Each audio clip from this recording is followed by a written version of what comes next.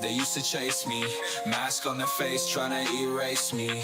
Talking loud but they don't faze me. I'm strapped up, now they can't change me. Keep talking that mess, I'm just flexing. They throwing shade but they don't know the lesson. Keep your distance, I ain't stressing. Your threats are weak, I'm counting blessings. Goon and gang, gang. We goonin' and goonin', gang, gang, gang.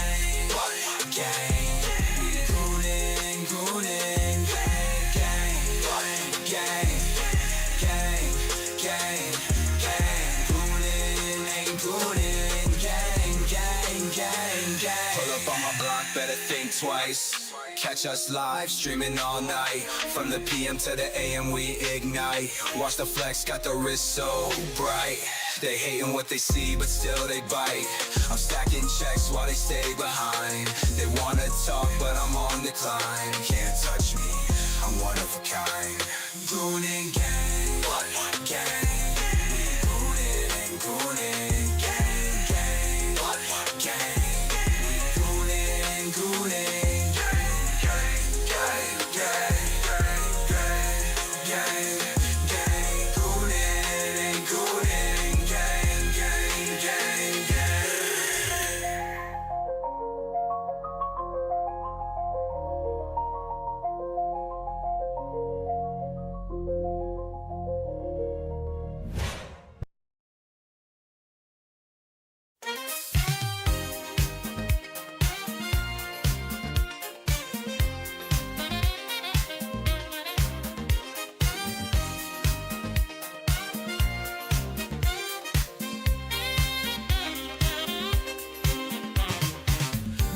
At night in the alleys glow,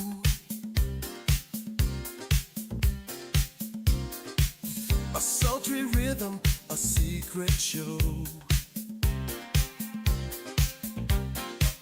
Eyes meet in shadows, hearts ignite. Temptation dances in the pale moonlight. Goonin', goonin', can't resist the heat. Where shadows meet, pulling you closer, bodies in sync. Goonin', goonin', on the edge we sink. Whispers in the dark, electric air.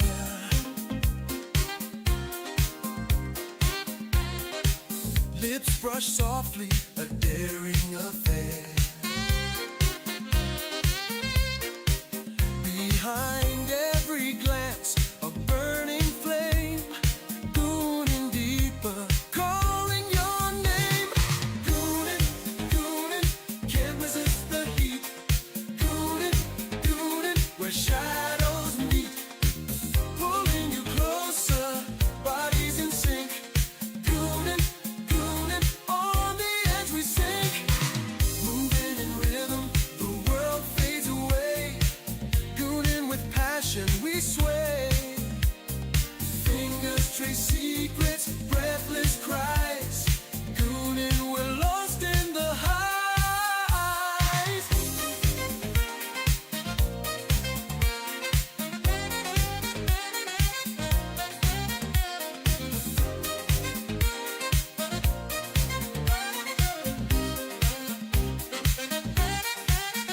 When the night is ours, under the sky, goonin' together, no need to ask why. Give in to the moment, hearts collide. Goonin' forever, where passion resides. Goonin',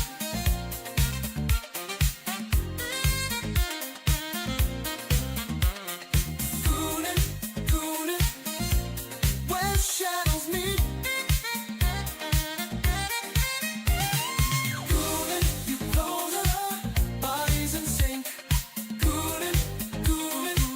On the edge we sink. Goonin', goonin',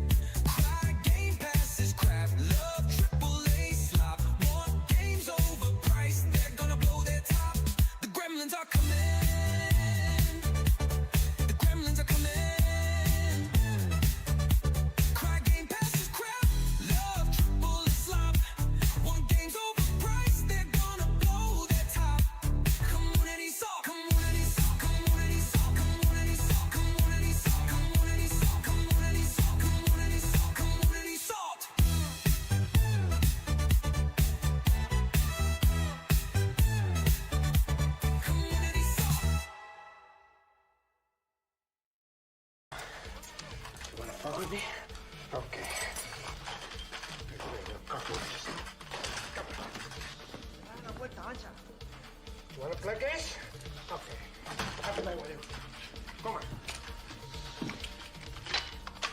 Okay. You wanna play what? Say hello to my little friend!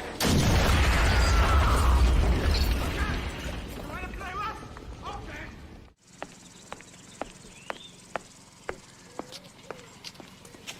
What do you want, fucko? You want something? Huh? Oh! Hey! What are you doing? Bro, we're gonna have to wait. Give me 1 second. What did Cassie? That's what's up. Hypno? Hypno Mama? Oh, What the fuck is Hypno Mama? Hell no. Not the Boy, you Hypno Mama. Bro, and look at the comment. She says with an evil face, you know what time it is, bro. Oh, Ain't no fucking way. She's trying to Hypno fuck Hypno Mama. Mom. You know what time it is. You know what Bro. time it is. Bro, Yeah, this absolutely. is wild.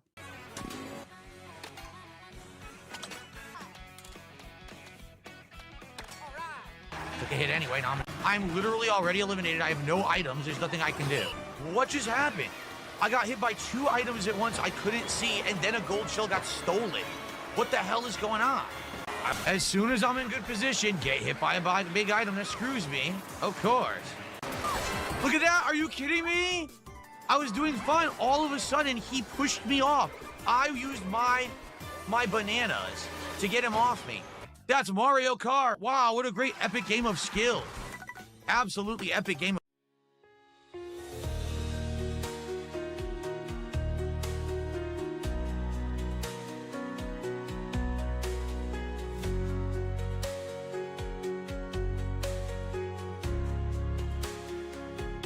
Can't wait to go home and log into my PlayStation to play games,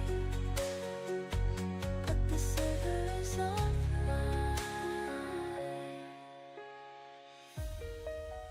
Can't wait to go home and log into my PlayStation to play games, but the server is offline.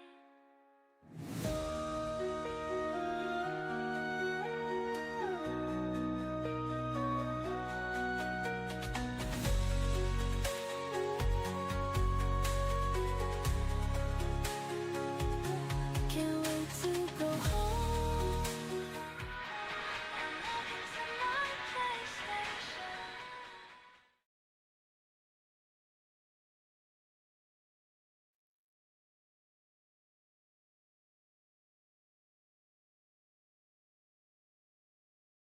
Yeah, what up, what up, what up? What's good, everybody? Hold up. Wait a minute. I know I forgot something. I always forget something. It never fails. I have like dementia brain. Pure unadulterated dementia brain. That's pretty much me.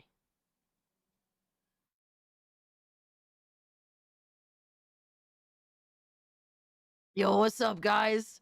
How's everything going? C-Star, my man, Nicholas. Free Expression, what's up? Good with you, homie. Mr. F.U. We got Mage, Sonic Jaded. My man, Jinx, Zombie Killer. Yo, my homie.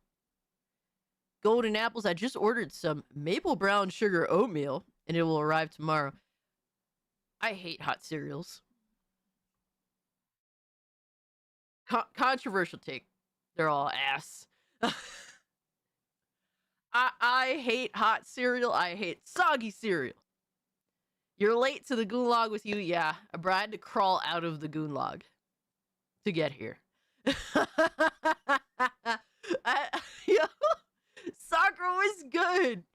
Hottie was good with you, homie. It's good to see you guys. Philip, my man, Philip, Korea Cowboy, Xavier, Hurricane. The homies is pulling up. Thank you guys so much for pulling up to hang out with me tonight on a Thursday when you could literally be doing anything else in the world. Oatmeal's delicious. Take that back, ass. I remember when I was a kid, my grandmother used to make me farina. I don't know if that's the English term for it or whatever. It's just the box that had the little white boy on the cover. That's my grandmother used to love farina. Love that shit.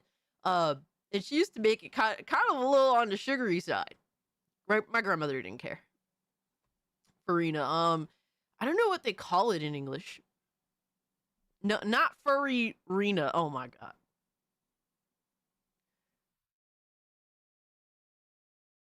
Yo, what's good? Free expression. Radio Chip, what's up? I literally just asked my friend today, let me know. Literally just before I started to stream. I was like, let me know if you want to go get sushi tomorrow. Giggles, what's up, my man? Nissan, good to see you guys. Boricua hair, turtle power. Oh my god. Veggie, what's so good with you, bro? Purina, dog chow. No, not Purina, Farina.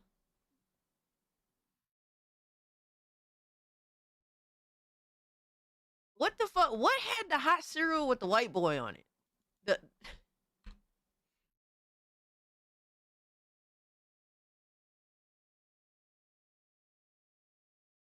The hot cereal with the white kid.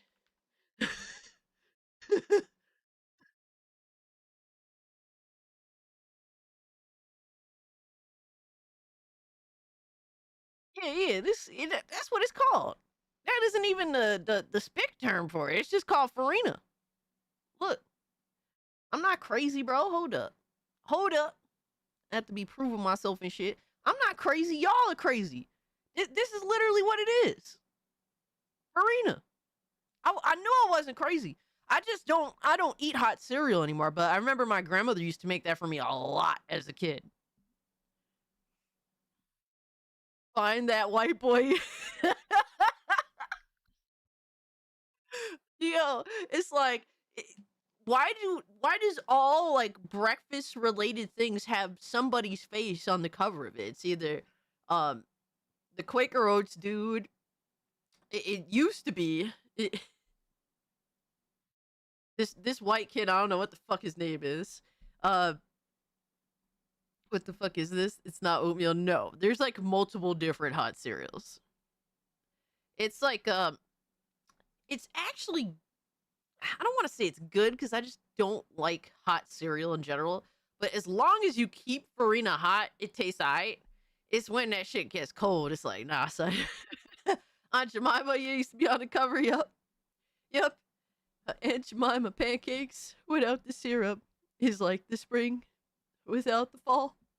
There's only one thing worse in this universe. No Aunt Jemimas at all. And now we're living in this. We're living this life, guys. Have fun. It's a bad omen. It's a bad omen. The 2020s is a bad fucking omen.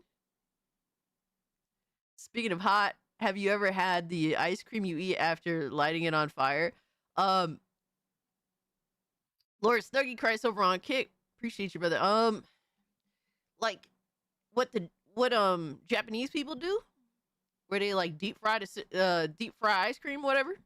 I've had that. Yo, man, what's good with you, brother? Hope you're doing all right. Well, time for me to clock in and focus on my work. Hey, do what you gotta do, C-Star. Wishing you all the best. Be safe out there. Hope the stream goes well, and I'll see you later. Absolutely, C-Star, bro. Take care of yourself. Yo, St. Hugo, what's good, my man? Primal One, good to see you. Drewski, good to see you. I appreciate y'all pulling up to hang out with us, man.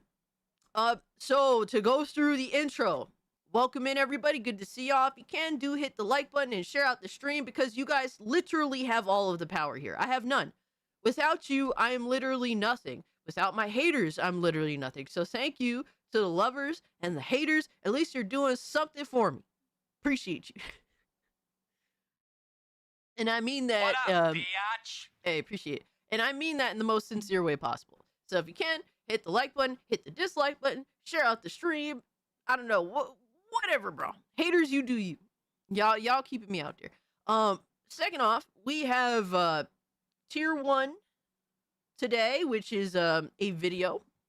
We have a tier 1 video at $300. I'll go through all y'all's well, first off, I get dressed up as Scooby Goon. I go through all of your AI slop content that you used to make fun of me, and we watched the tier 1 video. Tier 2 promises a whole other stream to which I will play a horror game, which will continue Dead Space, and I will suffer at the hands of horror for your guys' amusement in the entire Scooby-Doo theme. So there's that as well. Did you see that Dreamcast guy caught a W today? Really, Dungeon? That's crazy. At least today he caught one, because yesterday he took a massive fucking L as per usual. But hey man, rare to see him get a W, but shout out to him. The Ziggler, he just recently ate dinner. So usually he takes a nap, usually after dinner. He gets the itis very easily. Tangy TD is released like a month or so from now. Nice. Does that make Gooners an amalgamation of lovers and haters? We mutant viewers, pretty much. Guys, give me 1 second. Give me 1 second. I'm having allergy issues. 1 sec.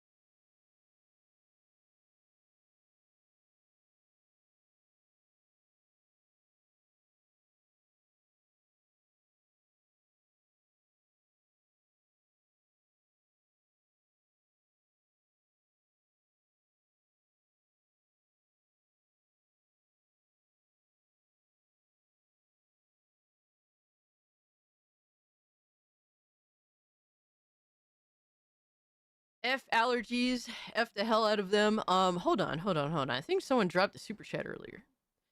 And I'm sorry for not acknowledging it because I'm a retard. Where are we at here? I'm not trying to not acknowledge you, my brother. Community moderation, huh? Huh?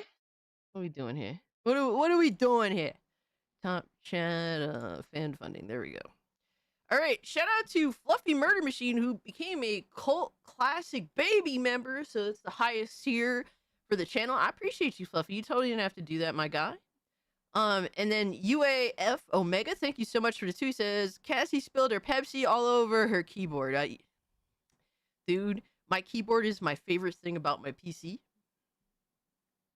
She ran out the chair. I love my keyboard so much. It's like a custom. I don't want to say super custom, but it's a, what do you call these things? It's a glorious keyboard, and it's like you buy the backbone of the keyboard, and then essentially you just put in the switches that you want, the keycaps that you want, type of keys, mechanical, yeah.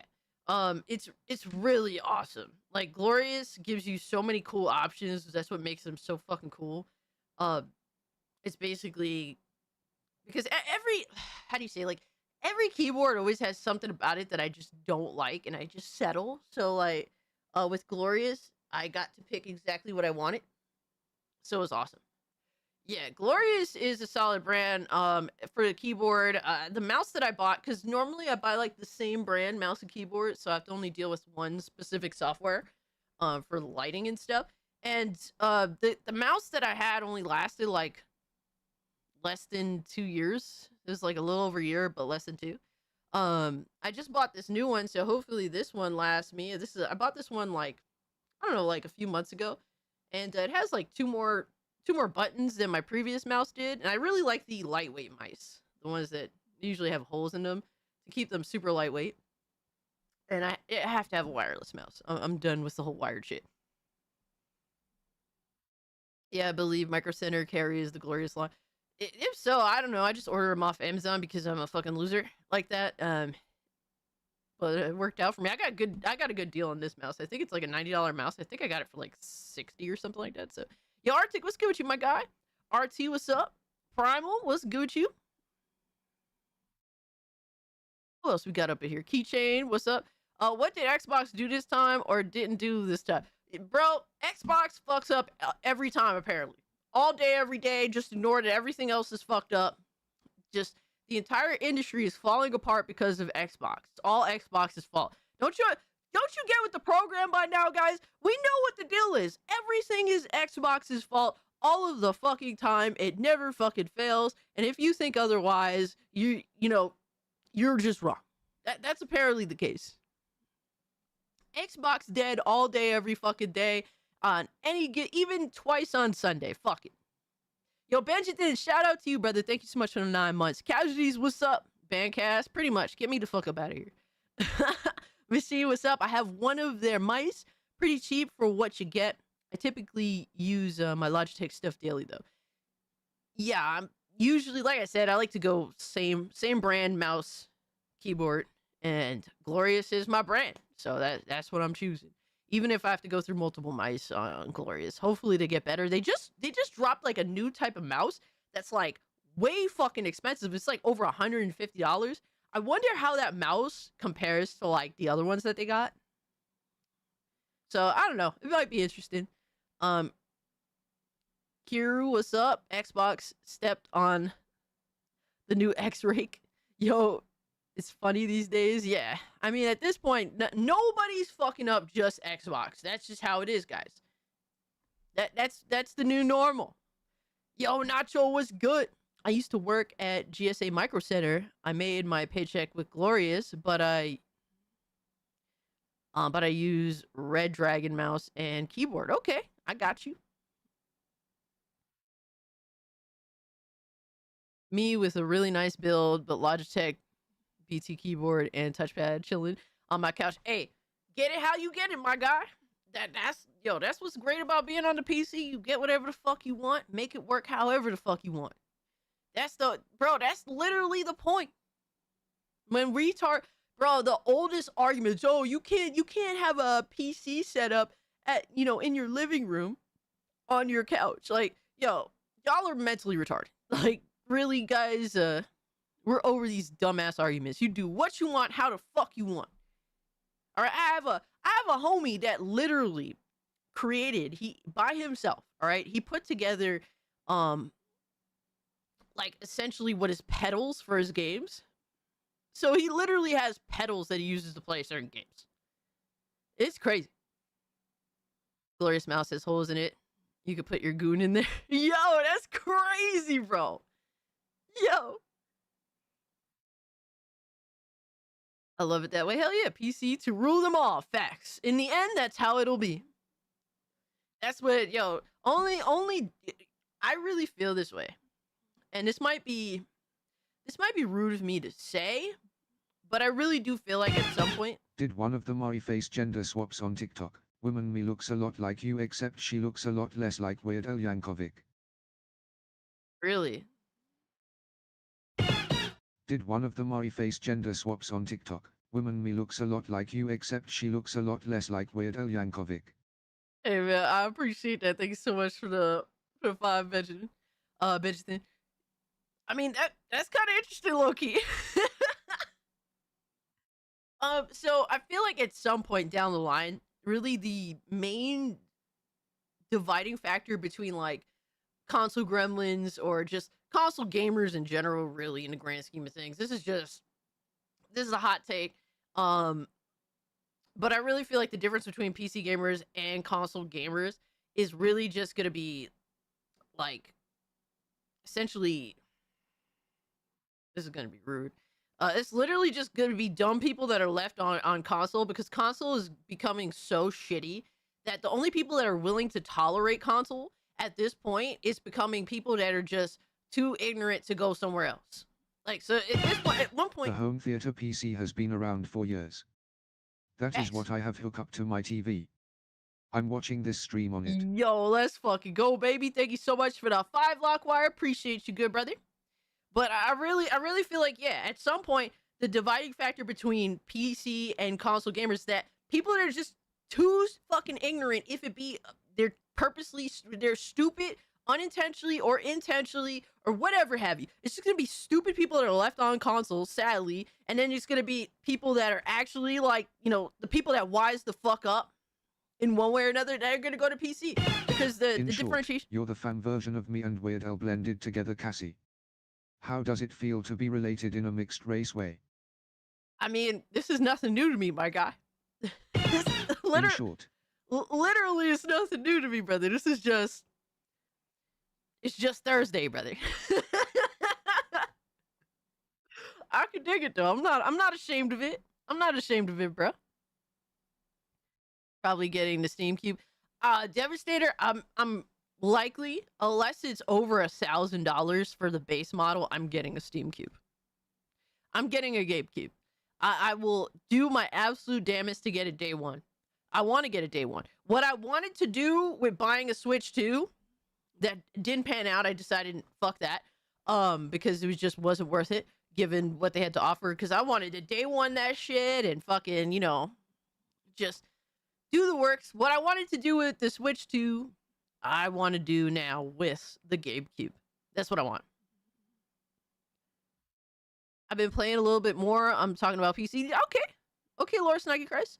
I can dig it, my good brother. Guys, so let me know in the chat, because you know I'm always interested in hearing what you guys been up to. Cass, when are you making a Gaming Goon tier list? Like, what you mean by Gaming Goon tier list? I need a description of what this list would technically entail. Playing through Rayman 3. Oh my god, dude. I forget which Rayman I had on PS1. I had one of them. I didn't have them all, sadly, but I had one. I don't know if it was the OG or 2. But I did like me some Rayman back in the day. I was always interested in trying a new experience. I didn't care if it was like the first game or the sequel. I just wanted to play something new, fresh that I hadn't played before as a kid. I was always like jumping on to fucking Rayman or Crash Bandicoot or Spyro. I just wanted to try a new experience, a different world, different characters. Super into it. Yeah, guys, let me know in the chat, because you know I'm always interested. What y'all been playing? What y'all been watching? What has piqued your interest as of late? Please let me know. Sound off. I want to show you my gamer setup, Cass. It's essentially my monitor on top of a medium-sized closed cabinet, a gamer chair, bed behind me, PC on the left, consoles on the right. Hey, get it how you get it, my guy. Like, what characters are F to S tier gootable? Yo, son! Yo, son! When do I ever talk this way? Playing Highguard, came out a worse person than I was, but it's all for you. God damn, oh my god. Switch to right under the monitor. Hey, I can dig it. I'm playing through Dragon Quest 1 and 2 remakes. Nice, Xavier. RT says playing Fighting Force. Nice. I'm playing Office and playing my arse off. Stellar Blade, okay. Turrican. Sounds like a real gamer. Hell yeah. Playing through Rayman 3 as well as Project Gotham Racing 2 and Banjo-Kazooie. Nice.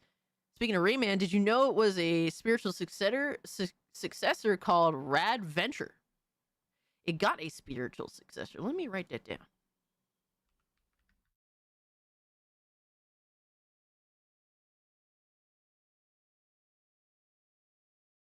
Oh, shit. Oh, low key, that actually look kind of dope. I like the character. I like the little earring they got on. Yeah, that's kind of cool. Pathologic 3, Wind Waker, nice. I mean, it's like, everything's fine. Grounded 2 got a major update, and Code Vein 2 early access is out. Nice. Been playing Control. Love Control. What's good with you, Red? Always good to see you, my guy. I love Control so much. Oh my god, duh. Dude, the more I think about Control, the more I want to go back to it, because I did beat it on my PlayStation 4 Pro, if I'm not mistaken, and I enjoyed the fuck out of it. I was very into that game when it came. Not when it came out, when I bought it, because I think I waited till it was like $25. It was like one of the best $25 I had ever spent, because I was kind of skeptical. Also, just played Hellmart. It's basically a supermarket sim, but has horror elements. Okay, that's very you, Red. I can dig it. Been playing AI stuff. Oh my god, Philip, fuck you in advance. Watching Jet Li the One Ultra 2000s. Yo, I gotta catch some Jet Li stuff, man. Because I remember watching a couple of his movies when I was a kid, but I was never a big Jet Li fan. Personally, I loved his game. I enjoyed the fuck out of Jet Li's Rise to Honor. That was fire. PC The Leftover KO and some indie games, console, Abiotic Factor, and ESO. Okay, got you, Laura Snuggy Christ. I have returned. What's good, Emerald? DLSS 4 and God of War 2018 Ragnarok is so crisp, and yeah, I know movie games. Yo, Jinx, I'm not here to be mad at you. Play what the fuck you want to play, dog. I'm not here to bust your balls, man. Another Crab's Treasure. Nice, Silent Joker. Currently trying to find a fan translation of adult game Shin Kyohime Masuo. Okay. Space Marine 2, nice. Stalker Gamma. Mod is on GOG now. Nice. Playing AI, the Simu files. I'm sorry, I totally butchered that, but Kiryu, hell yeah, shout out to you. Hero Culture. I'm about to triple dip on RE4 remake. I already have it on PC and Xbox, but I'm about to get it on PS5. What's the point now? I mean, are you just done playing on those platforms? You just want to play on PS5, which if you want to, I mean, that's on you. But I feel like PC is just the end all be all for games when you get them.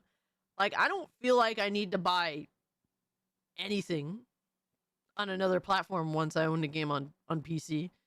Unless I really want to play something with someone, but Resident Evil 4 is, I think there's no multiplayer for it. It's only single player, so I don't know. I'm just curious. Playing Dying Light Beast, nice. Cass is the Gooning Queen, so she's Gooning tier list. Makes sense to you. I don't know what you're talking about. Windows Central got decimated with layoffs. I heard about that, rambling. I think I did bring something up to discuss it a little bit. Yo, shout out to Random Boy's been a member for a whole year.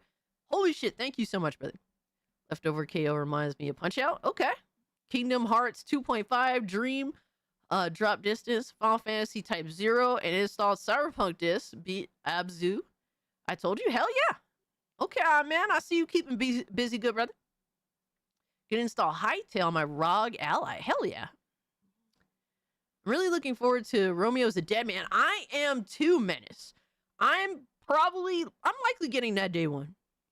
I'm going to give it a go.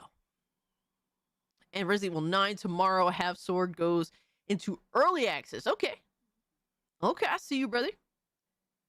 Not getting the GameCube because I have a gaming PC that beats its performance, and that's completely acceptable, ableist. Also, the RAM price problem is causing issues with my plans to dual boot Windows and Linux. That does suck. Dude, I'm sorry to hear that. For me, I need something more powerful at work. Steam Deck isn't enough for me. So that's why I want to basically upgrade to a Steam machine.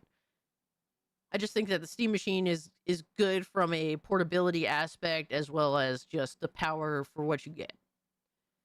So, like I said, as long as the base model doesn't exceed $1,000, I will likely buy the system.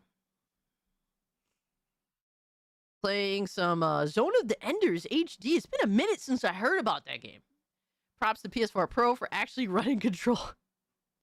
Hey, man, I got through it. I was a 30 FPS gamer at that point.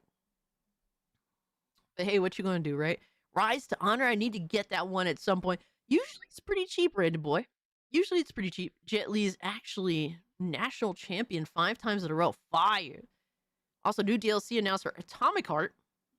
There's an MMORPG that takes place in Atomic Heart's universe coming called The Cube. Okay. I also played a playtest for a game called Diesel Knights. It's everything I want as a Titanfall fan, and I can't wait to see how development continues for it. Okay. Jet Li was promoted in movies as a substitute Bruce Lee. Really? I mean,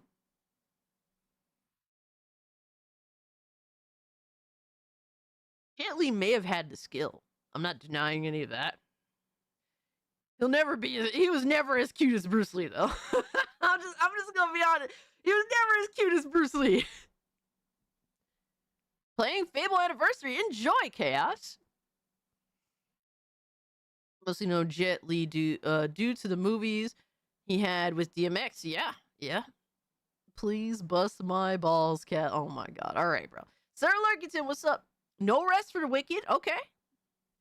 It's like an animated painting. Also, map traversal is so trippy. You never think you could go over there, but just climb over the thing. Okay. Oh man, I got paused. Rip. Anyone play Starship Troopers Extermination? I heard about it. Is it the first person one?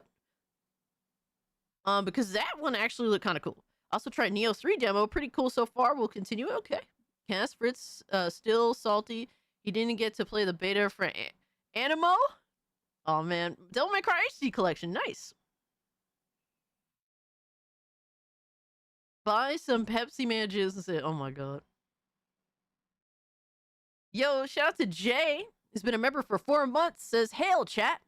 What did the cow say to the leather chair? Hi, mom.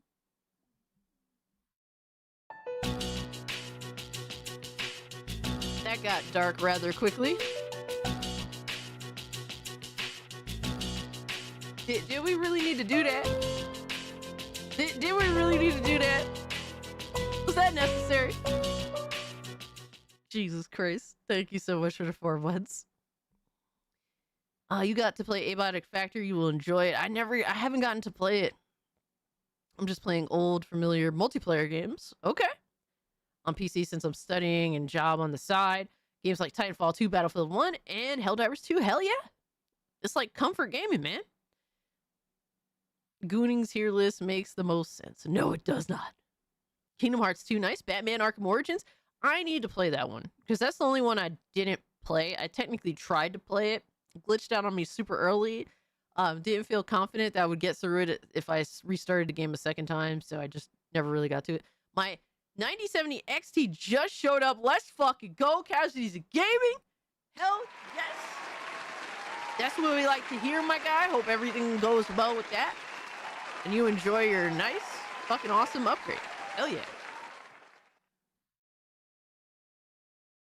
I watched one as a kid in theaters. Eula is an asshole. Zone of the Enders HD is still an okay version. Runs faster on Xbox Series X. That's interesting. Beat Zone of the Enders 2 last year. Okay. Playing Where Winds Meet and Elder Scrolls Online. Got you. Years later, Bone Temple once the Royal Rumble's over. Might go see 28 years later. Oh, I got you. Fire. Sakojima would bring Zone of the Enders back. Yo, Power Boss, what's good with you, my man? Good to see you. We got Old Man Cat in the building. Someone said that this was Pepsi loving. What, a liberal gaming channel? Oh my god. Or am I in the wrong place? Jesus Christ. I thought Jet Li and Bruce Lee were brothers because when I first heard the names. Jesus. Alright, bro. I see a listing for a sealed greatest hits copy of Rise to Honor for $16 on eBay. Yeah. Honestly, it's always usually a relatively cheap game. It's not really very much sought after. To be honest with you, I love the game, but it's kind of like one of those. It's like an alright 7 out of 10 game. You know, it's not really great, but it's not bad either. It's it was pretty entertaining. No Jet Li hate. I mean, bro, I ain't got no hate for Jet Li, but he just ain't cute, man. He was never cute. Bruce Lee was always cute as fuck, charming, and he will fuck you up, right? It is what it is, man. Some guys got it, and some guys don't. It is what it is, man. Jet Li was not a substitute for Lee. That would be Bruce Lee. Yep. Jet Li was a Shaolin doc and Washu champ. I'm butchering it. Shaolin was his breakout. The one movie night incoming. All right. Remind me. We'll run it. Yeah, usually tomorrow night. I should be here in time to do movie night or just community night in general. Every Friday night I try to do community night. Usually I end up pulling up super late. But either way, I usually pull up on a Friday night so we can hang out in the Discord. So if you guys are channel members, join the Discord so you can hang out with us on community night on Fridays. I try to start around 8 p.m. EST, but sometimes it starts at 10 or 11 or just whenever.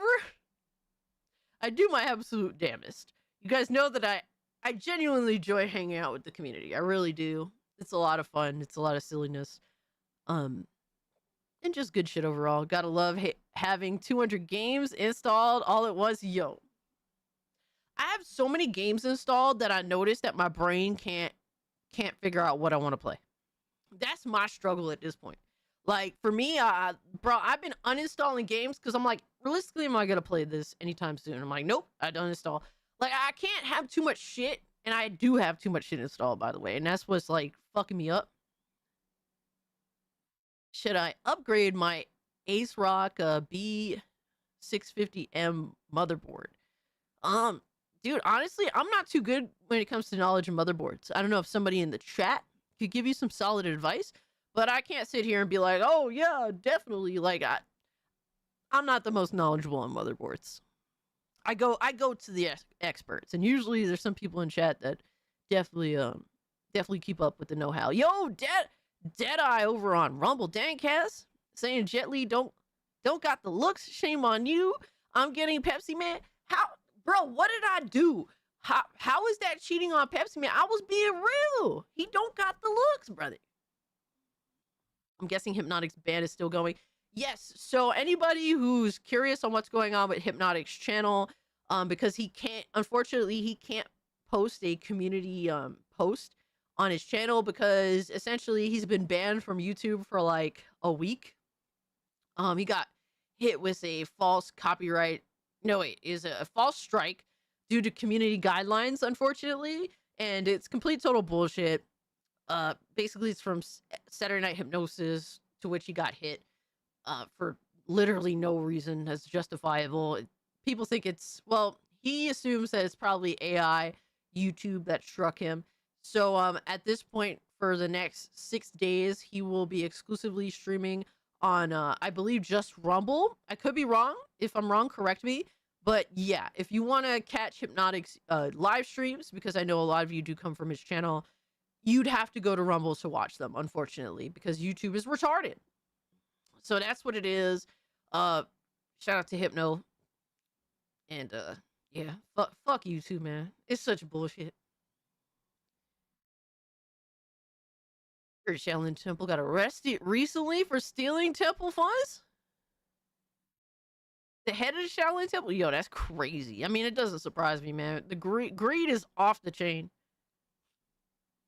Yo, shout out to Justin Time, who's been a member for 9 months. I appreciate you. Hero is a better film than any of Bruce Lee's movies. It's like, first off,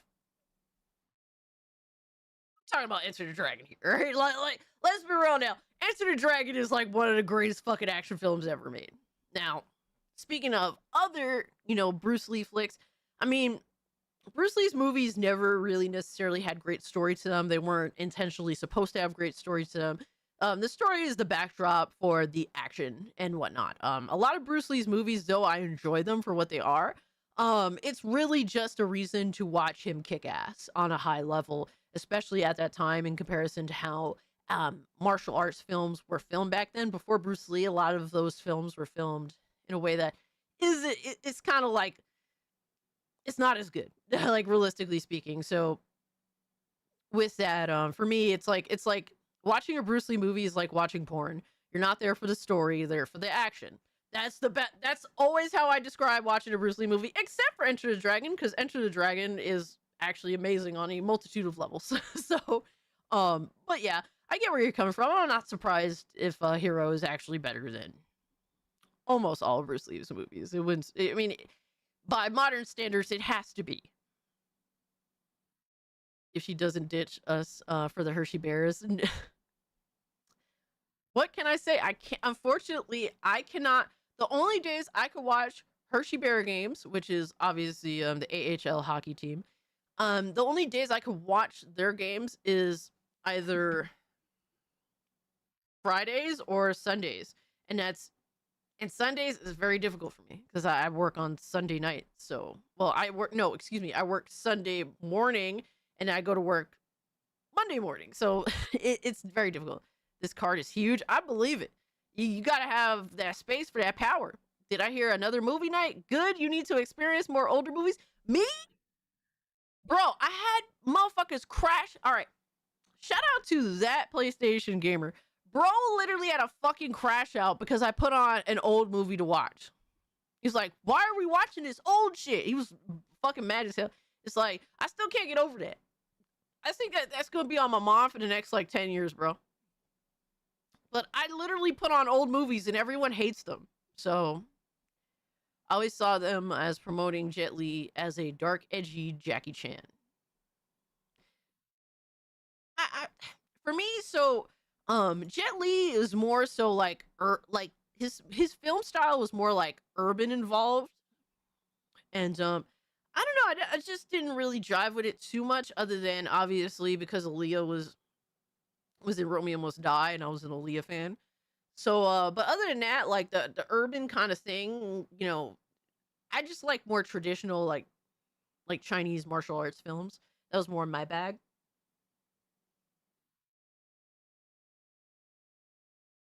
I gotta catch up with this chat. Oh my god, I'm so behind. Shout out to Panther's been a member for 31 months, bro. You crept up so high. Holy shit, my guy. Going to hop over to Rumble. PlayStation guy would rather watch Coco Melon TBH. Oh my god. That's crazy, Benjamin. Thank you so much for the 2, my guy. But damn, Panther crept up on 31 months. He said, going to hop over to Rumble for Hypnocast. Hey, you do you. I appreciate you being here, nonetheless. And enjoy Hypnocast, my guy.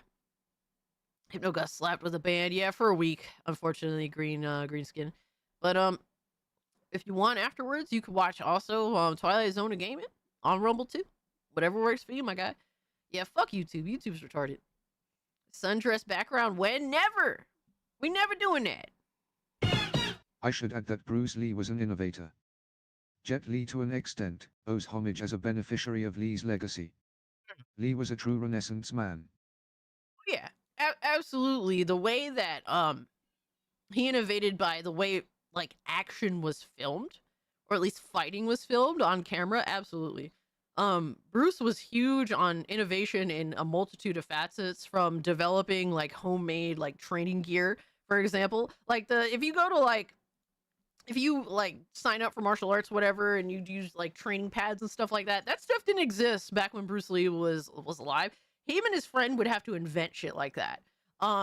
Bruce Lee would like create his own energy fucking supplements, like energy drinks and stuff like that. Dude was huge on fitness innovation and creating like gear and just all sorts of shit. I mean, Jeet Kune Do was an in progress like martial arts development style. Stuff like that. He was always trying to innovate. That's the biggest thing that, you know, a lot of people are like, oh, he's so flashy, he's super powerful, super badass, like all that stuff. And I get that, but I think where Bruce Lee shines the most is how he was always thinking ahead and always trying to do the next best thing, and moving things forward and improving them. Always thinking outside the box. That's the biggest thing I always highlight Bruce Lee for. You can do it voluntarily, or else you know someone will AI you into it. As long as I hold true to who I am, sir, I do not care. Do what you do. I don't give a shit. All right? I will hold true, and I will never wear the dress. I will never don the dress. Cassie probably hates Twilight, but I'm sure her twin loves it. Terrible, Deadeye. How dare you? All right, with these lies. Bruce Lee was a champion Intel Latin dancer too. Yeah, he was he was actually really big on what do you call that? I forget the dance style. Yeah, no, he was an amazing dancer. Like he incorporated dancing into like martial arts fighting. Fencing, stuff like that. No, absolutely. Bruce Lee definitely knew his shit on a lot of different things. He was a cha-cha champion, I believe, if I'm not mistaken. He was actually really big. Yeah, cha-cha. There you go, RT. He was really big on being a good dancer. Duke Nukem 3D turns 30 today. Wow. Having cookies and cream flavored protein cereal is fire. Really? Yo, Trunks, what's up, homie? Of course, he has to post the maid dress. Oh my god. Y'all are the worst, I swear. But for me, guys, what have I been playing? I've been playing Expedition 33. I've been like making my little way with that. This past Friday, no wait, it was Monday. This past Monday, me and the homies in the chat, since I had a snow day and I didn't go to work, we were playing golf with your friends. It was really fun. People were playing, like a lot of homies in the chat were playing it for the first time, and struggle busting heavily. It was hilarious. Went back to start playing Cult of the Lamb again. I'm trying to get into the DLC because they dropped the expansion, but I think that you have to do some bullshit, get like mushrooms or something, and I was like, wow, I'm just gonna play the game from the start again and just have fun with it because it can be kind of addictive. What else have I been playing? Boxing gym story at work because I love boxing and I'm retarded and like weird retarded sims like that. What else? WWE 2K25 because I bought the season pass, whatever. Right. Even Carmen Cage hates Twilight. You named her Carmen Cage? Yo, son. You named her Carmen Cage. All right, brother. All right, brother. I don't even know what to say anymore. You guys are sick. You guys are absolutely fucking sick. What else have I been playing? Yeah, I got the season pass for WWE 2K25 on a sale because I refused to pay full price for it. So I've been fucking around with 2K25 and Flat Out Ultimate Carnage. I enjoyed that. The destruction is pretty cool. The racing's fun. So that's I've kind of been doing a little bit of a bunch of different things. I don't know if I mentioned, I think last week I ran through Terminator 2D No Fate, like the base story. I'm going to go back in and play it on a harder difficulty because I just wanted to get through the main story so that I can go and make my own decisions, stuff like that. Did Xbox die again? Xbox dies every week, Tarnish. That's just how it works. You know, the crumb side, brother. Yo, Black Tailgate, what's up? Steve said He would have still been alive if people knew the symptoms of a heat stroke and got him to a hospital. Oh no. Oh no.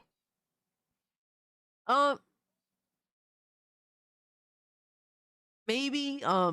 Unfortunately, Bruce Lee had been experiencing, multiple issues beforehand prior to his death. And I think he was hospitalized before that.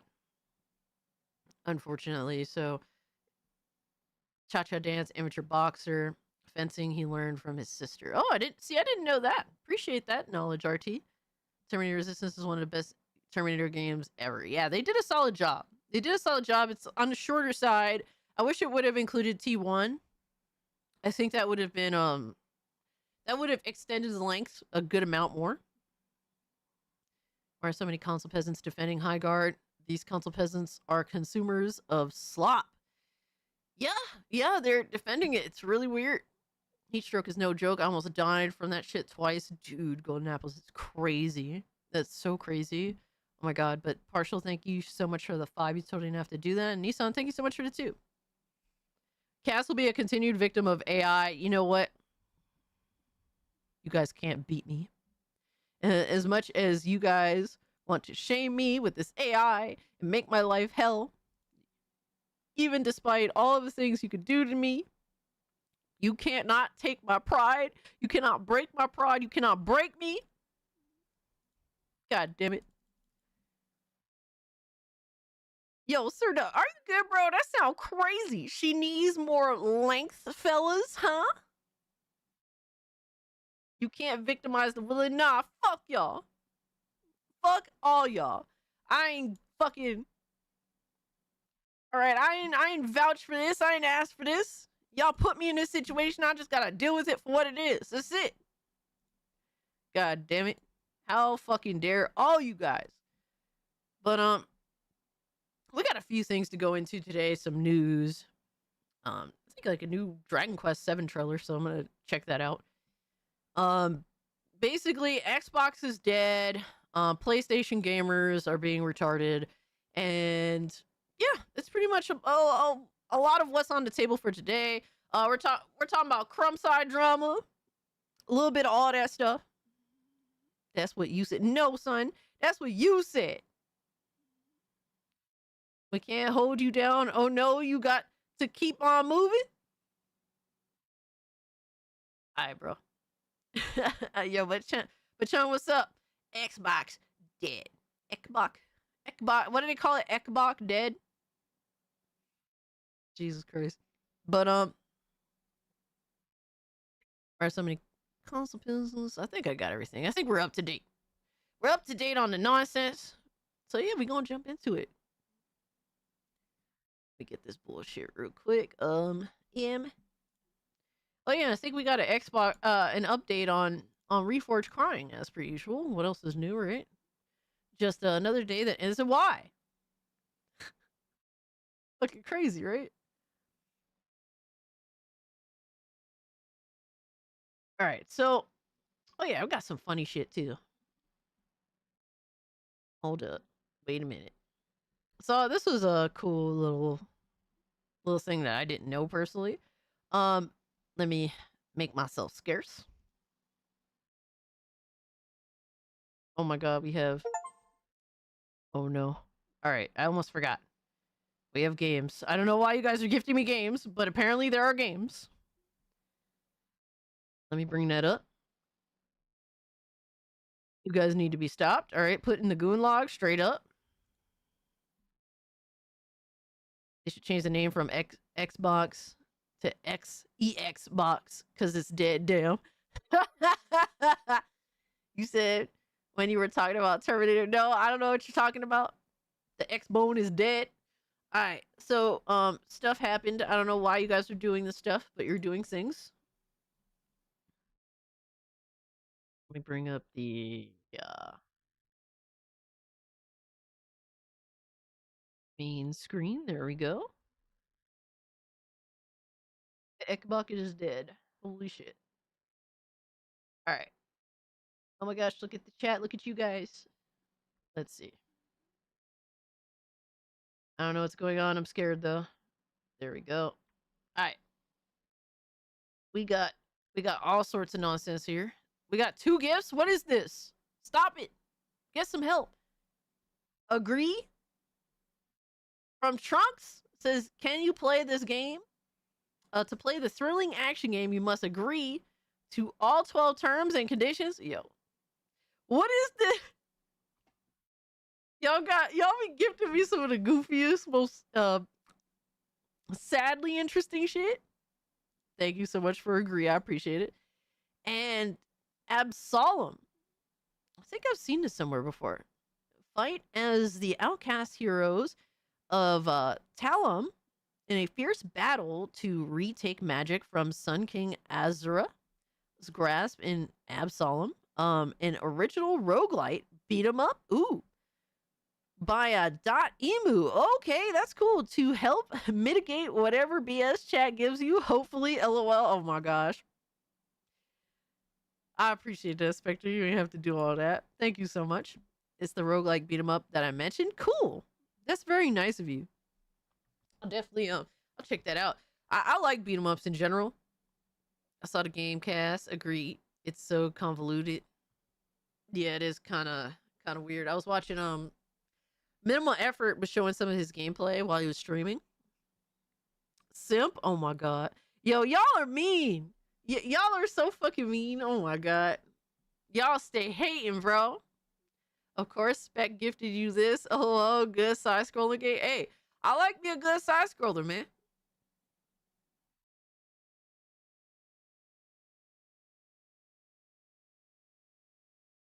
I saw Scarly playing this. Is funny, really. Okay. I gotta make believe you never said it. Okay.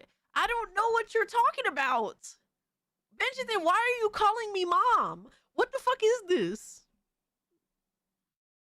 Yo, Butch, what's up? Thank you so much for the games. I appreciate it. You guys are far too kind, but stop gifting me games. Someone says, simp in my browser tab crash. Good. Yo. Oh my god, the weirdest shit be happening sometimes. This is the harassment stream. The simp stream is on Tuesdays. was this established? I didn't hear this. Yo, Beach Hill Lurker, what's up with you, brother? I used to be a Sony fanboy back in 2013. Watching the Xbox One reveal was and always will be hilarious. Now I'm on PC and I laugh at fanboys of all kinds. Matthew, we're pretty much on the same page there. I was a 360 gamer. I went from pretty much PS2 to 360. And then after that, I pretty much said fuck you Xbox, because Xbox One was retarded. And I thought Xbox gamers were retarded for endorsing Xbox One and making all the excuses in the book for it. So I went to PS4 and I really, really enjoyed PS4.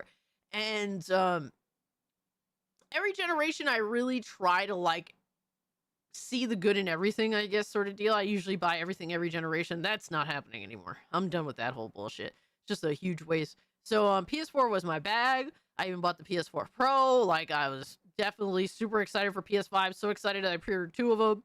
And really tried to give this generation my best foot forward when it came to consoles. And I just realized as time went on that it's literally dog shit. This shit is ass. Straight up. Like, this generation fucking sucks balls if you're a console gamer pretty much all around. Especially if you were like me and you would buy every console every generation. Because it's like, not only do you buy every console every generation, but you gotta have the subscription services for all 3 of these fucking consoles every generation, every year, and all that shit. It's a lot of it's just massive waste. Why have 3 piece of shit consoles when I could have 1 massive power PC? And that's why we here now with the PC. Xbox was awesome until 2013-ish. Absolutely. I liked OG Xbox. I liked Xbox 360. There was a lot to like about Xbox prior to Xbox One. Really, Xbox Series start off in a shit situation that first year, but then once Forza Horizon 5 and Halo, was it Infinite? Once those 2 games were slated to come out, I was interested. I was like, okay, these games are right around the corner. It's time for me to get an Xbox Series X, right? So,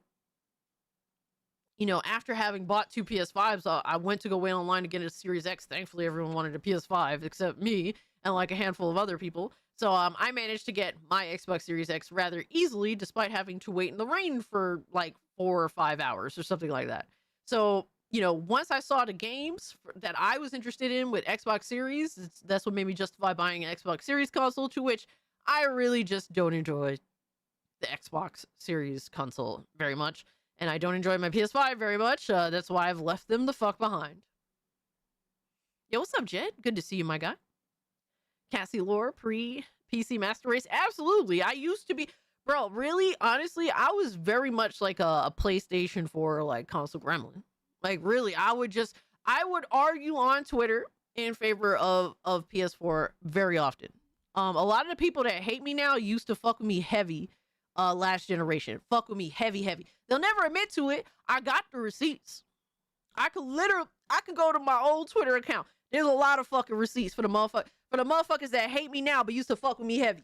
And sometimes when I see them comment on my fucking comments, I purposely go on my way to go look for those receipts and I post it on them on their ass. And then they feel some type of way afterwards because they're a bunch of fucking lying ass pussies. All they care about is console war shit, and what side you are on pertains to whether they fuck with you or not. They can't fuck with you based on you having your own opinion. They don't fuck with you on that. You have to align with them because they're a bunch of fucking weirdos. That's how that go. By all your consoles combined, I am Captain Frame Rate, yo. Oh my god, I know, bro. That's crazy. That is so crazy. I did not even think to even remotely relate that shit to, what is it, Captain Planet?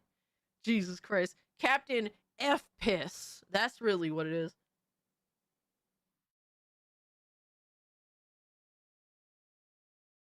Nicola likes anything with or without a pulse. Nicola seems like he still likes you. Has he been talking shit about me lately? Because I know that he blocked me on Twitter, but I haven't really been paying attention to him. The only time I really bring up any of the Nicola shit at this point is when you guys send me stuff to comment on, to look into. But other than that, I don't really pay attention to Nicola anymore. even playing on console. I always accepted the PC Master Race, but then again, I was a PC gamer before PlayStation or Xbox. I mean, way back in the day, I had a PC. They eef you heavy. I thought you only eefed me loudly crying face. Oh, you thought you were the only one. You thought you were special. You poor stupid bastard. I mean, what? I mean, what? Yo. Oh, thank you so much for the 2, Benjamin. You be hurting his feelings. I hurt everybody's feelings. Oh, sorry, Cass. I was ironically a PlayStation fanboy. I didn't care about the platform like that. The games and aesthetics mattered to me. Been a PlayStation gamer since the first only consoles I never got was the Vita. Yeah, I had a Vita. The Vita kind of got me back into gaming when I saw that I was kind of over games. Because like late 7th gen, I was kind of bored. I was like, am I losing interest in gaming? Like, because I was more interested in hanging out with friends and being outside shit. So for a little bit, I was a little like, I don't really care about these games. And then I got a Vita, and that's what really kind of made me realize, nah, I'm not falling out of love with games. I just needed to find like something to hone in on. And the Vita was that system for me. And I enjoyed the shit out of Vita. He's been getting dragged a lot lately because he always talks shit. He acts like a little bitch. Like, yo, PlayStation fanboys are just little bitches, bro. That's really all it is. PS2 is the GOAT of consoles. Like, for me, I really enjoyed PS4. PS2 to me, I think is the GOAT personally. But I think the one thing that motherfuckers could, like, no matter what was happening, what the case was, PS4 games specifically had presentation that was literally leagues better than any other games in the industry. Like, whether that matters to you or not, the way PlayStation would present their games at a gaming event and how the presentation of the games themselves was always leagues better than pretty much the entire industry last generation. And that's what always drew me in. It made me interested in their games. I always looked forward to their events. I always look forward to their next, game announcements, their presentation for announcing games, showcasing gameplay, and then the games themselves actually being what usually was showcased, was always leagues better than pretty much every other platform, whatever fuck have you, publisher in the industry. That's what set them apart from everyone else. But now that doesn't exist anymore. Like, the rest of the industry has caught up to just presentation, while PlayStation themselves has downgraded to how they present their games to us, and the presentation of their games being kind of either the same or lesser than of last generation. That's why I've very much lost interest in PlayStation and just don't think that their games are nearly as interesting as they used to be. I miss portables of that size. Handhelds are too big these days. I get where you're coming from with that. I get that. I mean, look, you can go to emulators, man. Emulated handhelds are super popular, and you can get them at any size, from tiny as fuck to like a Vita size emulated handheld. Like, there's options out there. It's just you got to go out of what is the established norm, really, for them. Fanboys talking about business strategies is the funniest shit. Absolutely. They're a bunch of fucking retards that know nothing about business. If they ran their business the way that they think business from PlayStation should be ran or is run, they wouldn't last a week in business. They're legitimately retarded. Get a Retroid Pocket. Absolutely, Aaron. 100%. I mean, I don't know what's the best handheld emulators, but there's a lot of interesting ones out there that I think are really cool that I actually want to get into at some point as well. OLED screen, runs everything to the Switch. Okay. PS2 has so many games, it's hard not to like the amount of choice. I was talking about older games. Shout out to homie Farb in a Solidcast Discord. We were catching up because I haven't talked to Farb in a while. But we were talking about a lot of PS2 games that I really enjoyed. And I was saying I need to rebuy Ed, Edd n Eddy, the Misadventures or Adventures. That was a really cool one that I want to get. And the Looney Tunes Back in Action game. I loved that game growing up because I was a huge Looney Tunes fan. Bugs Bunny was like my all-time favorite cartoon character. And I don't know if I would enjoy that game now, but it was like a 3D platformer on. I had it on GameCube. I would prefer to get it on PS2 now since I don't have a GameCube anymore. But stuff like that I remember very fondly. The Miss Ed Ventures. Yep, I knew it was spelled a weird way, but yeah, I really enjoyed that game. It was really fun. Shout out to you, Chartar. Thank you so much for the 15 months. I had both of those games, bro. Emerald, they were so fun, right? It was just silliness. I was a huge Ed and Eddie fan, obviously huge Looney Tunes fan, so I had a lot of fun with those. Shit, you can have just a extra phone connected to a controller. You don't even have to get some handheld. Also, I think I might do like an update on this controller, but I did buy a Game Sir G7 Pro controller. And I only paid $80 for this, but it has like a lot of great pro features to it. It's very modular. You could change out this. You could change out the analog sticks. Got back pads, 2 of them here. Neo is reviving the Xperia Play. Xperia Play. Isn't Xperia Sony related? I don't know too much about that. You'd have to give me some more information, Charcard, but Neo is reviving the Xperia Play. thank you so much for the 2. I appreciate it. And the buttons are really clicky. I actually am really enjoying this controller so far, and I usually don't really jive too much with the Xbox One styled controller. But yeah, got the 2 back buttons, got the trigger stops, stuff like that. A lot of great pro features in an $80 controller. It comes with a stand that charges. You just literally set the controller on the stand. I've been enjoying the fuck out of this controller for $80. And I got like a month of Game Pass with it. I mean, all that shit is pretty dope. That's just a update on what I've been up to. Because I've usually been an 8-bit DOE user for a little while now. Oops. I've been pretty much like an 8-bit DOE controller user. Who makes that controller 8-bit DOE? No, they're called Game Sir. Like Game SIR. It's called the Game Sir G7 Pro. They have other models too. I haven't tried them, so I can't speak to them.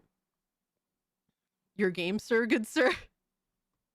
So yeah, that's pretty much catching up with everything gaming related.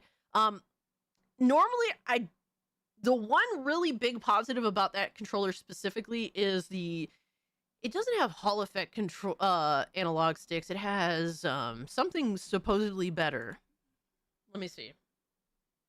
Game Sir. See what it's called. Excuse me.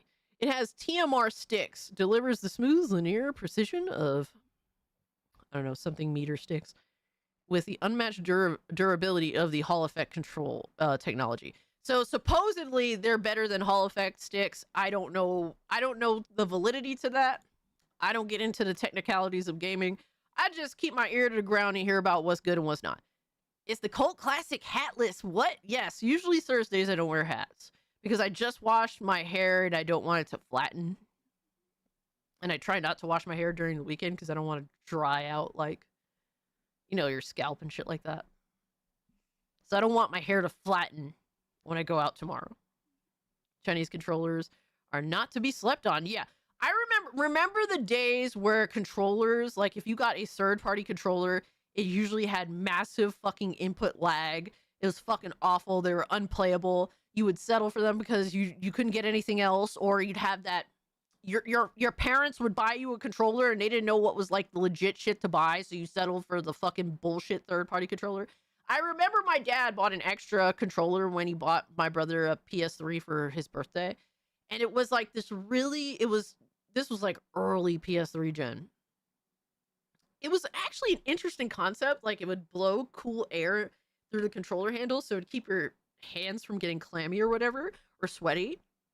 But the input lag was so fucking insane on the controller. It's like, it's literally unfucking playable. I remember shit like that. I remember getting an Xbox third-party controller and the sticks broke immediately on the motherfucker. Like, yeah, third-party controllers used to be fucking ass. Fucking dog shit. Nowadays, third-party controllers are cheaper and better. Like, usually. One or the other, or both. All right, honey, thanks so much for hanging out, brother. All right, so, yeah, that's kind of just a little update with what I've been up to. Yeah, I really like my new controller, and I'm happy that I didn't pay more than... I paid under $100. So Mad Cats was so buzzed. Xbox wireless third-party controllers were ass too. Dude, I never had a wireless one. That sounds scary. Pops bought a lemon. You know how it is, man. You have like a family member buy you something. They don't play video games. They think everything's the same. They don't fucking know. 8BitDo $20 on Amazon grade controller. Absolutely. Yeah, like I paid like $45 for my 8BitDo controller, and I enjoyed that too. Hey, Hypnotic and Rapture, what's good with you, homie? All right, let's see what we got here today. All right, so we got some random shit to go through that I think is cool. Oh no, I didn't mean to do that. Let me go backwards. There we go. All right. So I thought this was like a cute little story. So from Historic Vids, Robin Williams was among the first to visit Christopher Reeves in a hospital after the accident that left him paralyzed. So yeah, Christopher Reeves was the 1979 Superman. He did Superman 1, 2, 3, and 4. Unfortunately, he got into basically he fell off a horse and he got permanently paralyzed, and really unfortunate shit.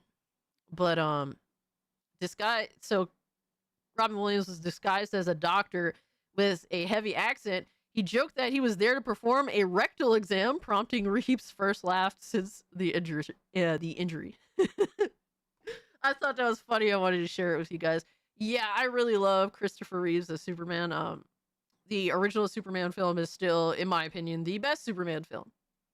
Yeah, rest in peace to them both. Very, very cute little story. And Robin Williams, though, I thought that he was a bit of an overbearing comedian. He has some great moments for sure.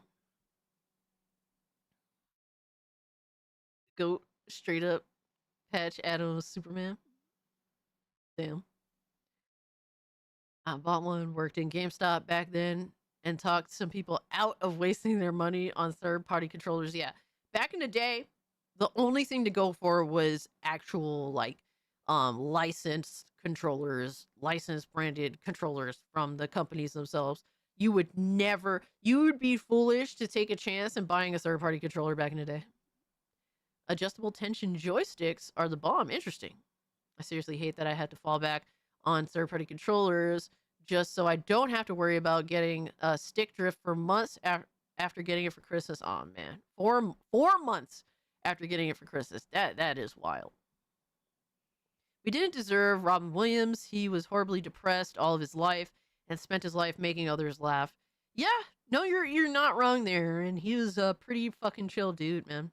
One of my, how do you say, like, one of my all-time favorite films is actually Bicentennial Man.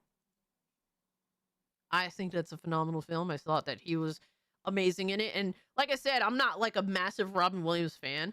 Like personally, I thought he was a little overbearing with his comedy, but I think that as an actor, I thought that he was leaps and bounds better than the mass majority of actors, especially in modern day, for sure, in that film.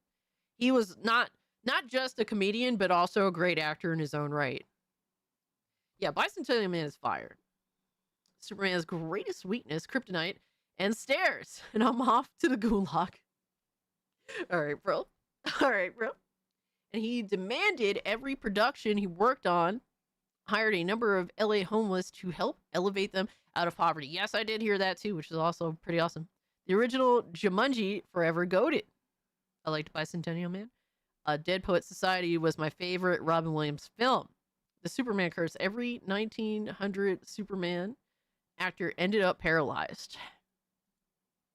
Well, the original 50s Superman, which his name was what was his name? He died. He apparently killed him, self-deleted. Let me see.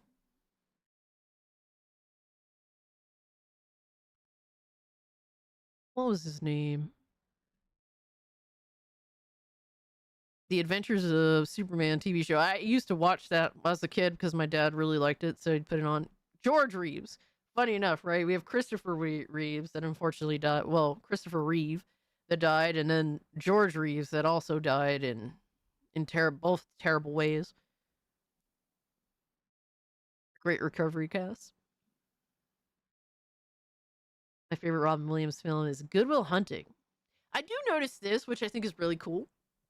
A lot of Robin Williams fans, when they talk about their favorite film, it is very different. It's never the same. Like, a lot of people appreciate, like, their favorite is usually, it's always a different discussion. Like, a lot of actors, they have, like, that one film that's, like, their massive highlight that everyone always references as their favorite. Whereas with Robin Williams, it's very diverse in terms of what people's favorite film is. The Bicentennial Man was my favorite movie. Yeah, same year. I think that he was phenomenal. Robin Williams was my favorite actor of them all. Top 5 comedians for me. What a great talent we lost there. Yeah, May, what's good with you? Hope you're doing well. Patch Adams was both funny and tragic. My favorite 1 hour photo movies, insane. My favorite's 1 hour photo. The movie is insane. The Fisher King. Okay. Anyone seen Final Cut with Williams? Sci-fi drama thriller. Okay. I never seen that one. Yeah, I will say that there's a lot of movies with Robin Williams that either I haven't seen since I was a child or I have not seen. So I definitely need to do some more research on homie's catalog for sure. Oh yeah, here's something I thought was really, like, insanely cool. I think this dude was getting roasted for being this awesome. So from Primario Front, breaking news: man faces backlash online after decorating his entire house with video games. That's way too childish, and it pushes women away. He needs to grow up, says one internet user, which is not surprising. I mean, it's kind of very dated mindset to have, but whatever. At this point, nobody gives a fuck what you think. You know what I mean? Sort of deal. But yeah, this was actually pretty crazy.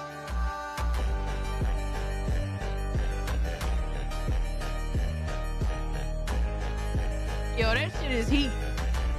Not just video games, but pool tables, ping pong tables, like the all the old-fashioned shit too. Hell yeah.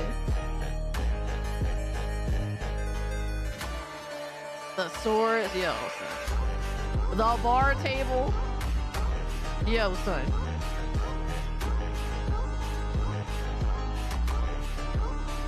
This is the ultimate entertainment room.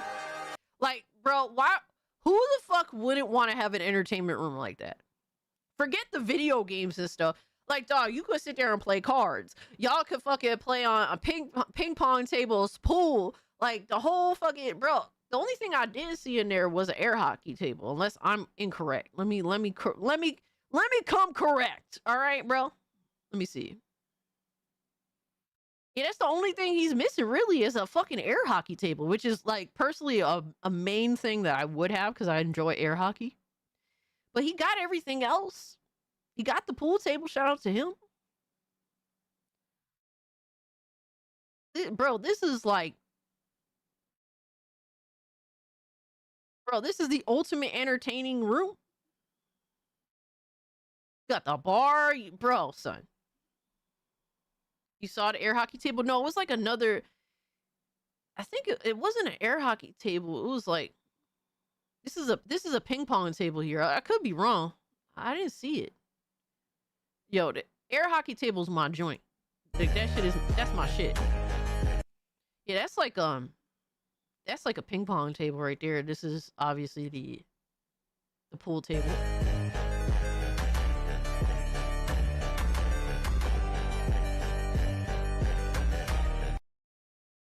They have like, he has like the hockey one where you twirl the little hockey characters, which is cool. I wouldn't mind that either, but I would prefer like the air hockey specifically. Yo, air hockey could get real fucking competitive real quick. Basements are the best for game rooms, cool, quiet, and naturally dark. Hell yeah. Hell yeah. Foosball. Yeah, there you go. There you go. Electricity bill be wild though. True that. True that. It just looks like his basement. Every man's dream setup. Bro, it's like and to be honest with you, with the bar set up and whatever, and with it being have like, you know, different rooms and stuff too. Like, dude, you can have everybody chilling in here, the entire family. All right, you have guests. You know, even the wife can chill at the bar or whatever with it, you know, their female friend or something like that. Like, it's just a really cool atmosphere that isn't depressing. You know what I mean? It's lit up nicely to where it's like different nice colors, all that shit. You have, you know, you got all that shit. Nah, I respect it. You got the PC, you got the PlayStation. I see him, man. Come on, bro. How can you hate on that? How can you be a fucking loser that hates on that? That's fire. That is absolute fire. Lightsabers for days. I had a foosball table once. Okay, that's interesting. Bub says my most favorite of Robin Williams was Aladdin. Though I liked the poem his voice said in AI, artificial intelligence. Yeah? Yeah, no, Aladdin was solid. This is the underground social space between the four houses. Friday night with all the boys shitting on each other, eating peanut cookies and cream. Eating peanuts, cookies, and cream. I could dig it. Foosball is the devil. You know, I never really got into it too heavy, but I wouldn't mind fucking around.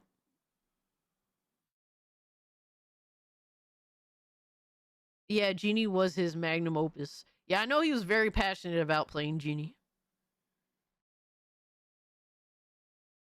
Who said it was just for him? These people lack imagination or perspective. Absolutely. I mean, like, bro, clearly this is for anybody. You got a lot of friends. This is the entertainment zone. Bro? And I imagine this probably started during COVID, or this was a plan during COVID. Like, bro, during the COVIDs, who the fuck wanted to go outside? You know what I mean? Like,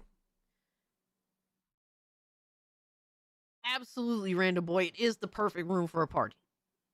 Absolutely. It's just a dope ass spot, man. Shout out to them. I mean, shit. I ain't here to be a hater. It's awesome. And I'm glad to see that someone has their dream come true here. That is a dream come true. Fucking gaming, everything, entertainment, whatever have you spot. That is the spot. All right, so let me see. I know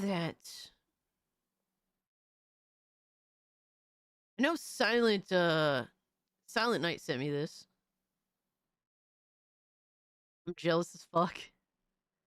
I did because the rays were empty.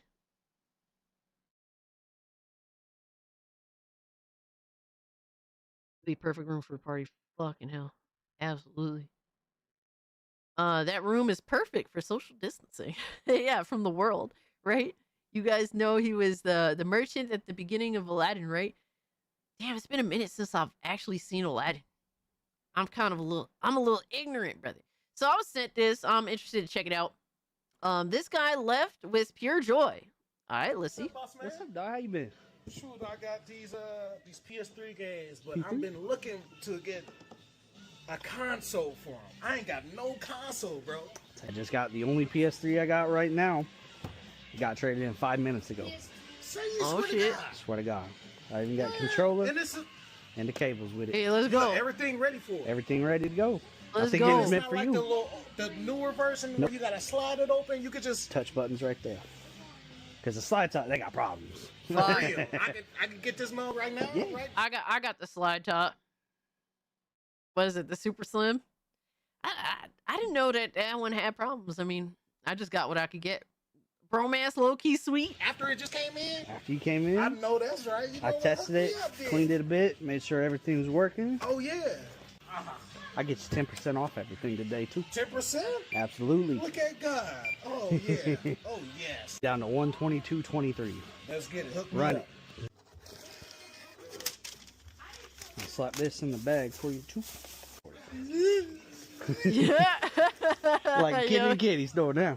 Yeah, All right, we dog. chilling, bro. Take it easy. Yeah, baby. Yo, it's crazy to say, homie. It's crazy to say because he went there for a PS3, bro. It's crazy to say this, and we're old as fuck. Bro is hyped as hell to play, to get into some retro gaming. And we talking about PS3 and we have to call it retro gaming. Yo, son. Yo, son, I swear, bro, we are so fucking old. Controller bootleg is fucked up. Yo, Aaron, when you just want to play them games, you trying to get your gaming in, bro. And at that price, I mean, shit. That ain't bad. Absolutely stage what cashier films? This is an ad. Maybe so. Maybe so. I think they did the transaction and then he was like, let's redo it, this and record. Oh. Too bad my PS3 needs to be fixed. I got the Super Slim. I got the Super Slim as well. Yeah, I got problems. I got another top shell after I made a mistake when cleaning my PS3. And the one I replaced it with is slower. I haven't had any issues with my PS3, but I did. Don't get me wrong. I have played the fuck out my PS3. The only thing I need, though, is a new controller. And I don't feel like buying a new PS3 controller. PS3 is retro. Yes. Yes, Sir Lurkington. As crazy as it is to say and as old as it makes you feel, the PS3 is retro, my guy. It is what it is, brother. It hurts me to say that, too. It really fucking does. Like, bro, fucking 7th gen is like my entire teenage life. All right, just casually, it's just casually retro now. Yo, the Ice Pick, what's up? I will still go to a mom and pop shop and buy old classic games for PS3, even emulate the ones that I can't find on my PC. Hell yeah, bro. I ain't mad at you about that. Yeah, I want to pick up a couple of games too. I still have a box that I ordered from a retro store and I never opened it. I meant to make a video opening it up and then talking about the games and why I got them. But I never did that, like a piece of shit. I don't know how a retro video, like a retro game unboxing, would do on the channel. Probably awful like everything else now. Because I don't upload videos anymore. But yeah, I literally got it sitting still in the box. Still sealed. My GameCube is old enough to drink, bang, and marry. Oh my god. You monster. I don't know what to do. I remember you did one once. It was cool. Yeah. Yeah, I did do I used to do a lot of like I just like to talk about, you know, the games, what they mean to me, or some games that I always wanted to get, but unfortunately I didn't get the opportunity to. I enjoy those videos. I do. I end up making a mess and shit, but that's cool, man. Hopefully it was legit. Bro walked away with a good deal, and it, you know, I thought it was cool that you only paid $122. It's not bad at all. PS3 is in 2006 console, guys. I know it doesn't sound long ago, but it is. I mean, 20 years is technically antique, right? Some shit like that. Remember to add the old games you missed to GOG so that they might live forever. Absolutely. And go steal like a real man. I mean, what? I mean, what? That's how they live forever too. All right, so getting into the news, because we do got some news. Never trust a used console. Shake it for roaches. And for roach eggs. The former owner could be a dirty slide. Absolutely. I'm definitely funny about buying used. But you know, beggars can't be choosers, right? But yeah, I'm definitely very weary of used consoles because they are breeding beds for roaches, man. Sad to say, because they just stay warm. They'll live forever on my PC. Hell yeah. Yes, the suspected Dragon Ball Xenoverse 3 game. So they did have an announcement for Dragon Ball related stuff. Apparently they're redoing Battle of God shit all over again because doing this like 4 other times was not enough for them. And I hear it's still likely going to be ass because, I mean, Dragon Ball Super and all that, personally, in my opinion. But we have a new Dragon Ball game project, age 1000 details. So, character design by the late Akira Toriyama. Xperia Play was the phone version of the PSP Go. Ah. See, I didn't know that. I appreciate that, Char. Thank you so much for the info. I'm just a dinosaur. It hurts. It definitely hurts. You ain't lying about that. I'm a fucking dinosaur too, and it hurts. All right, my knees hurt. My back hurts. It hurts. So, it's been in development from 6 to 7 years, which is insane for this game anyway. More elements and settings packed into Age 1000 than in any other game in the past. Toriyama Sensei put a lot of work into it. New never seen before characters set in the future in Dragon Ball World 1000 planned for 2027. More info at Dragon Ball Games Battle Hour 2026 in April. Now, I don't know how you guys feel about this, but every time they introduce a new character in Dragon Ball, I just think they get worse and worse. So I'm not particularly drawn in by that. Sadly, I think they did all right with the Xenoverse games. And even Dragon Ball Fighters. I like Android. What is it? Android 21? I thought she was cool. But as for the anime specifically, the characters that they made new for the anime, I really don't give a fuck about personally. But that's, like I said, a very personal thing. Everyone cares about GTA 6 only. That's not true, Jim the Man. There's a lot of people looking forward to a lot of different games. Of course, there's a lot of people looking forward to GTA 6. That can't be denied 100%. But to say that's the only thing everyone is interested in, only, that's not... only a Sith deals in absolutes, right?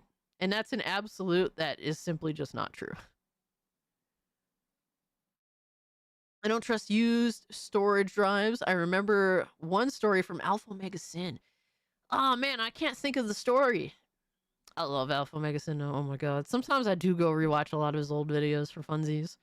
They got new Dragon Ball Super arcs announced. Yeah, miss me with that shit, Danny. I'm really not interested. I despise Super Me Too. Me too. Xenoverse 3 is the GTA 6 of the Dragon Ball community. I mean, at this point, right? Because Xenoverse 2 will never end. And I remember being so so fucking impressed with Xenoverse 2. The game ran at 60 on PlayStation 4. I was enjoying that game. But also it kind of got a little old for me. After I beat it and I did all the extra shit, I never really went back. A lot of people enjoy going back to the game, so shout out to them. Alpha Omega Sin was a shit back in the day. Yeah, I wish he would make content consistently, even if it was like one video a week. Like if he just did the same shit that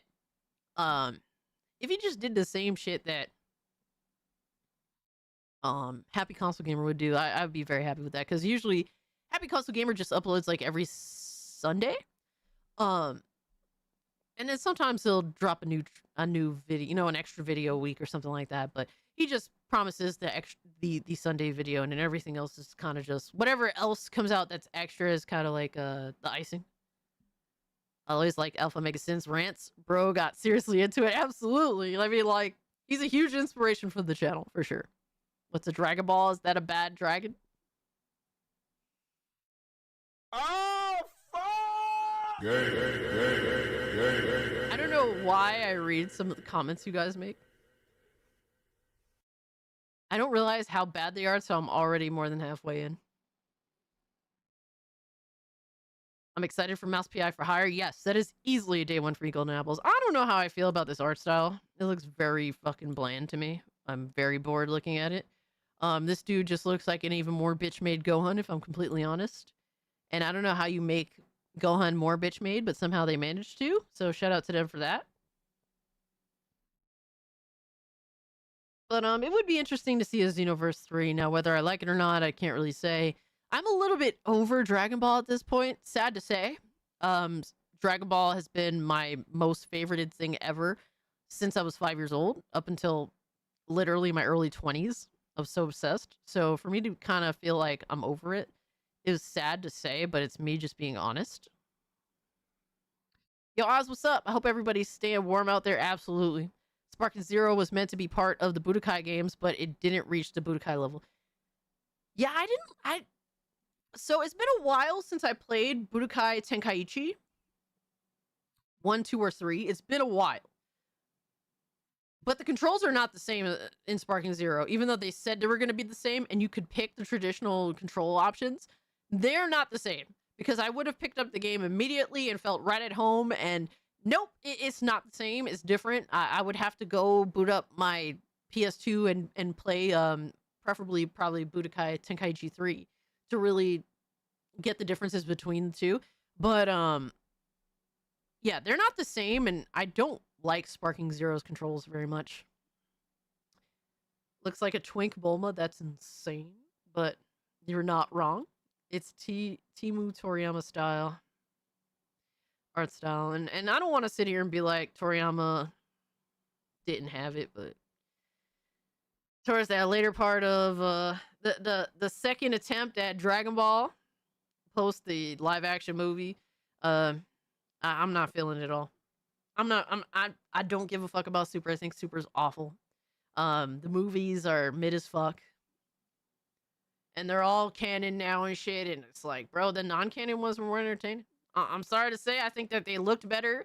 The non-canon films, they were more interesting.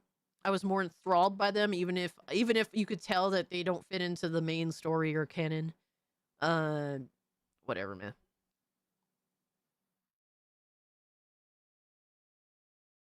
I did not like Dragon Ball Z Kakarot. First off, them ripping Trunks out of the game to sell as DLC is disgusting.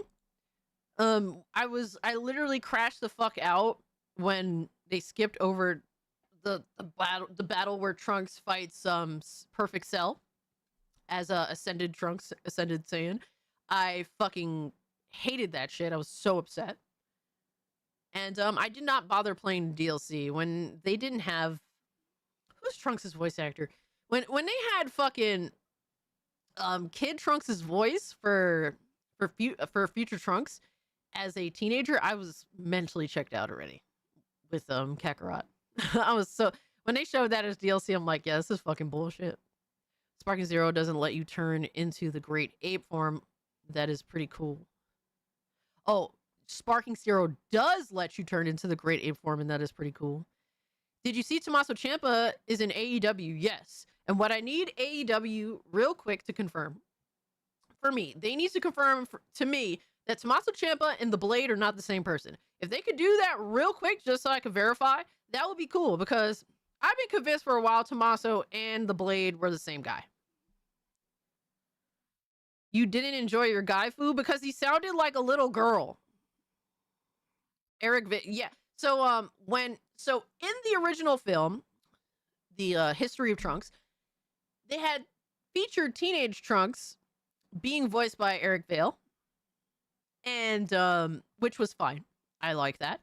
But with the Dragon Ball Z Kakarot DLC, they have, teenage Trunks being voiced by whatever the fuck her name is, basically the kid voice, which annoyed the fuck out of me. It, quite frankly, just took me out of it entirely, and I was like, well, I don't care about Dragon Ball Z Kakarot DLC because, quite frankly, I didn't even enjoy the base game, even though I played it to completion, got the platinum. Yeah, I was very disappointed. I expected more, and quite frankly, if you're looking for a Dragon Ball Z RPG, Boo's Fury and Legacy of Goku 2 are 1 billion times better, and it's not even close. And those are GBA games. So the GBA games, if you want an RPG, are a way better option than Dragon Ball Z Kakarot. So Goku's voice in Japanese is done by an old lady. And as much as I was not into that growing up, I've grown a fondness for her as Goku, because it's like protecting your little, your little old grandma at this point. Like, as much as I didn't like Goku's Japanese voice actress growing up in terms of like Goku's voice, now I just look at her and I just want to give her a hug and protect her. Like, you kind of, I don't know, I guess I'm growing more, a little more emotional with my age and just preserving the things that I've always, that have been norms. Like, Goku's female Japanese voice actress was always a norm. Whether you liked it or not, it is. And it's like, I see her, she's so cute, she's so old, I want to give her a hug. I never knew that whatsoever. Goku's Japanese voice is a woman. That's crazy. Yes. And she has been voice acting Goku since the very beginning, and she continues to do it with passion. You may not be a fan of it, but you could tell that she's still extremely passionate about what she does. She does all the little different voices for every particular type of Goku there is. Like, she goes fucking in. Like, she is so passionate. She does all the work. She fucking kicks ass. Like, I can't say a bad thing about her other than it's just not my preferred voice for Goku. But like, she is top tier in terms of passion for playing Goku. And she literally said she will do this until she dies. And I believe her 100%. Hey Cass, what do you think of Mega Man Legends? Mega Man Legends is honestly the only Mega Man that I enjoyed growing up. I didn't really care so much for like the 2D. It's not like it's bad or anything, but like how I got into Mega Man was through Legends 1 and 2. And that was my preferred Mega Man. Yeah, I'm good on that voice, but kudos to her. Yeah, I think that's a fair, that's being fair. You don't have to like it. Nobody's demanding that you like it, but I gotta respect her gangster. Like, she is gangster as fuck. Like, shout out to her. She sold her voice AI rights to Dragon Ball, right? I don't know. Tiger, I have no idea. And I'm sending you something I found on Twitter. Okay. Somebody said they were going to send me something as well, but I totally lost track of things.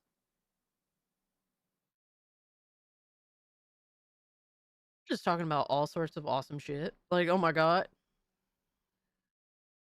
Retro gaming console appearance. 120 card deck box. What the fuck?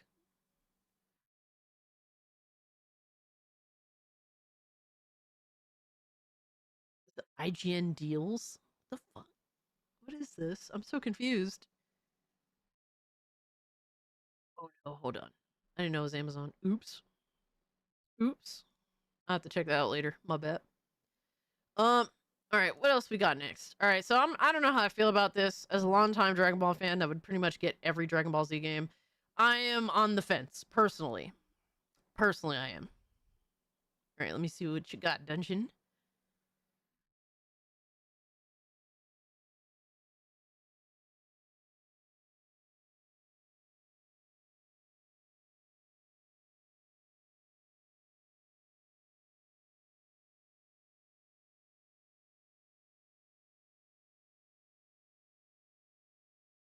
Sorry for the pause. There we go. Oh my gosh, hold on. What do we got here? Oh my god, it's a chick from Mega Man Legends. Dude! Hold up. Hold on, let's look at this. Let's study this very gooningly. I mean, what? Let me see. Alright, so I got Tron Bonnie, the fancy cocktail dress, when the idea of accompanying fancy lads serve bots popped into my head, and I was instantly motivated. Oh shit, shout out to Bearworks? I'm sorry if I'm butchering the name, but oh shit. That's actually pretty, yo, that is super dope. I mean, come on, bro, that's fucking fire. That is super fucking fire.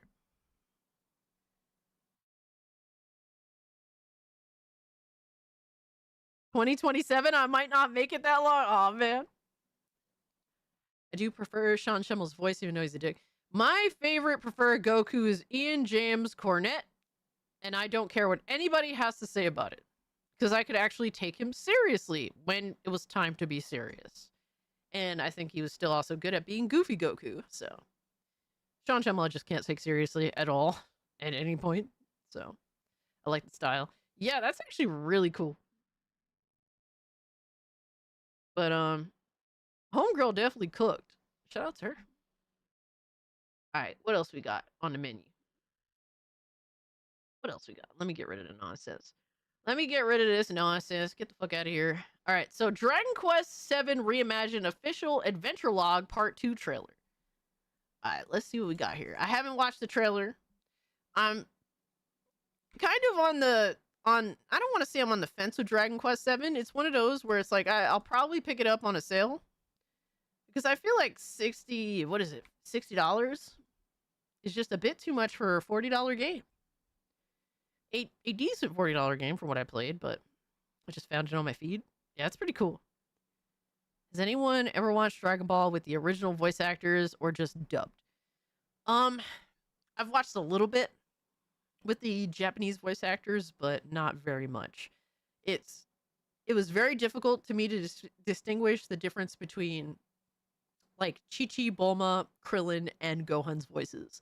Like they all sounded the same to me, if I'm completely honest. So I just got dubbed always. I'll wait for it even. Yeah, for me, I literally remember when Dragon Ball first aired. Dragon Ball Z first aired on Toonami way back in the day, like the first time, and how it was it the Canadian dub, I guess it's what is considered the Canadian dub. And I remember the very moment they changed it, like midway through, if I'm not mistaken, it was like midway through Frieza Saga. And I noticed everyone's voice was different.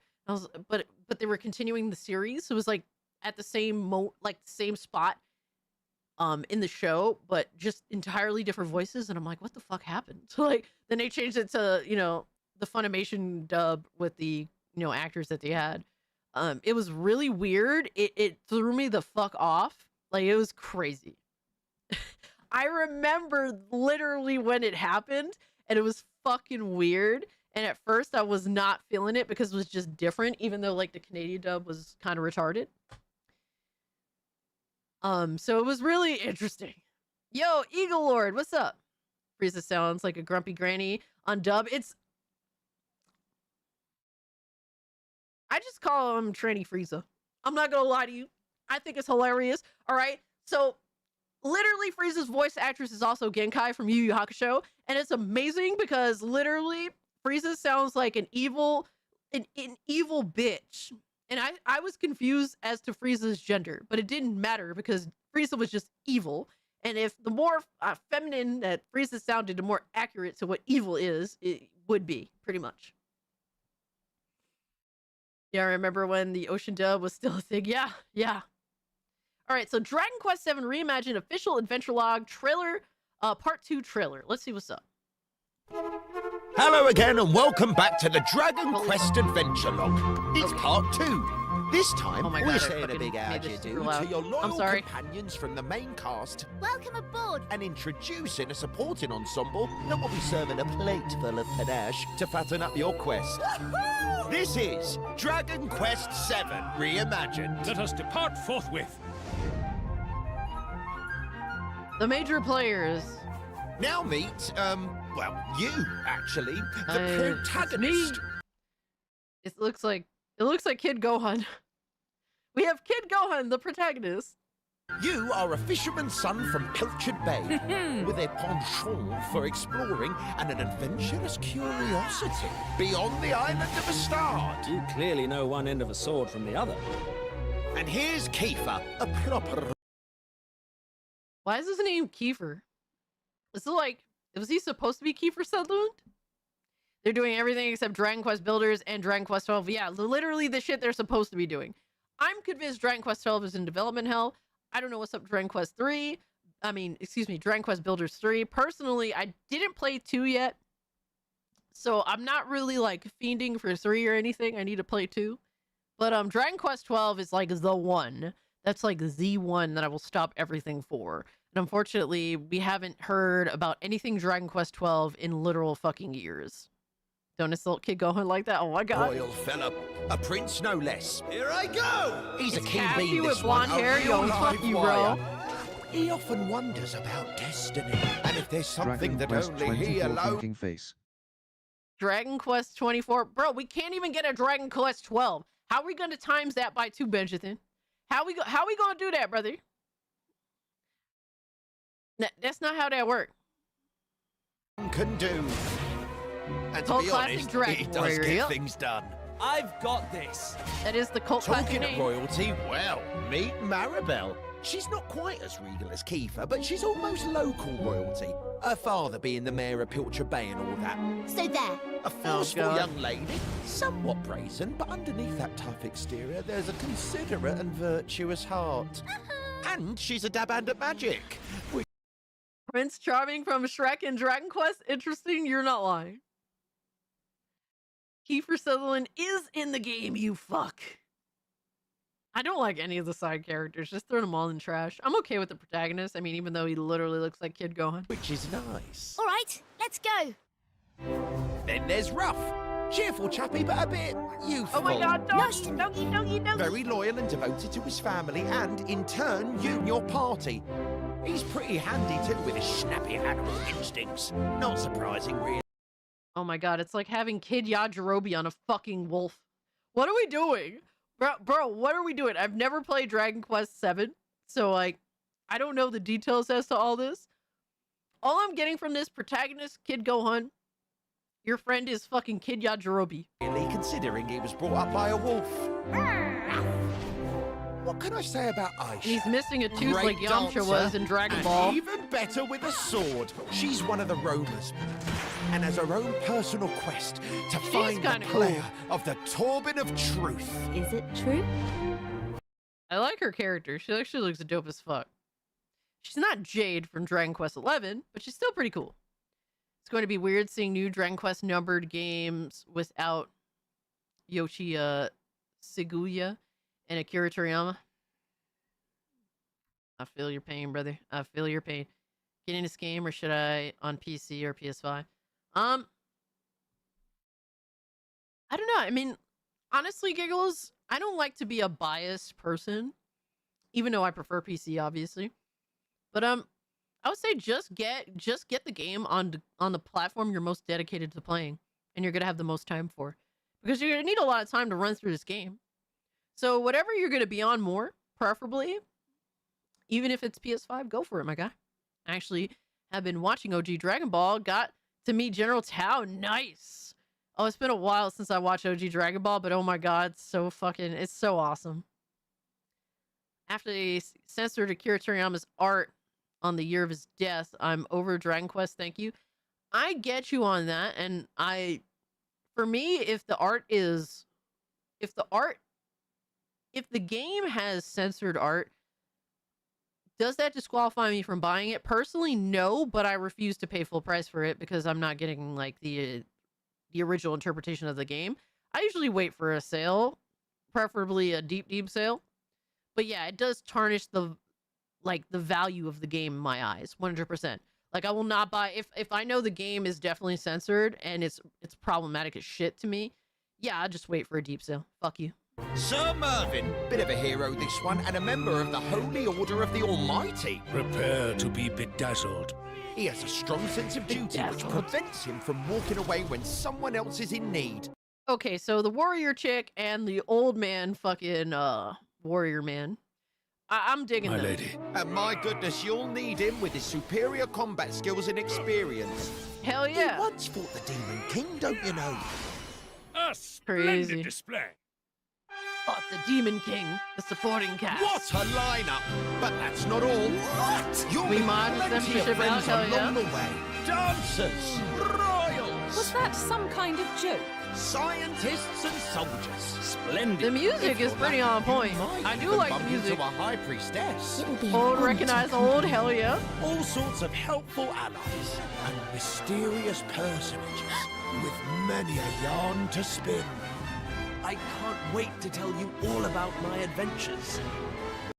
Dragon Quest music makes me so happy, I'm not gonna lie. So, now you know who's pulling the strings and buttering our parsnips, me old muckers. That's enough for this adventure. See you for the next one in the wild and charming world of Dragon Quest VII Reimagined. Available February 5th, 2026. Pre-order now. I do like the game is kind of like growing on me a little bit. I'm just a sucker for Dragon Quest shit. I just think I love the music. It just I don't know, it just makes me so happy. Like, genuinely, like, Dragon Quest shit just makes me happy. I don't know why. Can't control it. I love Dragon Quest music so much. It gets me like so hyped. Like, you could play Dragon Quest music in anything that I'm watching. I'm just naturally gonna get hyped as fuck. Yes, the Dragon Quest XI orchestral music soundtrack was really good. Absolutely. I like Dragon Quest music. It's just they use the same fucking theme song for every time. It's like, it's true, you're not wrong, but I still have it still gets the same reaction out of me every fucking time, and it's never gonna end. It's always going to make me happy. I don't know, I guess it's like comfort food at this point. If it's reimagined, I wonder what they changed. That is the one thing that has me questioning it for sure, Emerald. Absolutely, I'm right there with you on that. The Mana series is also very endearing. I loved the Trials of Mana remake. I fucking adored that game. I played the fuck out of it. It ran really well on PS4 as well. I was playing on the Pro. I think it still runs at 60 on anything, except the Switch. But I love Trials of Mana remake. I thought that was phenomenal. Visions of Mana, I was very afraid to play because it gave me a massive fucking migraine from the light glitch. I'm gonna try it. I want to try it again at some point, but yeah, it's hard to play a game when there's visual glitches that literally affect your ability to just not have massive fucking migraines. So I want to enlist, darn it. I still need to get to my second playthrough of 11 with Greatsword. Yeah, I do want to play through 11 again. Why fuck with perfection? I'm liking what I'm seeing. I really don't like the main characters other than, like I said, Warrior Woman. I think she's cool. And then obviously the older guy. We respect long-standing fucking badasses, all right? That's just how it is. All right, so I was sent this, and I don't know what the fuck this is. I think it's pertaining to the new face of, like, England or the UK. The purple-haired chick. Shout out to her, Amelia or something like that. I'm still barely understanding what's going on, but hey, man, she is now the new super popular character that represents people that just want to be themselves unapologetically. By the way, Cass, apparently original Final Fantasy VII is getting a new update on Steam. Yeah, I heard that, and I heard it fucked everything up, which really sucks. Cass likes Unk characters. I like characters that I can respect and have seniority. All right, god damn it. Especially if they're dudes. The main cast looks a bit too much like the one from Dragon Quest XI too. Like the one from Dragon... Which one? Are you talking about the gay dude? So what's his name? Sylvando? Sylvando is fucking awesome. Like, yo, son. People gave Sylvando a hard time because he's like gay circus guy. But Sylvando is literally one of the best characters to use in the game. And he's actually kind of cool. He's mad chill. Unk, Classic Cage, or Auntie, Classic Cage. Oh my god. We need AI Cassie now. No! Oh my god. Literally, fucking Philip is hovering and drooling over the stream because he's just waiting for us to hit tier 1. Hopefully. So that we could literally... So I'm forced to look at the AI slop he has made of me! Motherfucker. So sick of this Sub-Zero shit. Winter can fuck off, yeah. You need AI Cassie as a co-host. Why would you want to deal with two of me? I barely want to even deal with myself. How the fuck would you... Like, why would you want to do that? Why would you put yourself through any of that? But, so Asmongold Eclipse. I accidentally started a global trend. I'm confused. I don't know what's happening, but we're gonna look at it, see what's up. Kotaku's blaming me? Oh my god. Oh Let's my go. god, am I getting blamed on some shit? Context. That's a good thing. A couple of weeks ago, Asmon played this, and as you can see, the playthrough went viral. We have a new game made by the UK for us to become de-radicalized and better members of society. Amelia, Charlie's close friend, has made a video encouraging young people in Bridlington to join a political group that seeks to defend English rights. Amelia spoke of a gathering that had been organised by a small political group. They would come together and protest the changes that Britain has been through in the last few years and the erosion of British values. Charlie realised... Yo, shout out to Amelia! What a fucking G. But if they had chosen to engage with these harmful ideas, the consequences would have been very different. He's being Positively, re-educated. with ideology and the differences between right and wrong. Yes, of course. There's right political beliefs and wrong political beliefs. Well, let's just say this had the absolute opposite effect. What's this? You see the Amelia character backfired on the Pathways thing? I think I'm in love with Amelia. And this was only the beginning. This has been going viral for the past 2 weeks. And a UK government-sponsored game he played has been taken down. The UK government pulls controversial Pathways game after the Amelia character goes viral, and I wouldn't be surprised. It's only a matter of time how long until an actual cosplay appears. Hi, I'm Amelia. I'm English, and I love England.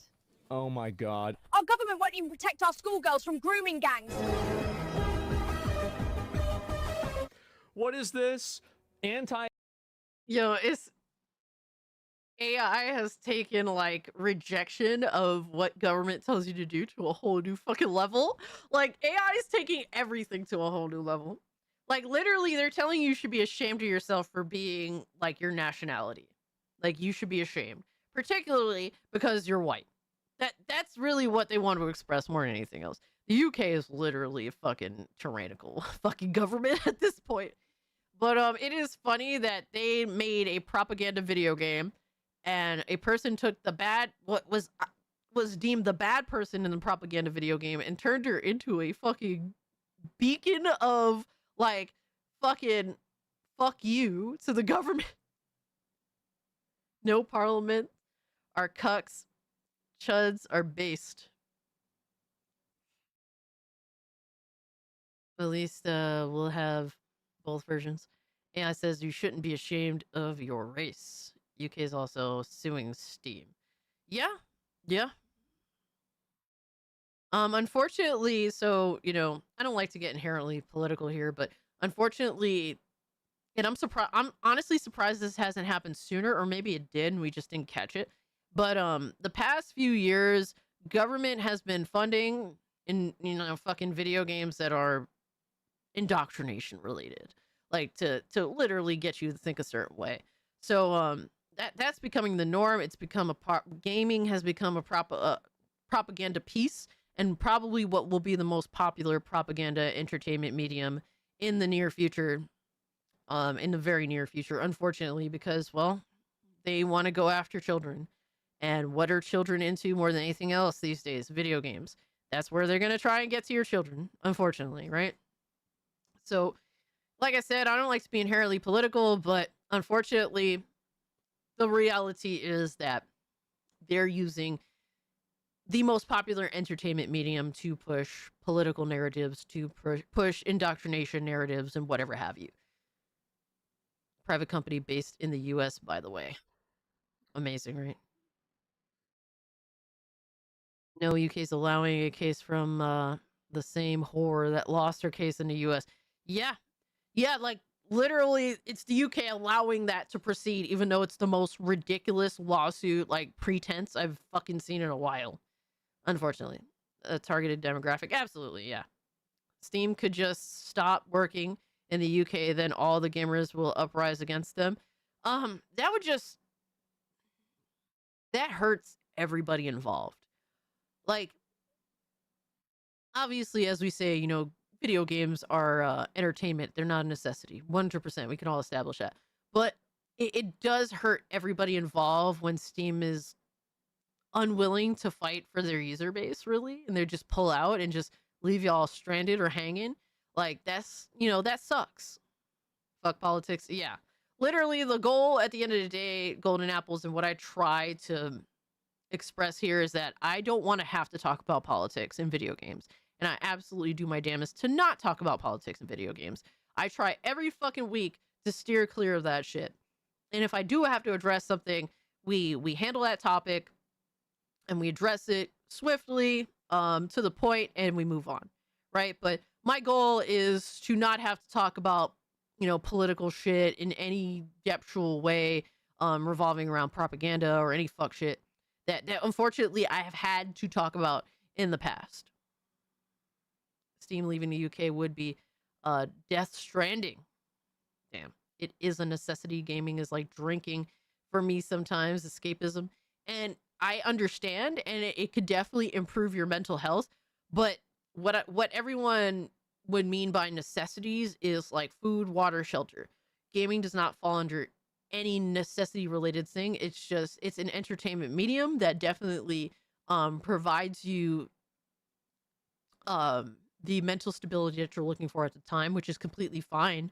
But at the end of the day, if the world goes belly up tomorrow, you're going to leave your video games behind because you're going to be worried on a daily basis about getting food and water and having adequate shelter for your family. That's the reality of it, right?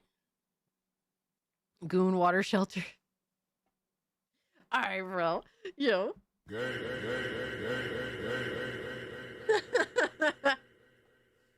Yeah, normalizing dunking on Marxist lunacy is huge.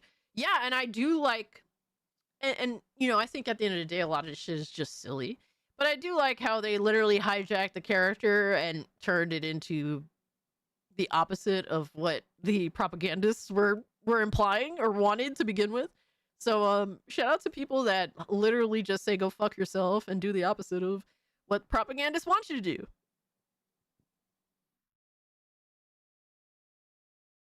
You gotta understand, even recognizing it exists is a step above most. Gaslighting is destroying everyone. Facts. You're not lying. Real problems, yeah, you're based. I get that. Gaming could be classed as therapy.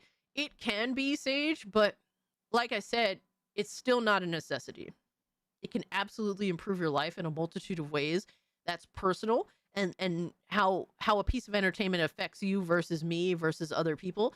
It can be different. It could be more meaningful than for others. It could be, I'm not denying, I'm not here telling you how to feel about a video game, but I'm saying if we go into survival mode, the games go out the window first. Like, I'll be the first to say, look, I've had Mario Kart 8 races, right? Where I was in the middle of a race. My mother was calling me for something, right? This is like, I'm referencing things that, you know, used to happen like years ago. My mother would call me for something, like when my grandfather was alive and I would help take care of him, right? Bro, I throw that controller to the side and go help my mother with my grandfather, you know? Like, to me, the games, I love the games. The games are fun. The games help me relax. But at the end of the day, my grandfather mattered more to me. So it's like, I didn't mind literally throwing away the controller, throwing away the race, forfeiting the race, because at the end of the day, like, the necessities is what matter, you know? And there's some people that don't understand that. Crazy enough, right? So, like, I'm saying, like, we in the apocalypse, my guy, the games don't matter anymore. It just matters about getting food, water, shelter. Like, those are necessities. Priorities are a virtue cast. Absolutely.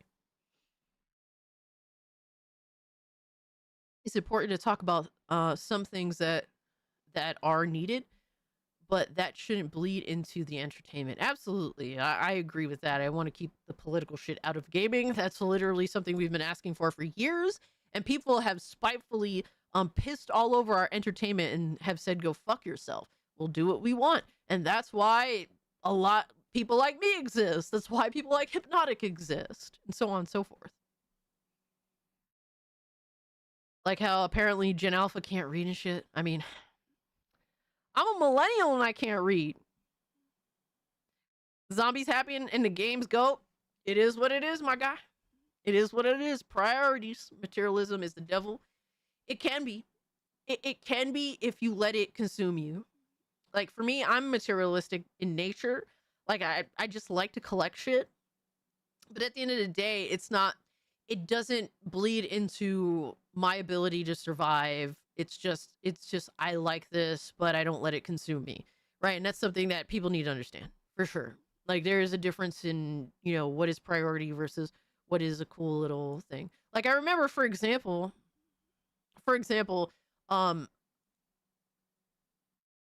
like Happy Console Gamer a few years ago, he made a video, and the thumbnail of the video was basically an edit where all of his stuff in the background was gone. Like, his shelves were empty and whatnot. And he was talking about how he loves everything that he's collected, and it still matters to him. He likes those things, but he's come to realize that through living his years, getting married, having a kid, and all that, like, worst case scenario, if his house was burning, he would just let it go. He said he'd let it go. I think he said that he would maybe grab was it God, he would grab like one specific game, and maybe if he had the opportunity to, you know, I think it was Earthbound or something like that, grab like one specific game that he was talking about and run out. Or I mean, you know, it's probably Phantasy Star. I'm gonna guess it was probably Phantasy Star. He would say, maybe if I had the opportunity, I'd grab this one game while I'm running out the burning building. But for the most part, it's like he said I could let it go if I had to. And I think that's important. Like it's important to come to that. Like the materialism, you know, there's a healthy level of it, and then there's like a cancerous level of it. Just caught the bubble guts. Thanks for holding it down. Your voice helped me get through it. What the fuck? How does that work? You know what? Don't answer that. Don't answer that. As in they can't read basic shit. I mean, I could barely read basic shit. You reading this sentence is proof that you could read. I'm struggling here, my guy. I'm struggling. I don't think it's materialism if you recognize that other parts of life are way more important. Absolutely. You're right, but also I recognize that I am generally materialistic, and it's important to be self-aware so that you don't let something consume you. You know what I mean? So I try to be very self-aware of things. At the end of the day, what matters above all else is self-preservation, first, last, and always. I couldn't agree more. My first thought is photo album, which I don't even have. Check your DMs, woman. I was about to bring it up.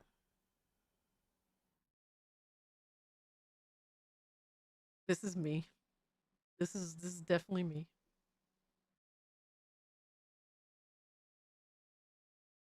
Anon, I need your help. Sure, mom. Quits ranked match. It is what it is. Cass is grabbing the Pepsi. No, I am not. I don't have Pepsi. I have 4 cans of Coca-Cola in my fridge right here. This is me. I would quit the ranked match because at the end of the day, it doesn't matter. Right? How much until tier 1? Oh my god, Hypnotic! You guys are obsessed. You guys are obsessed. How dare you? All right, so we are... Where are we at?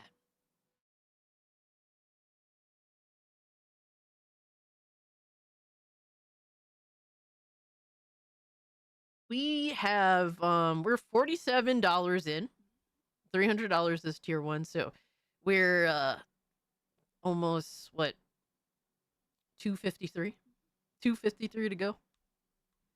It is what it is. We will manage.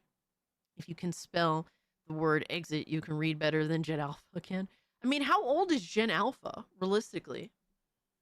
Gen Alpha age. Because we're literally talking about kids. Generation Alpha includes individuals born between 2010 and 2024. So we're talking about 2-year-olds and up. So 2010 would be like that 15, 16-year-old range. So yeah, I guess teenagers, but a lot of Gen Alpha are still babies. Read that again, woman. Read what again? With Hypnotic, he's Batman Beyond villain. We don't deserve, but we all have. Read what again? I told you.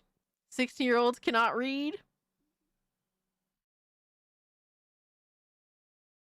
No, I think that's obviously a problem, but we also have to acknowledge that Gen Alpha, the younger side of Gen Alpha still has a chance, damn it, right?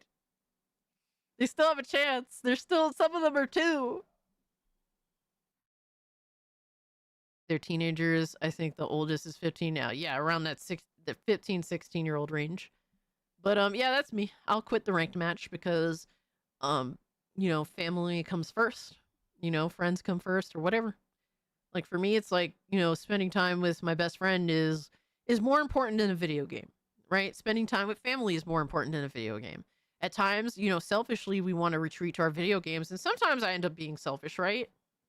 Sometimes I'm definitely selfish, but I try not to be.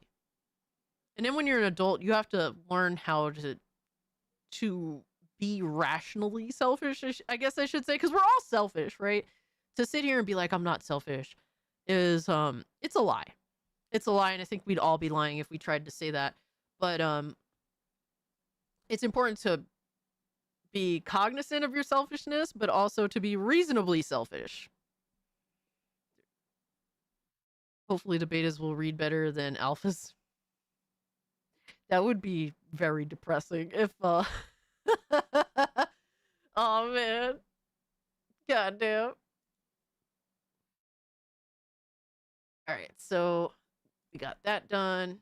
My extremism game accidentally spawns far-right, cute goth e-girl meme. She has exploded in popularity. It's crazy. It's crazy to say you're far-right just for, like, not being ashamed of who you are.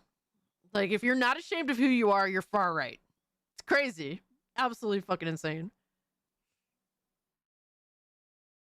My grandma understands I can't pause Dark Souls when she falls. Tiger! No! How dare you? Bro, fuck Gen Alpha not being able to read at this point, all right? Tiger's over here literally saying that fucking his grandma's just gonna have to suffer if she falls because over a video game. You piece of shit. On alt-right leaning subreddits like r/Asmongold, who immediately saw a vision of their perfect woman in Amelia. As a result, the meme spread to X, generating hundreds of Amelia images for the platform's far-right crowd to enjoy. I love, like, have you guys ever noticed that there's never a right wing for anything? There's always only a far right or an alt right. Like, I never hear something is right wing anymore. I always hear that there's like another adjective that's put in front of it as like a qualifier to make it even worse. Amelia did nothing wrong. Yeah. Literally, because like people that are generally left leaning can't accept that there are reasonable right leaning people. Right, I think that there are reasonable left-leaning people. I think there are reasonable right-leaning people. Yeah, it's just anytime something doesn't go like the way that the left's-leaning side wants things to go, it's, oh well, it's extreme. And it's like, this is not extreme. Like, this is literally like you're trying to make an argument that it's extreme to be unashamed of your national origins and who you are. Like, I think that's sad. I think the endorsement of, and don't get me wrong, if you're trans, I don't give a shit at this point, right?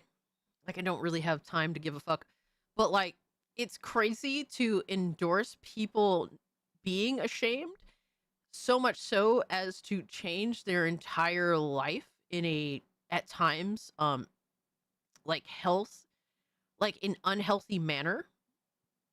If it be you get on all these insane drugs, or you get like a sex change that involves actual surgeries, like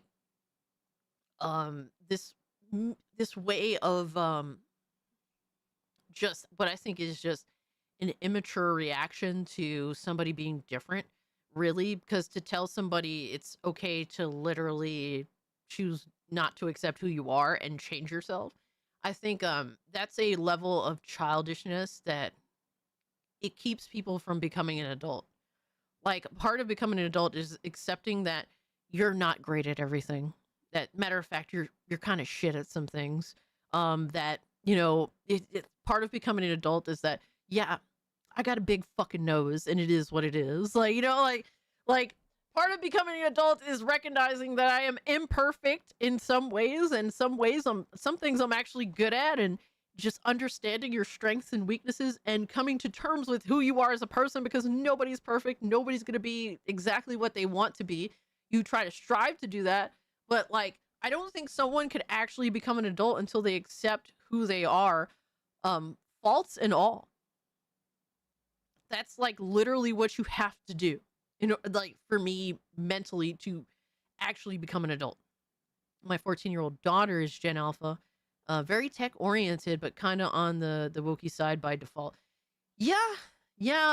Unfortunately, a lot of A lot of political propaganda has been forced into children's laps at a very young age. And some of it can be generally like fine, but then some of it goes into like, I don't know, some insane levels of just weird behavior.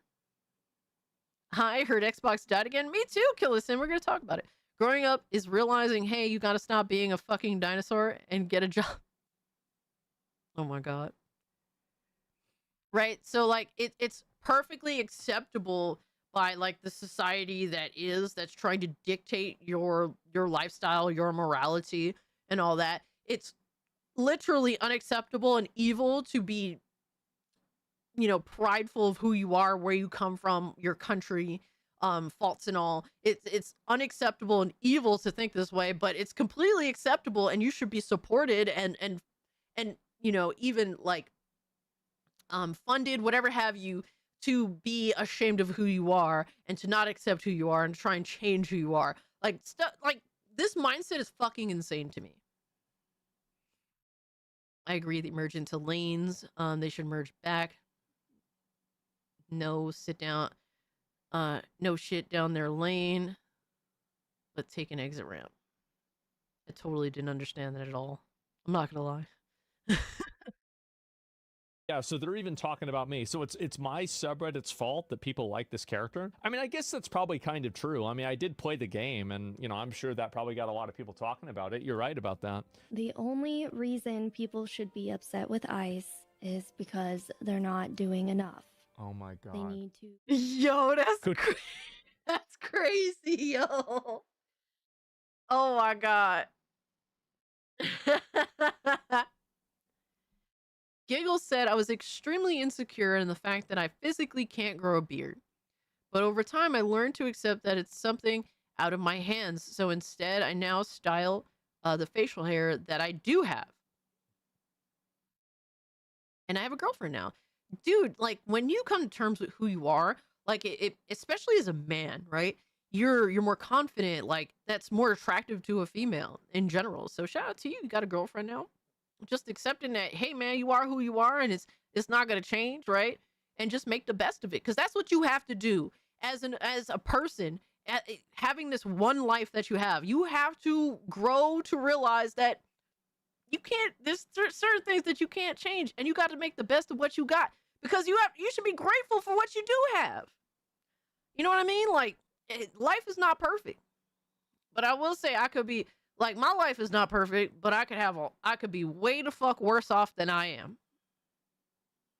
And I just learned to be grateful for what I do have. Because people have way less than me, right? People have way less than you guys, right? You know, I think I got a great idea for a new AI cast video. Imagine a music video using a near similar voice to cast to sing the lyrics theme Pepsi Disco Sundress. Thank you, Timebound. I got bullied for walking with a limp all the way through school. I'm 25, and a huge part of becoming an adult for me has been getting over that anger. Being born with cerebral palsy felt like a curse. And absolutely, like I said, you know, we all have our trials and tribulations, a lot of fucked up shit. Some of us are not born perfect. Like, I remember when I was a kid, I had like this birthmark. It was really gross. Like, I wouldn't say it's like super gross. On the gross level, it was like maybe like a 3 out of 10. But you could tell that there was this weird like thing on my face. And you know, it kind of sucked, but whatever. And I did have it removed. And now it just looks like a kind of like a mild scar. But you know. No way, weird Cass Yankovic finally learning humility. What a world do we live in now, cats and dogs sleeping together, this is truly the end. I guess so, right? Like, all of us are born imperfect in some way, shape, or form. And you just gotta learn to live, you know, and appreciate what you do have. And I'm glad that you managed to get over that anger, because I know what it is to be bullied. Trust me. I've been bullied too. Like, I was the tomboy that fucking liked anime, that liked video games. I was looked at like I was retarded by, you know, boys and girls growing up. So I knew I was very angry, naturally, because I didn't fit anywhere. But then I learned to just own it, you know? And I'm not angry anymore. I shat myself, please help. As black-pilled as I am, I look at things half full over the years. I was very pessimistic, still am.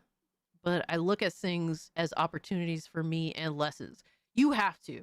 Like, honestly, people that are black-pilled, like, I've been black-pilled at some points, but you have to at least be self-aware that you are, which is a very good thing. And realize that you don't want to be that type of person all the time, right?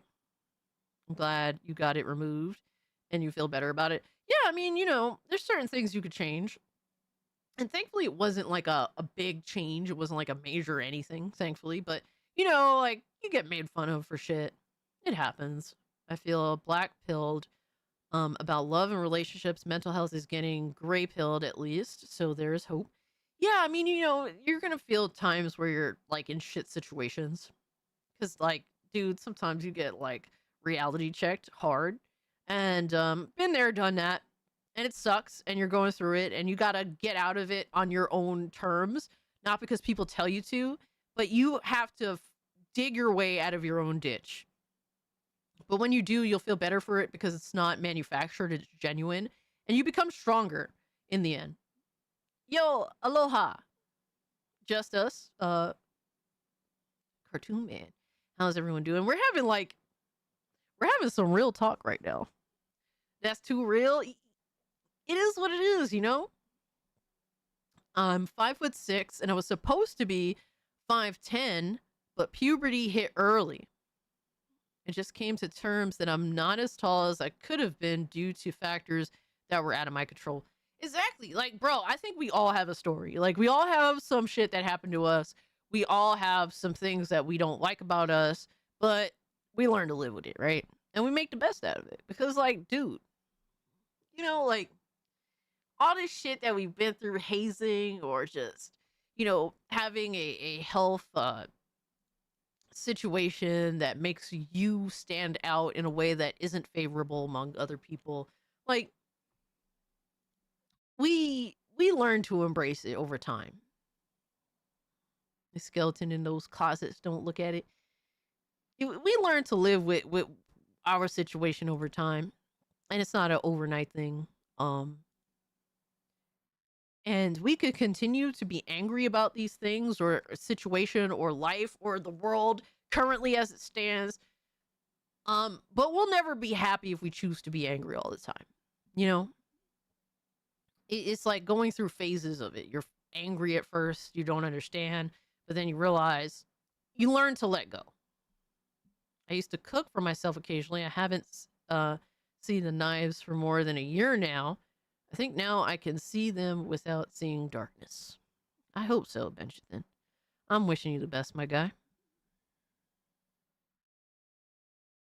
But any scenario, if you guys are ever going through anything, you could always hit me up. I'm not the best person to talk to, but I'll at least try. I'm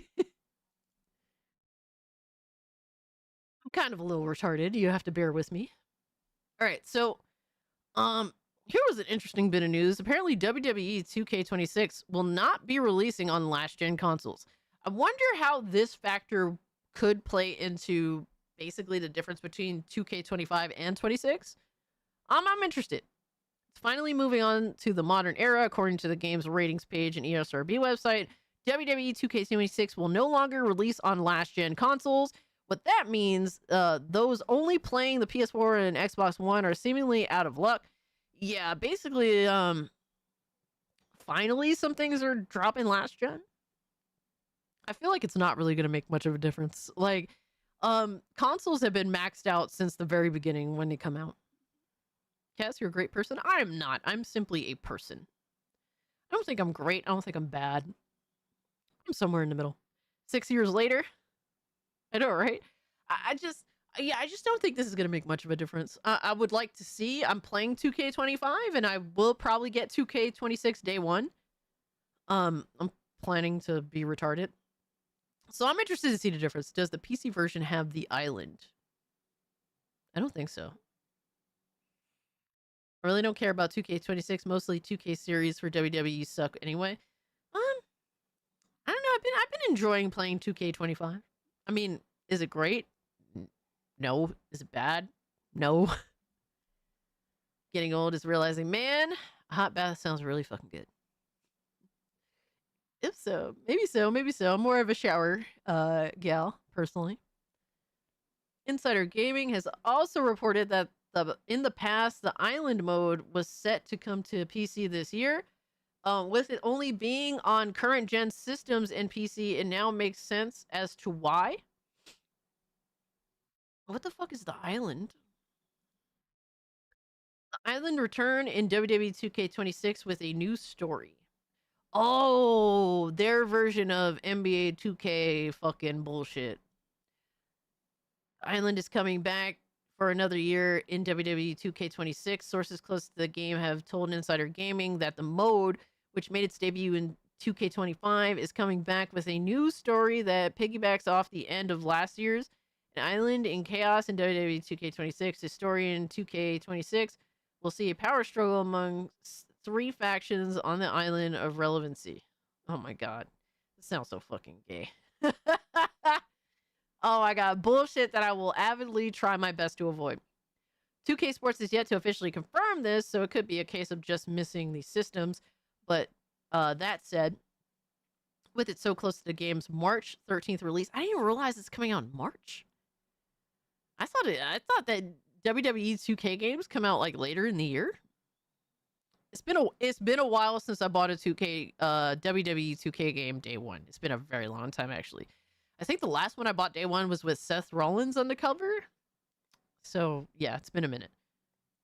Cast play the old WWE games of WWE that would make your day wild to life, homie. I mean, I did play older WWE games. I played a lot of SmackDown vs. Raw games. What else did I play? I mean, I played like to me, one of the better WWE games that's came out modern wise is the one with Stone Cold on the cover. I thought that I enjoyed that a lot. I played ECW on N64, funny enough. Stuff like that.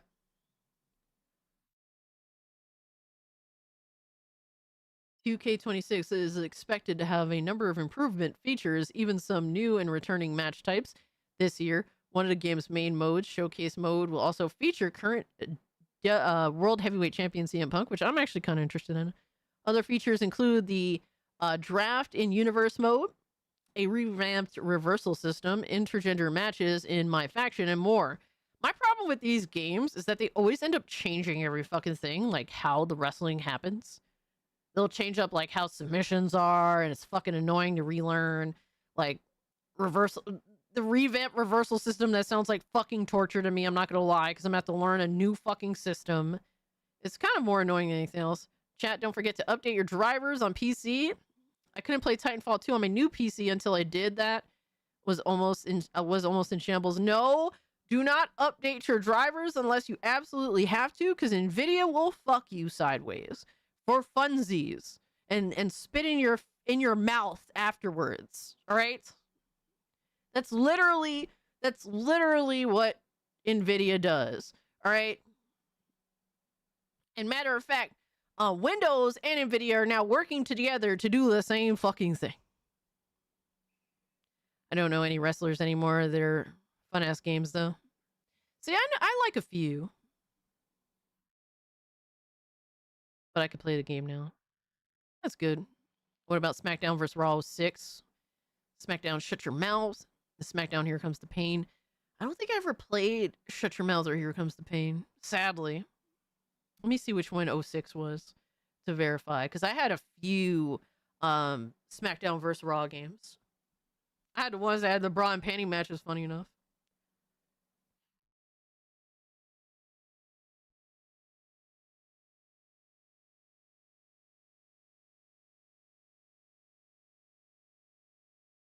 Which one was 06? You know, I didn't have this one. I played this at my cousin's house because this one has Cena and Batista on the cover. My cousin had that.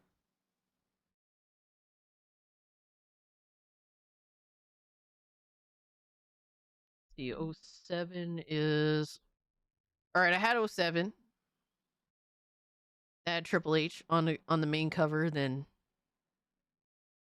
Cena, Batista, Mysterio on behind him. I think that's Tori Wilson as well, if I'm not mistaken. I forget. It's hard to see for sure. I had 07. Let me see. I had 08 as well, because that one had Undertaker on here. Back when Undertaker looked like Undertaker and not Grandpa Taker. Had Lashley and Cena on the cover too. Let me see 09. Which one had Vince's face on the cover? It was like a zoom in of Vince's face. I think I skipped out on 09.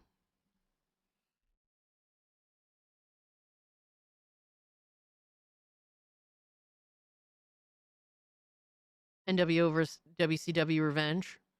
Emulate and mod these games are great. Cool classic match bra and panties. Yup. Pretty much, I guess, right? Tried literally everything cast. Nothing worked until I updated drivers. I mean, hey, man, that's like, for me, I update drivers when either a major, like, DLSS update comes out that interests me for whatever reason, or something's wrong. If something's wrong, unfortunately, I'll update Windows or update my drivers or both, and it usually fixes any situation that I end up going through. WCW Revenge on the N64 is the GOAT. All right, let me see that one.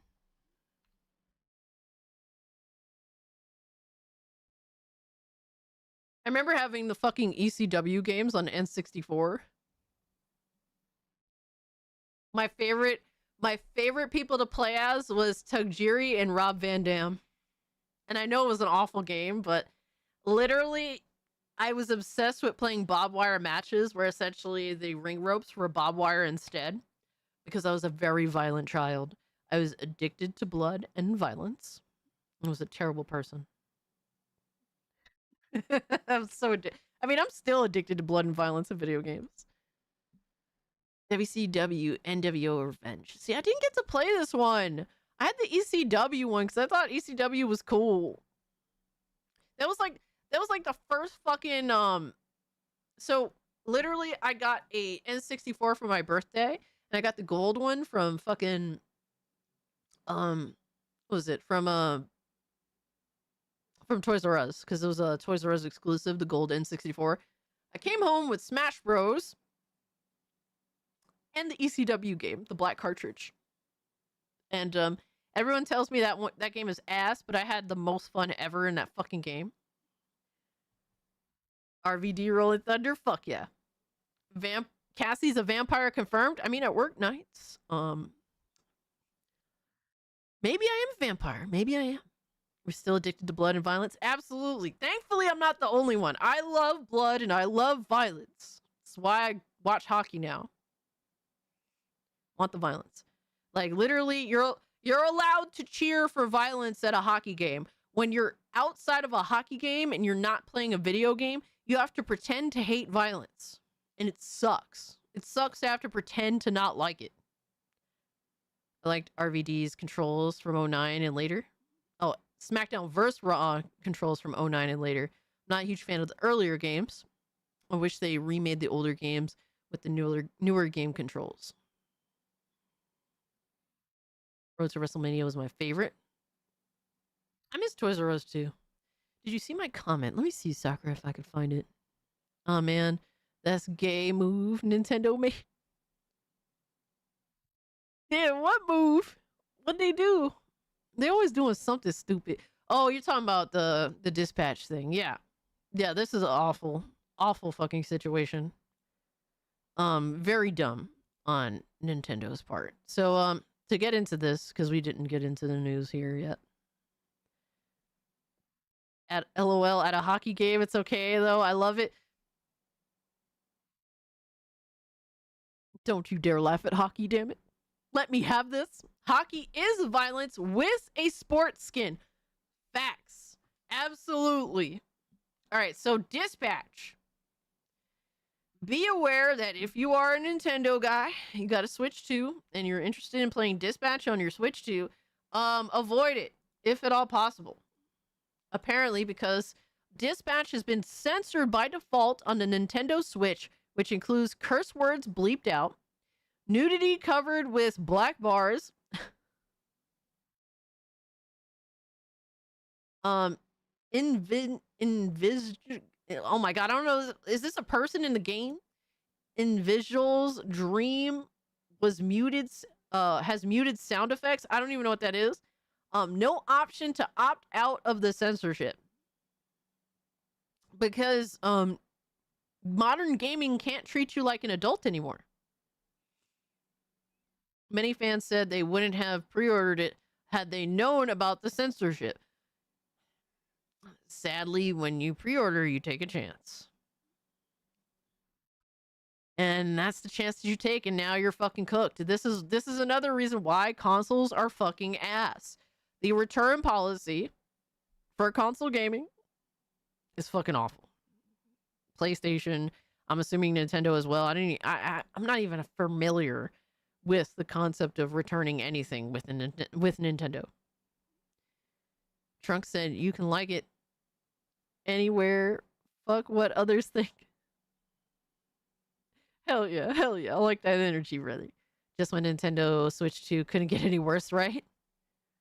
Wrestling games used to be fighting games with an in-depth grappling system. Now they are stamina and TV presentation simulators, lame and gay. Oh man.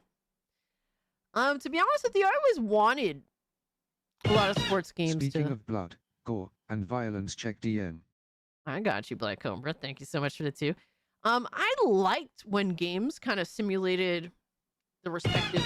Speaking of blood, gore, and violence, check DM. Gotta call up Sony, literally. It's so awful. But all it's missing is hockey players go ECW. Yeah, I liked when sports games kind of mimicked their respective television programming. Not to any like super insane level, but like I remember playing I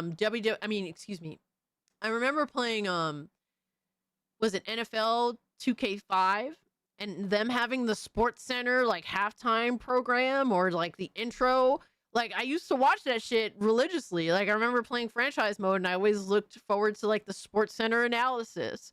Like I enjoyed the fuck out of that, if I'm completely honest. I thought it was so cool at the time. I don't know if at modern day it's as impressive as it was back then, but I remember really genuinely looking forward to it. I think it was super fun. Pre-ordering is like raw dogging. There's always a risk. Oh my god, Emerald. Meanwhile, in Japan, they're buying used panties from vending machines. Yeah, about that. Yeah, that's so fucked up, but you really do take a chance when you pre-order. This is another sad, fucked up example of why you should not pre-order. Unless you're pre-ordering on Steam. I mean, what? I mean, what? That was the peak, Cass, unfortunately. Yes. Exactly.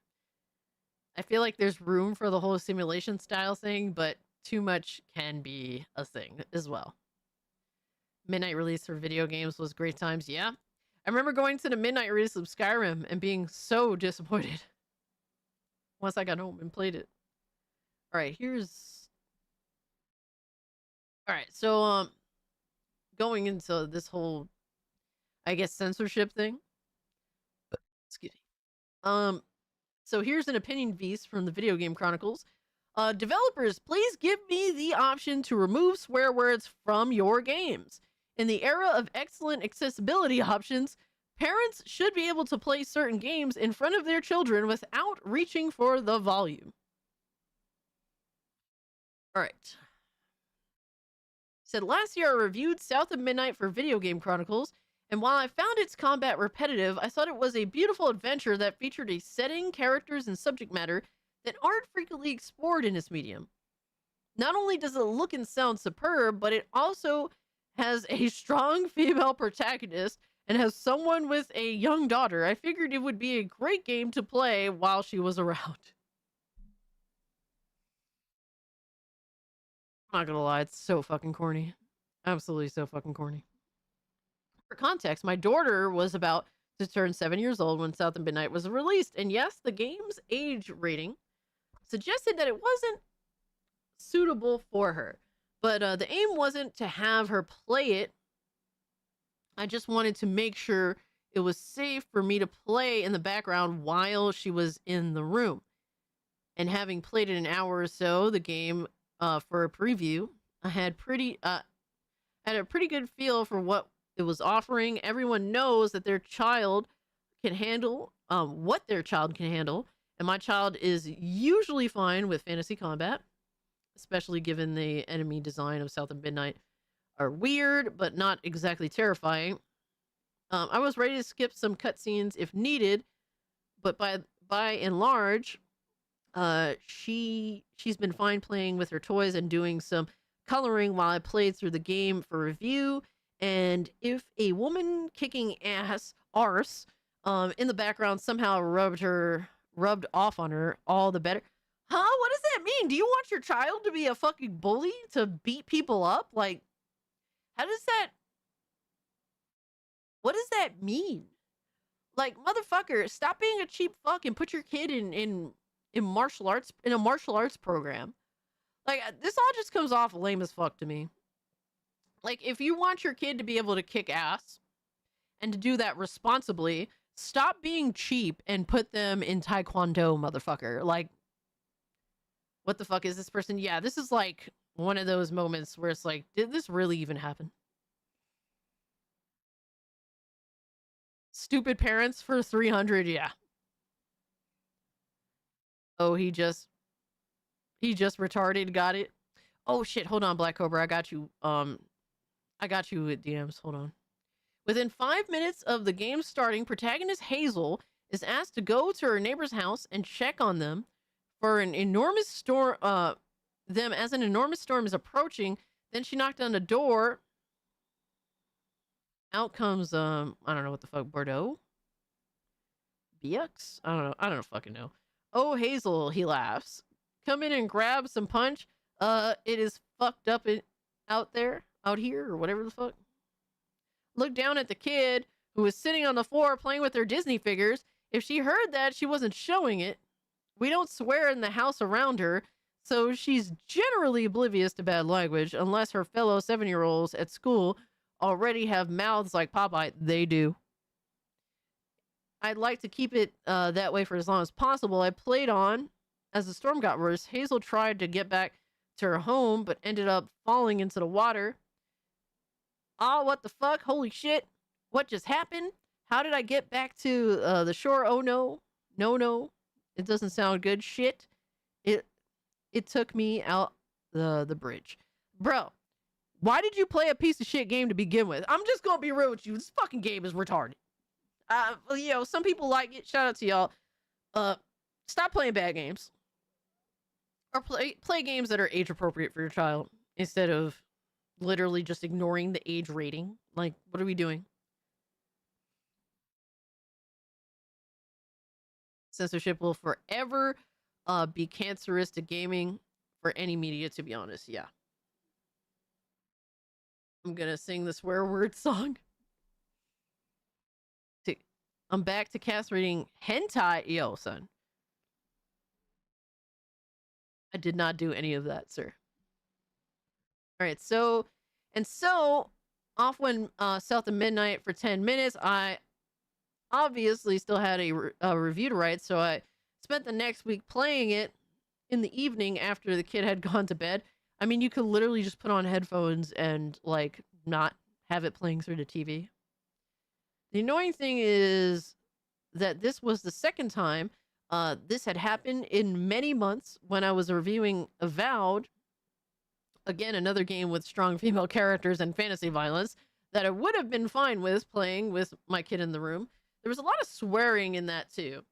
Not least from the quirky Yatzli, who has a habit of shouting on Andra's titties as an exclamation, along with the usual F-bombs, of course. Bro, we're literally bitching about swearing in video games that are not rated E. Cast talking about awesome games. Concord, rated E10, had Damn and Hell in their games. A prime example of Shadow the Hedgehog. Wow. I hate Karens. Not parents, but Karens. Alright, so what is the whole point here? My point is simply that in some games, those games where it isn't actually necessary, I'd like to see a developer take the initiative and provide the option to turn the swearing off for parents who want to enjoy the game in a family setting without worrying about little Timmy getting a bunch of effing and jeffing fired into the innocent ear holes.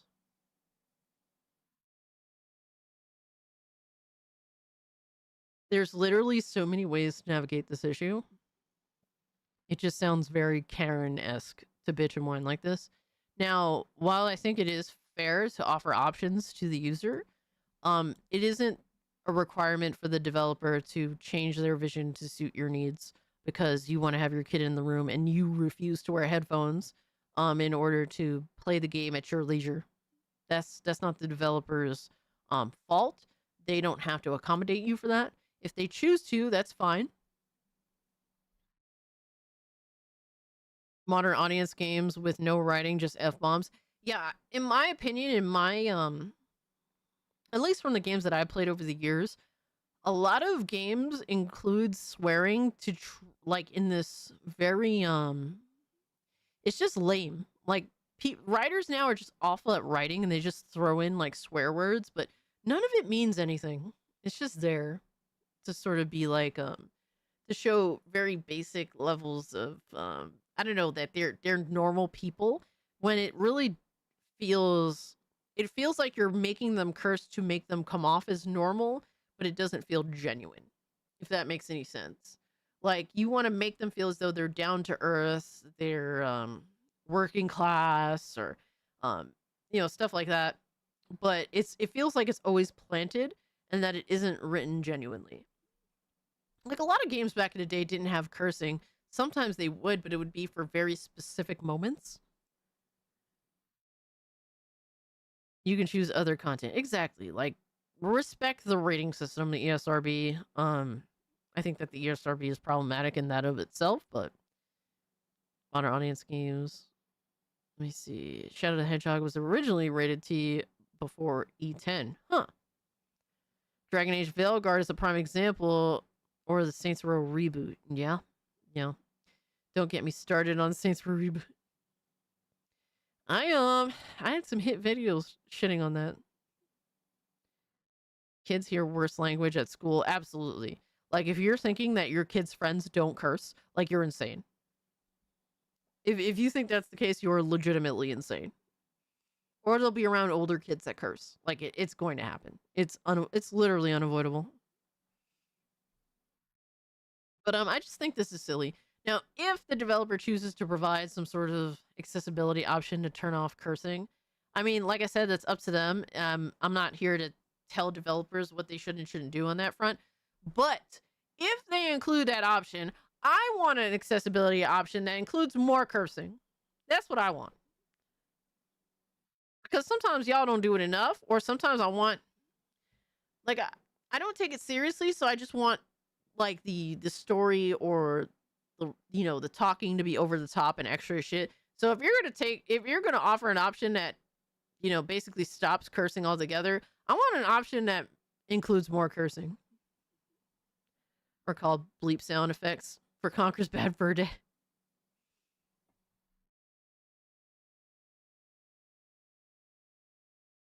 It's like they watched Game of Thrones and sees characters cursing. It's like, oh, let's do that. But worse writing. Let's do that, but worse writing. Oh, man. I want a fan service option. Stop taking it out. Absolutely. How about we have all these under accessibility options? If you want to have bitches naked, accessibility option. If you want to have cursing, accessibility option. I want an option enhancing F-bombs with reverts. Facts. Hell yeah, Resi. I want options that make shit completely extra as fuck. Like, to be the norm. How about that? Just make everything more difficult on developers, because it's not like developers can actually get anything right to begin with nowadays. They're already fucked up. They already can't make a good game that runs well day one. So let's just make their lives 10 times more difficult by forcing them to include accessibility options that aren't actually accessibility options.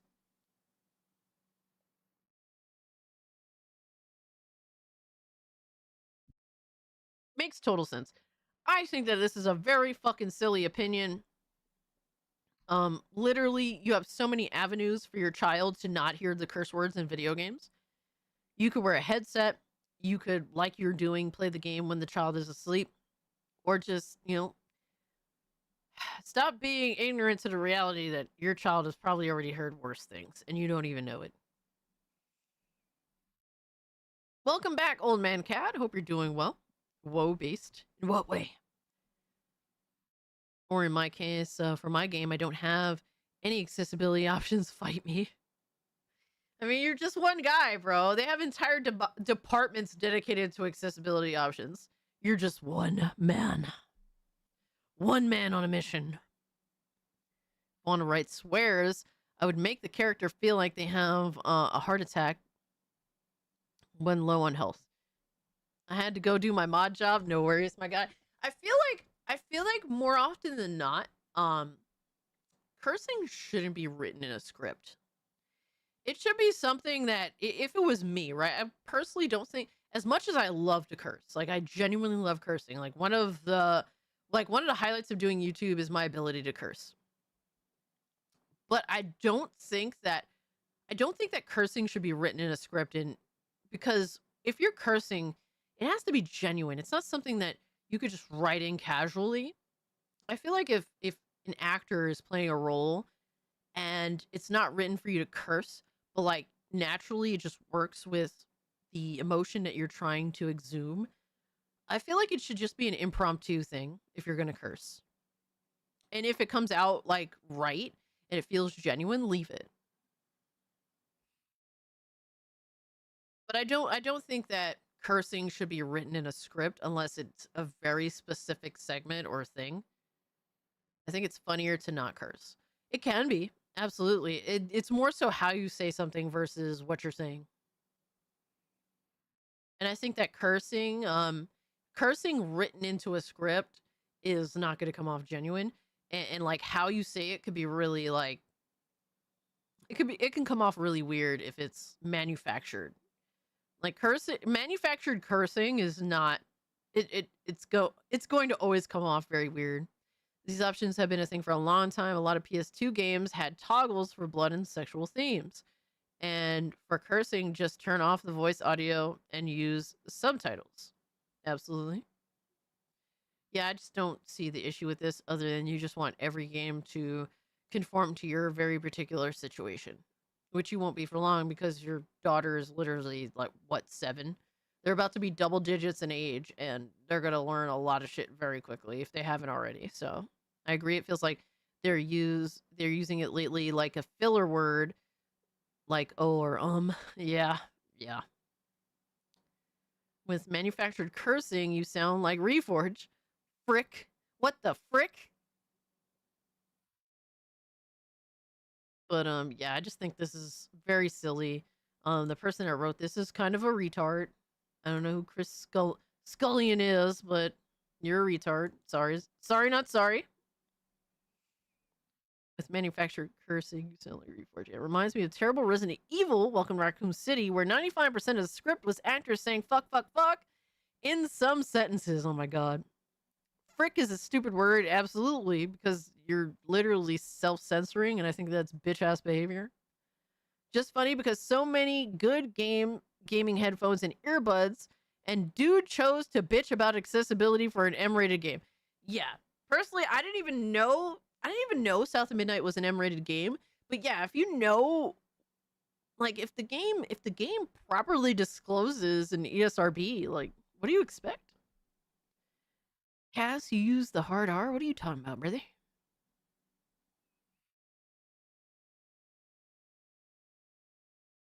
Yeah, but that's good, right? I don't know. It's very Gen Z. True. All right, so to get into the Xbox bad, all right? So we got Xbox report, Q2, fiscal year 26 results. Total gaming revenue was down by 9% year over year. With Xbox, content and services were down by -5%. Hardware revenue dropped -32%. This is basically Xbox numbers, blah, blah, blah. You guys know that I don't really give a fuck about numbers. In this case, I kind of do because I want Xbox to do poorly. And don't get me wrong, I'm not like Xbox bad. I want Xbox to die. No, I want Xbox to correct their poor behavior, right? I totally fucking said that Game Pass is not worth it with that 50% increase in price. It is retarded how expensive Xbox Game Pass is now. And I wanted them to suffer for their poor behavior, for their poor pricing. Anything that is a 50% increase in price when it comes to a service is literally just telling you as the user to go fuck yourself.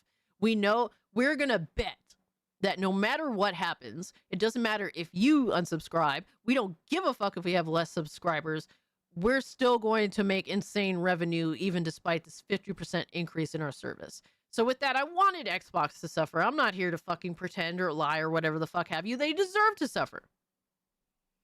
And sadly, I think that they should have suffered more than this. Content and services being down by -5%, I think is... I don't think that they're going to be in a negative for very long, unfortunately. I want to see their console sales hit a -360%. LMAO, the irony would be, oh my god.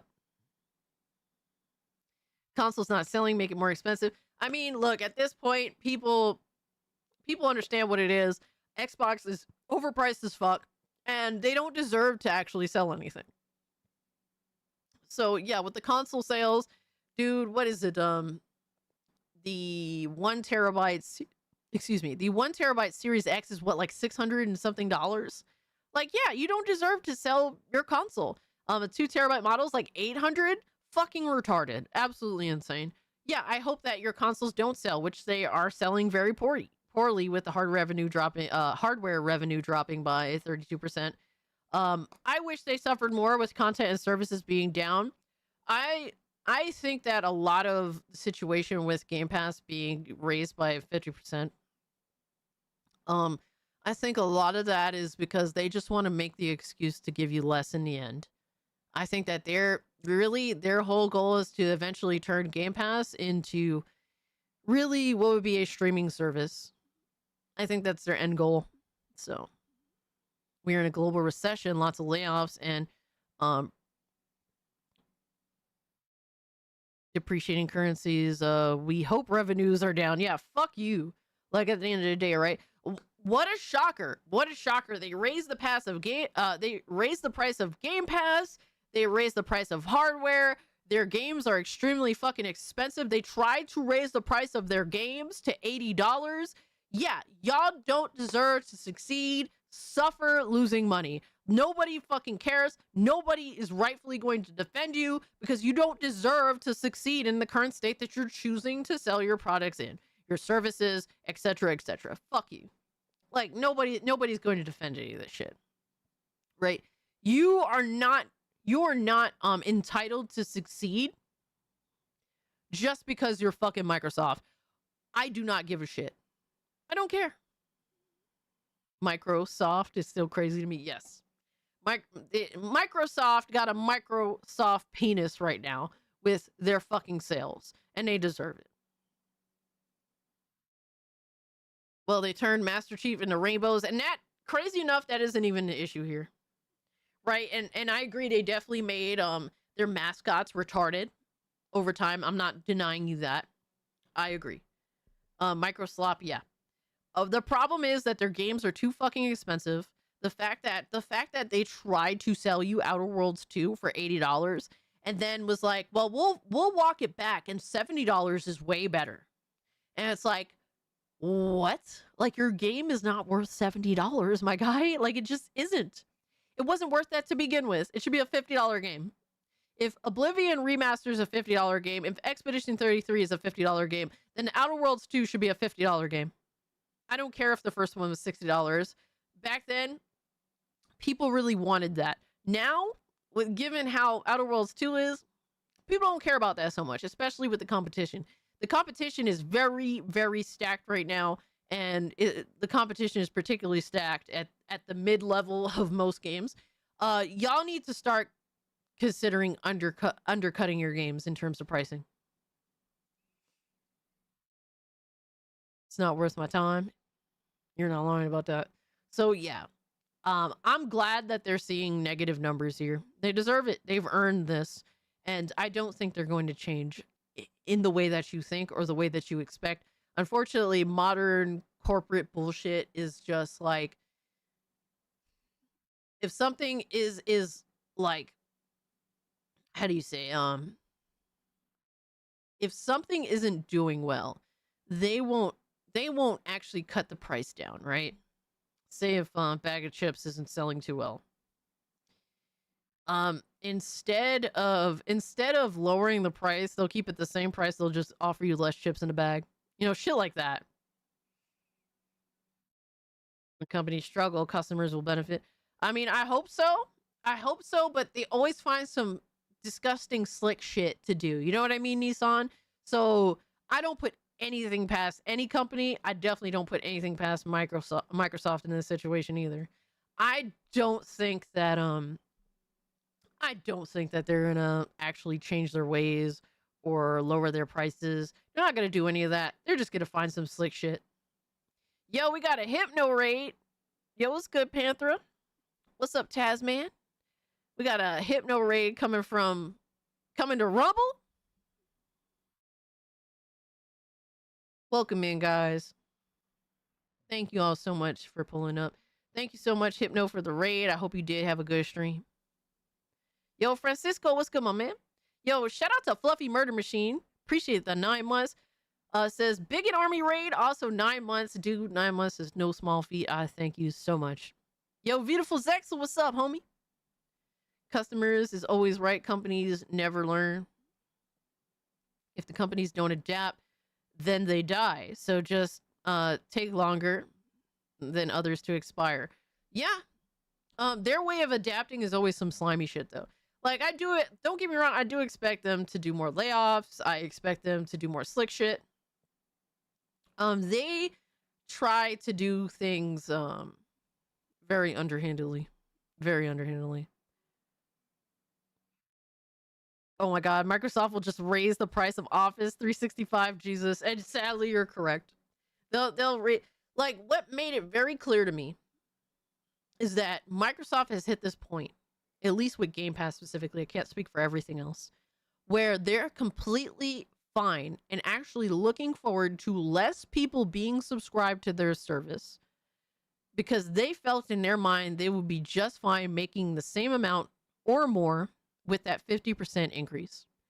They want less people to be invested in Game Pass. They just want the people that are invested in Game Pass to pay more. And that to me is very dubious. Like, this is what EA has been up to for years, like years ago. A decade ago, we was talking about this. I remember discussing with friends, like, you know that EA actually sells less games than they did, you know, last generation, right? And I was saying this during last generation. So, like, I was saying EA selling less games, you know, PS4 generation, for example, versus PS3 generation, and they're completely fine with it because microtransactions, despite selling less games, they're still making way the fuck more money than they ever have been. So they were completely good with literally just saying, go fuck yourself if you don't want to jump into our shitty game. Well, we don't have any problem not selling our game to you. We'll just go to our cash cows. And that's where shit got super fucking nasty. Microsoft pushing 30% profit margins across business. Yeah. And they deserve to suffer. Fuck them. Insane cloud glossy logic. Yeah. Bet they raised the price to $4,200 in terms of what? Yeah, we got Filter in the building. Where's Filter at?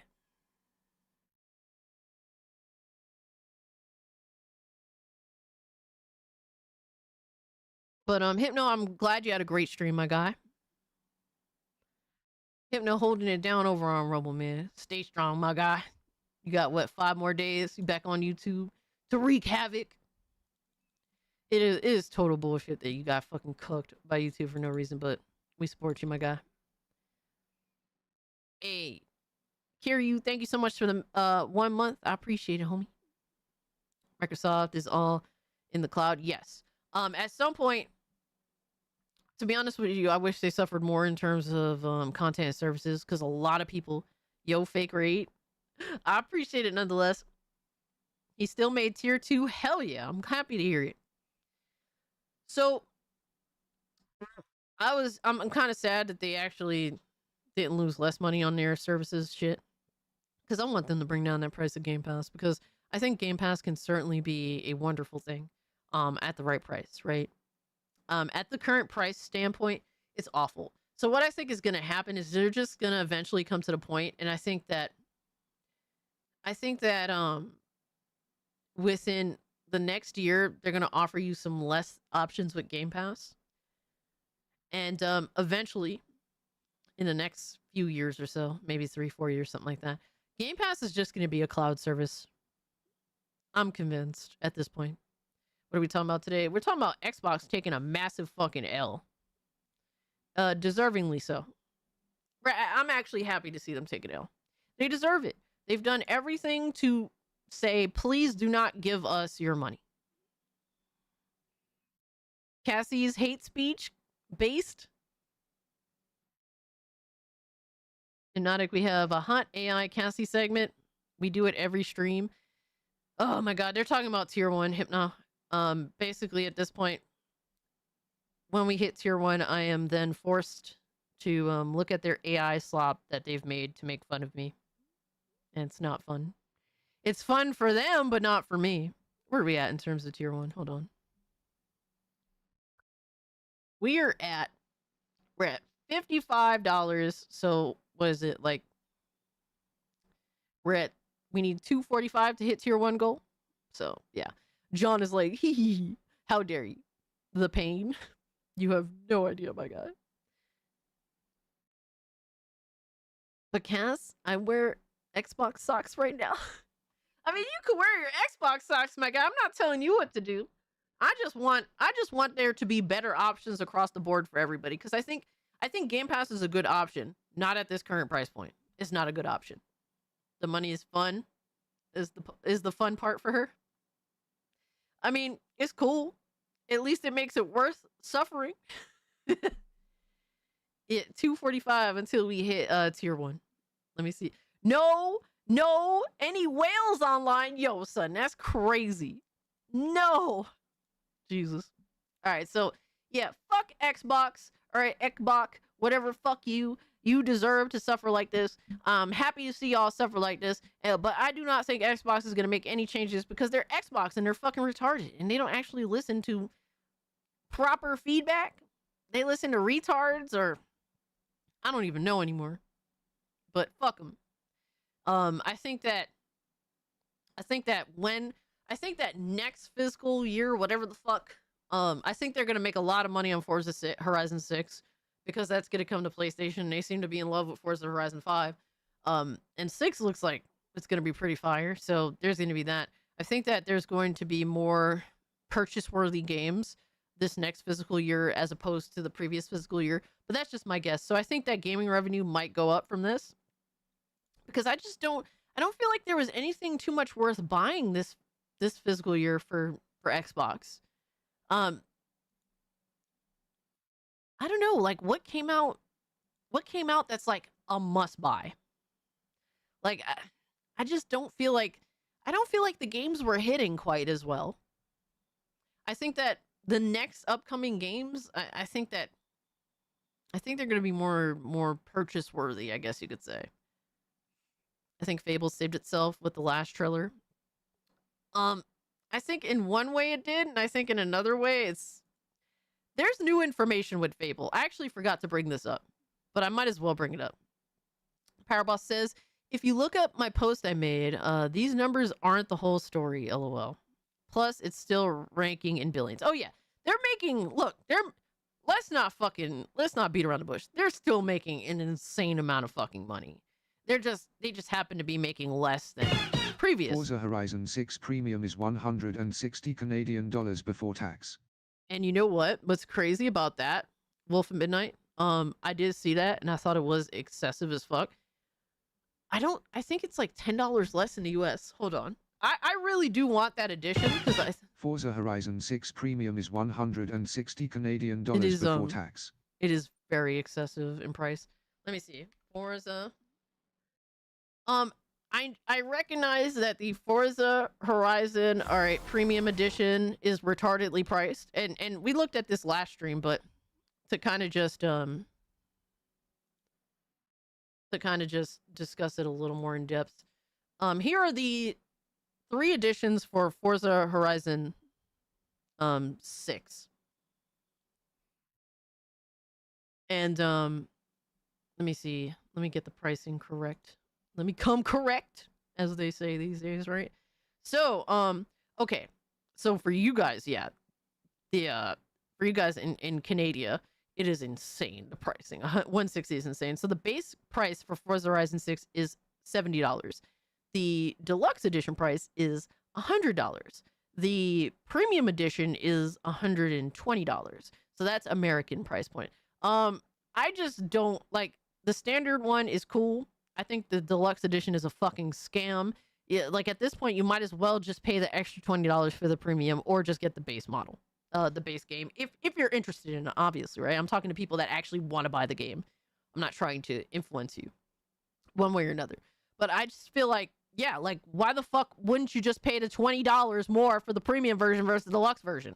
Or just be happy with your standard version because you're still going to get a lot of fucking game with the standard version. It's not even like, you know, not to downplay the fucking game itself, but any additional content included but not limited to car packs is not included in deluxe or premium editions or in the premium upgrade. Cars featured in any other DLC car packs are not included with the VIP membership or the car pass. So that means, despite paying $120 fucking dollars for the premium version, or in your case, $160 Canadian, there's still gonna be more DLC that's gonna be more fucking costly, and you gonna have to pay more fucking money for it.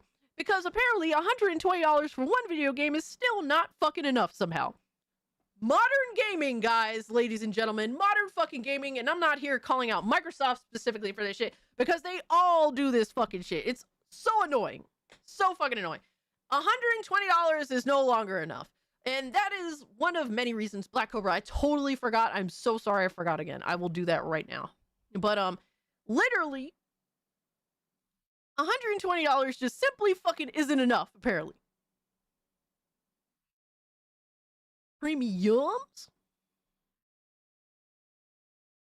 Wait for a sale, if at all. Fluffy, I agree with you, but I'm also a fucking whore, and I want the game.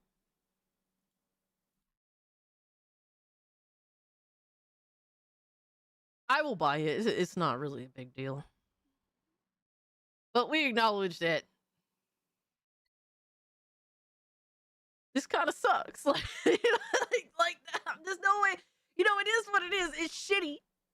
I mean, shit. You want to see something crazy that's getting major clipped? Good. Fuck them. All right. So you think that's bad? I'm gonna show you what's bad. All right. And I'm gonna end up paying for this because I'm a fucking simp. All right, I'm being completely honest with you. All right, as fucked up as Forza Horizon 6 is, for example, I will show you a game that is even fucking worse than I'm going to end up getting the Omega fucking price version of. And give me 1 second, Black Cobra. I will watch this trailer. I will that you sent me, but I just need to show people the stupid shit that I am going to simp for, so that you guys can roast the fuck out of me.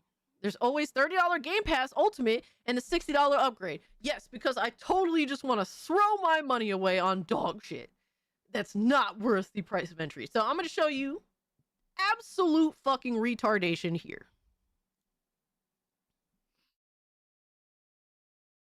You know what? Matter of fact, no, I'll bring it up here. We go to the main shit. All right, so. Oh no, do we not have a page yet for it? Hold on. I don't think that there's a store page for.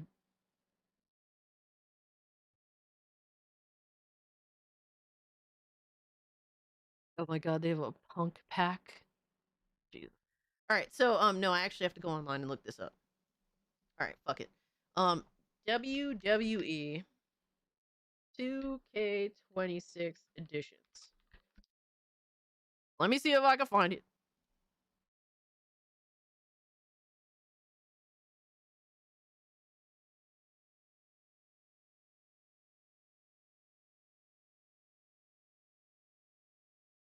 All right, so here is the tea, as they say.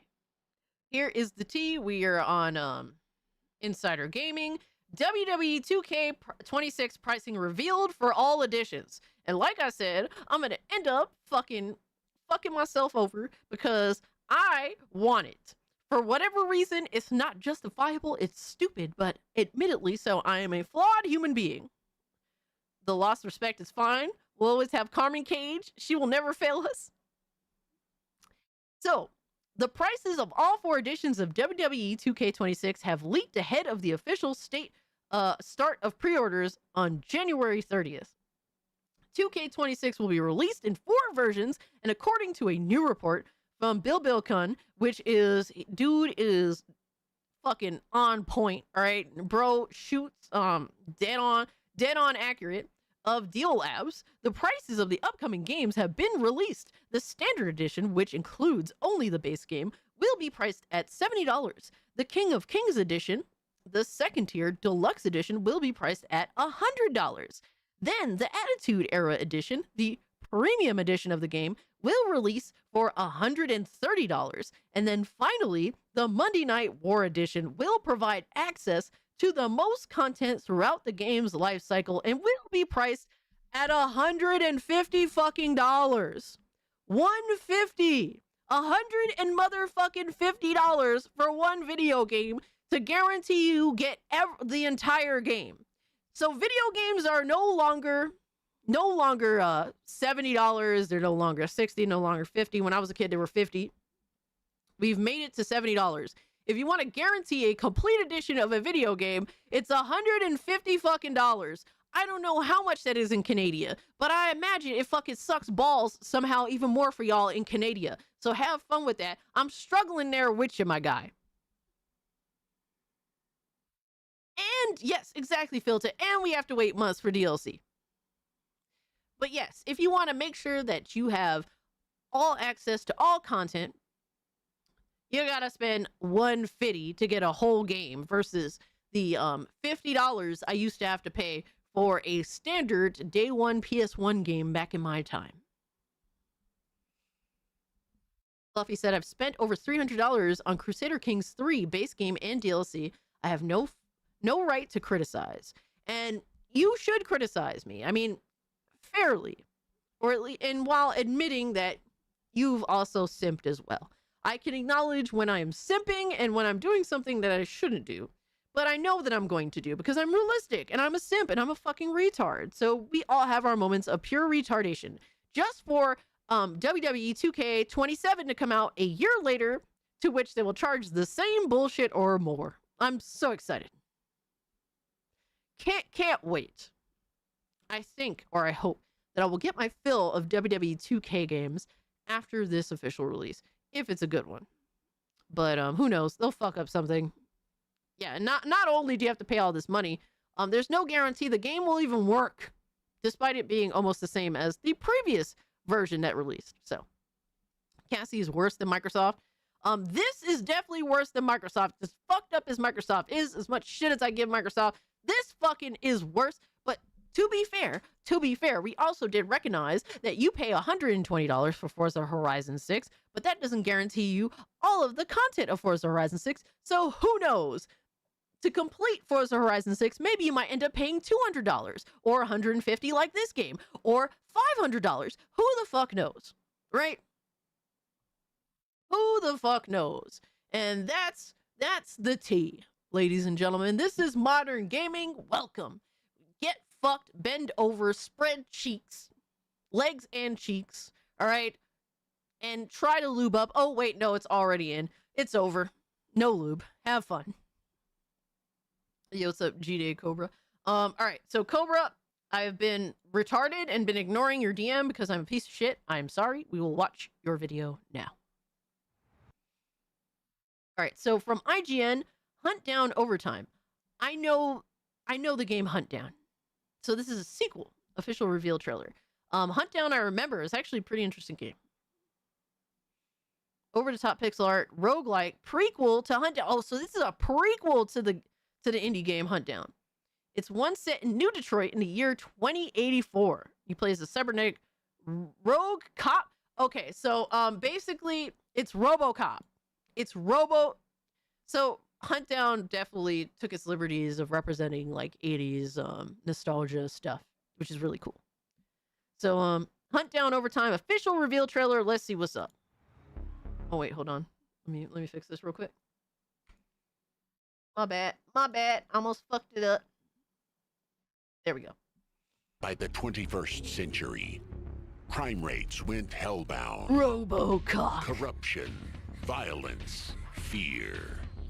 The authorities wanted order. Yo, this art is heat. But what they got instead Oh, was the bounty hunter John Sawyer. They said the job comes with benefits. Is he cheeked up though? Called it improvement. But they built a war machine. And it grew ambitious. Your move, creep. They call him Rogue. He calls it a career. And he intends to put in the hours. Okay, so he's like a rogue police officer, so that's where he differentiates from RoboCop. I like the art style so far, at least with the presentation of the cutscenes and whatnot.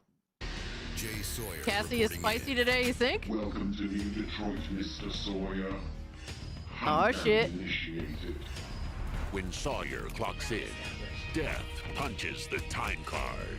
Move it. Not now. Heads up. You're dead. Oh shit. Okay. Okay, I like his little twang. All right, I like his demeanor. I like his swag. Is a well-earned cut. Ah, my favorite customer. Every death, a lesson. Damn. Homie got smoked. Time is money. Break time. Did he just smack the shit out of him? That's funny as fuck, I'm not gonna lie. Wears a coat like Jack Reacher. Not here. He adapts. Evolves. Pushes harder. Until the job is finished. He doesn't do shifts. He doesn't do weekends. He only does overtime. Okay, yo, son, I could dig it. Yo, that's fire, low key. Low key, bro.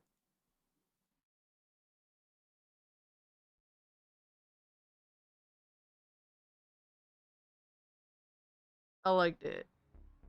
It's got style. It's got a cool style. Mega Man slot. It's like 2D Duke Nukem. Yeah, you're not wrong, right? I like that. That is cool, mate. I'm not gonna lie. Hell yeah. Reminds me a bit of Broforce, yes. Because like Broforce and Hunt Down kind of grab from 80s like nostalgia action films, stuff like that. I might buy that for $1. Hell yeah. All right, so that was cool. Thank you so much for that recommendation, Black Cobra. I'm sorry it took a while. I was fucking spurging. I'm sure that you understand though. It is what it is, right? Occasionally I can be a spurg. Comes with caring. All right, so what did I want to bring up? Oh yes, Fable. So slightly concerned with Fable, not because of what they did show us, but for what I ended up finding out after post show. Let me see if I could find this discussion, because it is actually some other shit, and I would like to get your guys' thoughts on this.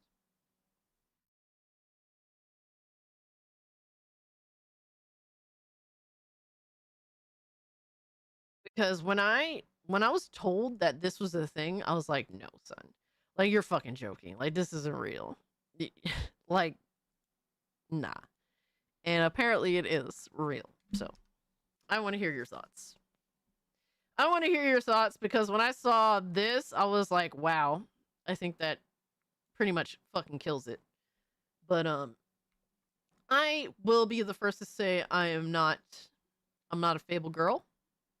Fable's not my thing. I'd rather default to the real fans. So let me know what you think. Right? So from GameSpot, Fable's pulling inspiration from an unlikely and extremely popular TV show. The new Fable game will be very British.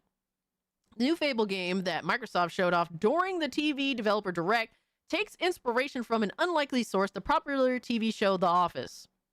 The game director, Ralph Fulton, said in an interview with Xbox that British humor manifests in lots of different ways throughout the game. The team at Playground, which is based in England, was inspired by the rich variety of British comedies of the past 2 decades. And obviously Fable, don't get me wrong, Fable is supposed to be comedic. So comedy, aiming for comedy, cool. Now, modern comedy is not very funny, so I don't know, what inspiration of comedy that you're going for here in terms of variety, but obviously Fable has to have a... Yes, Fable with mockumentary style. Yes. So was inspired by the rich variety of British comedies of the past 2 decades, including Ricky Gervais's The Office, as well as Peep Show and It Crowd and others.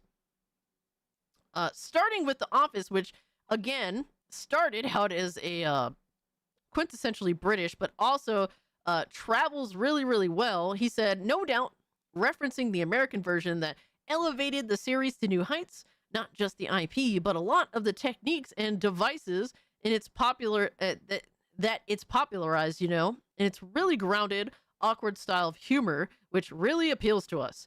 For The Office specifically, Fulton said that the new Fable will feature a mockumentary interview style for some scenes. People might have assumed these scenes were only made for the game's trailers, but they are actually used throughout the entire game. So you could be in the middle. You could be in the middle of a fight. All right, with a character, whatever the fuck, that's assisting you, for example. It could then cut to like a cutscene of this character to which they're sitting in a room talking. Like, yeah, I actually used this crafting. I'm a professional of crafting this potion, and so I decided to use it for this battle. Like, yo, son, that is the gayest shit I've ever heard in my fucking life. Here's my problem with modern video games. They want to do everything but be a fucking video game. They hate gaming, I'm convinced. These games want to play like movies. They want to fucking control the game as you're trying to perform gameplay. Like, involve yourself with the gameplay. They want to take over the fucking game for you, take over the controller for you. They want to be a television show now, unironically.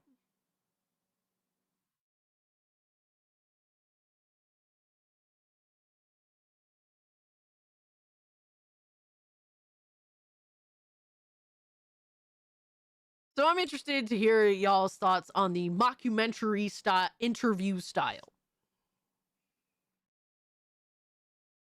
Props to them for the self-report. That takes bravery.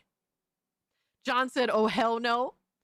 Fable comedy is more Shrekish, donkey optional. Never The Office or anything close to it. And I get where you're coming from with that. Identity theft is not a joke, Fable. Nissan said, I don't see the issue with this. People got inspiration from many sources. New studio with a new direction. Fable got a trilogy and it's now been years. I'd rather get something new versus apting for old games. And I understand, like, we've innovated, whether you believe modern gaming is innovating or digression. That's, subjective, obviously. I can understand, like, being like, I want to see them try some new things, go in a different direction. But this just sounds, to me, look, I'm not a Fable fan. All right, I can't say that if it was exactly like a traditional Fable fan that I would like it, because I'm not a Fable fan. I think that there was interesting things when I played Fable 2, but it didn't lure me in. It didn't drag me in. And some people might find that like, how, Cass, how? It's the best one. And like, it's just not, I'm not a high fantasy fan. All right, but just looking at it from the perspective of a gamer, this sounds really fucking gay to me. I'm sorry. Like, it sounds really fucking lame. I just think that shit is some clownish bullshit that they're throwing into a game as a cheap way of trying to come off as funny that just feels like it would be more than anything else intrusive and fucking lame. But that's just me. But like I said, I wanted to bring it up to you guys because I'm interested in your thoughts on this specifically because I'm the outsider. I want to gauge y'all's thoughts. Sounds like Final Fantasy boss fight cutscenes, but terrible. We need more insane devs. I can kind of see that. I wouldn't mind a little more crazies. In a less socially progressive way, just preferably not socially insane, more so just insane in general, creatively insane, I guess you could say. People who hate video games make video games for people who hate video games. Apparently so. Apparently an RPG equals a sitcom, I guess, right? You're gonna hear, have you tried turning it off and on again? But movie games already exist. It's called The Last of Us. Oh man, part 2, my god, part 2. I mean, what? We need more insane devs. It sounds like Final Fantasy. Everything looks the same these days, so anything new should be given a chance. Okay, I get where you're coming from with that format. Mockumentary isn't as bad as the stuff in the Fable video I put in Discord. Let me see if I could pull any of this up since we're on the topic of Fable. I see you pricks in the fucking watch channel. The watch voice chat. Fuck you. Okay, said Fable is cooked. A Fable, a game made for the wrong audience. Oh no. Saladino? I don't know who this is. Hold on. I'm curious. But I'm also not sure where this person is going to go with this video. Let me see. I recognize that name too, by the way. I just don't know who the fuck it is. Oh my god. It's like a 24-minute video. Shout out to you, holy fuck.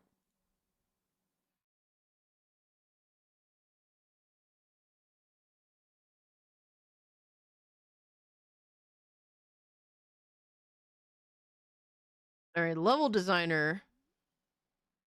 Playground Games Fable is non-binary, trans, feminist, they, her.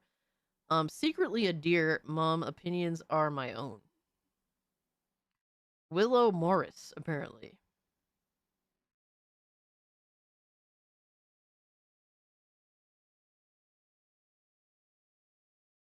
Aren't you guys excited? Aren't you Fable fans excited, my guy?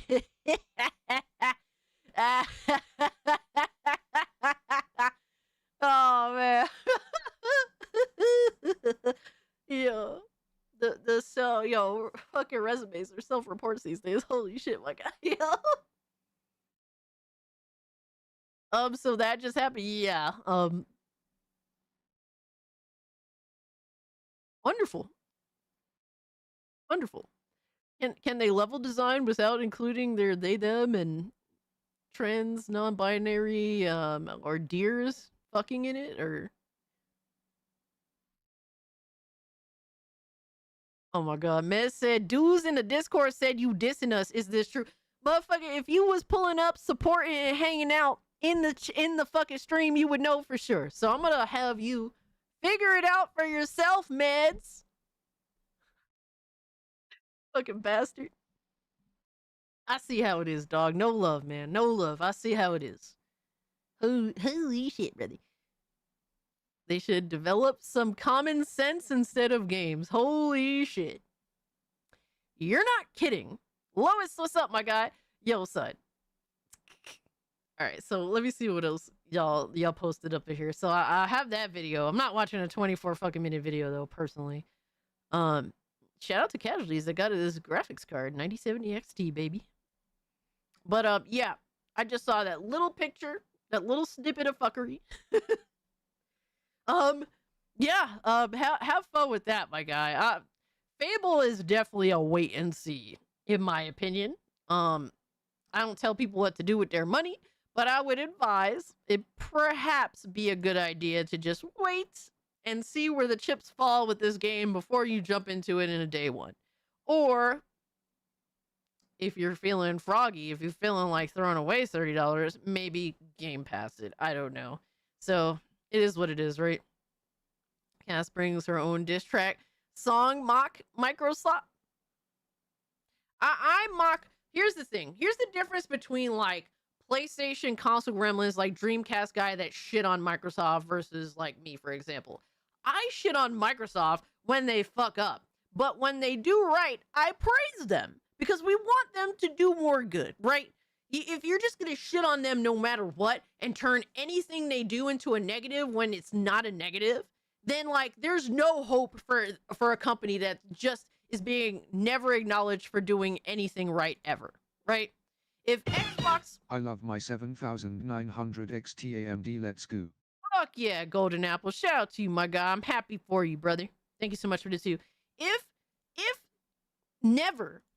Xbox never gets any praise, no matter what they do, good, bad, ugly, if they're never actually, you know, given positive feedback for any good thing that they do, they're literally what happens is what's happening now. Game Pass gets risen by fucking 50%. All right. Fucking the Xbox itself is fucking $800 for the 2 terabyte Xbox Series X model. What, like 6 something for the 1 terabyte model? Like they're never actually gonna do anything good because it never actually brings forth like a positive outlook, or like they never, by being the cheaper company, right, that offers cheaper consoles, that offers better, like a subscription service that is reasonable as fucking price, that offers a good value for what you're, you know, paying for it, right? If there is zero incentive for them to give you anything good because they don't get anything out of it, they're not going to give you anything worth a damn. They're not going to give you anything good. If you're just always going to be Dreamcast guy, and since like fucking 2022 or 2023, since been saying Xbox is dead, right? Like, if that's just always going to be the case, no matter what good shit they do, no matter what they do at all, then obviously it's going to come to a point where Xbox don't give a fuck whether they're good guy, bad guy. They just want to be a piece of shit, and they just want their money. They just want their 30% fucking, you know, cut from everything, right? That's literally what it becomes. It's no like we're trying to experiment with giving the user something of value and see what happens. There's none of that anymore. It's just we want 30% revenue out of every fucking thing we do across the board, even if we have to do the most fuck shit imaginable. And that's what they're doing. All because of motherfuckers not actually giving real, genuine feedback towards Microsoft when they do good, when they do bad. You also have the shills that are just always gonna fucking keep Microsoft shoved down their throat no matter what.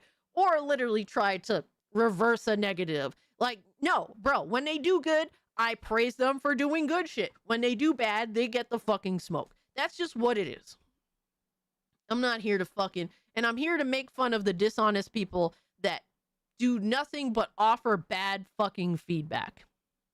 If you're only gonna ever fucking dick eat Xbox, then you're gonna get the smoke from me. If you only ever shit on fucking Xbox, you're gonna get the smoke from me. Because you're literally giving them no real valid good feedback that actually helps them make good fucking decisions. Because you're fucking retarded. Gooncast guy. Yeah, fuck that bitch.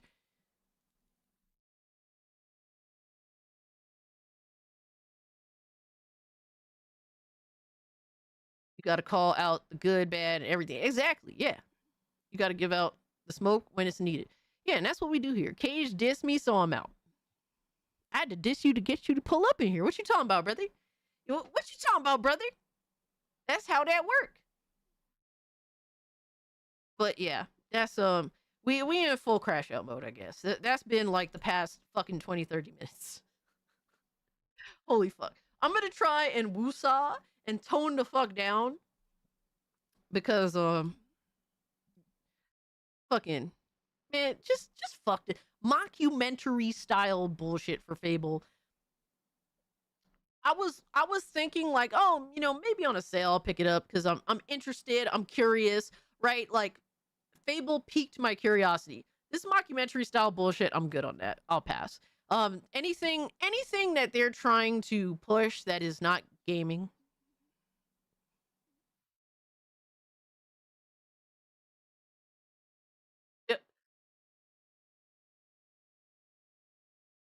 You're acting like we've already failed, good sir. Who knows what happens? Well, the best thing Oh my for god, I next forgot week, that I'm you muted. get double the diabolical joy and absolute cinema. Hypnotic, thank I you am so much going for the hard and 5. using fun themes. Thank you. He says Struggle Bus Thursdays. Well, the best thing for next week, you get double the diabolical joy and absolute cinema. I'm going hard and using fun themes. You acting like we've already failed. Who know, bro? It's only midnight. You know how long this stream goes. It has just, arguably the stream has just begun because I've been ranting and raving and just being a fucking maniac and totally losing track of time from 8 p.m. to midnight. The night has just begun, brother. We haven't even gotten to fanboy content yet. Who knows what's going to happen? You've acted like we've already lost. It has not happened. Yeah, let's calm down with a Pepsi and refreshing choice of a new generation. Yo, fuck that shit. All right, Pepsi is trash. All right, Pepsi is for Gen X losers that can't appreciate a damn good thing. All right? Time is relevant anyway. Yo, what's up, Lindo? He said flick her like button, smash the subscribe, slap that react button. It's no Pepsi time, damn it. But yeah, the whole mockumentary style thing, miss me with that shit. Any major feature that detracts from the user engaging with gameplay, I personally hate. I am very disinterested in. So that is definitely not a for me thing. Personally, I was generally curious about Fable, like I said. They weren't going to get me day one, but on a sale, I wouldn't mind pulling the trigger out of curiosity. But the whole mockumentary style thing, I'm out. I'm good. Don't need it. Fable, whatever. Have fun if you're interested. But for me personally, next game, I'm out. Lowest Expectation says, yeah, I heard about this. I'm 100% out now. F the new Fable. Yeah, it just sounds so fucking lame, bro. So fucking lame. It is, ugh. I just hate new features that take away from the gaming experience overall. That's just me personally. Some of you might feel different. Some of you might just want something new. And I get that perspective, but for me, I just want games to revert to being simplistic in nature, if anything, right? For me, the best point of gaming in which I think that they took what was important and didn't try to do anything extra was like 7th gen. Like for me, I love Mafia 2. Mafia 2 is a very simplistic game of nature. I don't need anything extra, right? I think despite Mafia 2 being simplistic in nature, I enjoyed it for what it was. It told you a good story. The cutscene was the cutscene. You watched the cutscene, then the gameplay just let you fucking play. The game was easy to learn, nothing crazy, and I was intrigued to progress in the game because I wanted to get more of the story and engage with just the basic combat. I like, for me, bro, is RoboCop like the most innovative thing ever? No, it's not. It really isn't. It just knows what it's doing and it does it to precision in terms of gameplay. And I'm completely fine with that. I don't need new innovative ways to play video games. I just need games to really hit the nail on the head on what it is to be a video game and to carry that, like, the gameplay out very well. Like, how do you say, like, I don't know, just be good at what you do instead of trying to do a bunch of bullshit that you're not good at.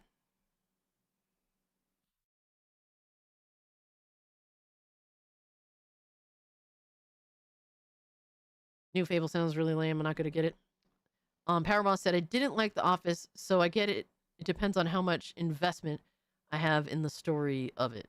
And yeah, I mean, who knows? The story could be awesome, you know, like, but it's just these weird things that detract from the game and the gameplay that are just a turn off to me personally.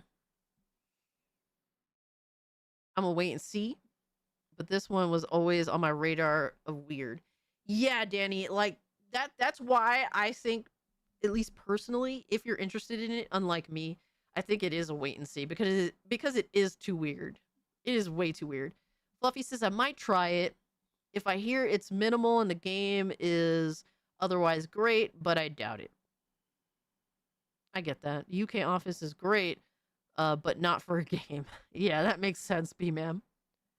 I'm sure if they re-release Pong today or Donkey Kong, they would add cutscenes. They would add a bunch of extra bullshit.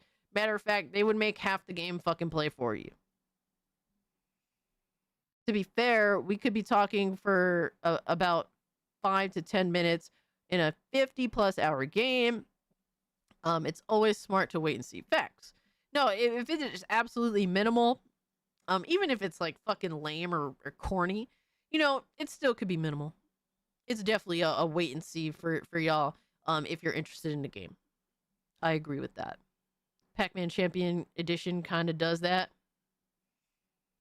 I will not bow to any sponsors. Eats a bag of Doritos.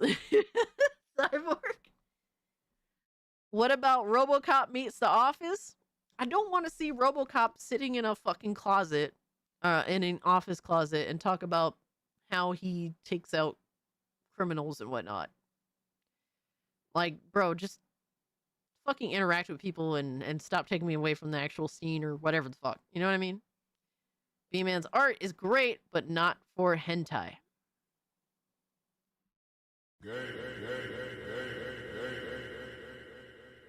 It could also be over-exaggerating for the article. A lot of these types of press are just fluff. Yeah, that could be the case. I waited until Dragon Age comes out this last time, and it still was trash, and I didn't get it. Yeah, I mean, at least you got to see what the fuck it was. You know what I mean? Like, the great thing about modern gaming is that the longer you wait, the more likely you are to benefit from it. And at least you get to see like people play through the game and actually experience it, and you could judge for yourself by an individual that you watch, a streamer or whatever have you, their experience versus, you know, their experience, what they're showing you. They can go through the intro of the game. I think I mean, at least we have, you know, many methods of figuring out whether we like a game or not, besides just taking a fucking chance, a shot in the dark. All right, so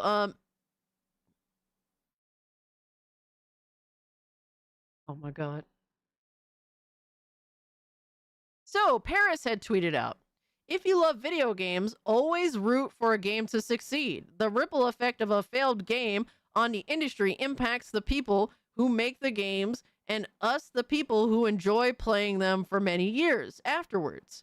You're witnessing that impact right now. Bitch! Shut up, bitch!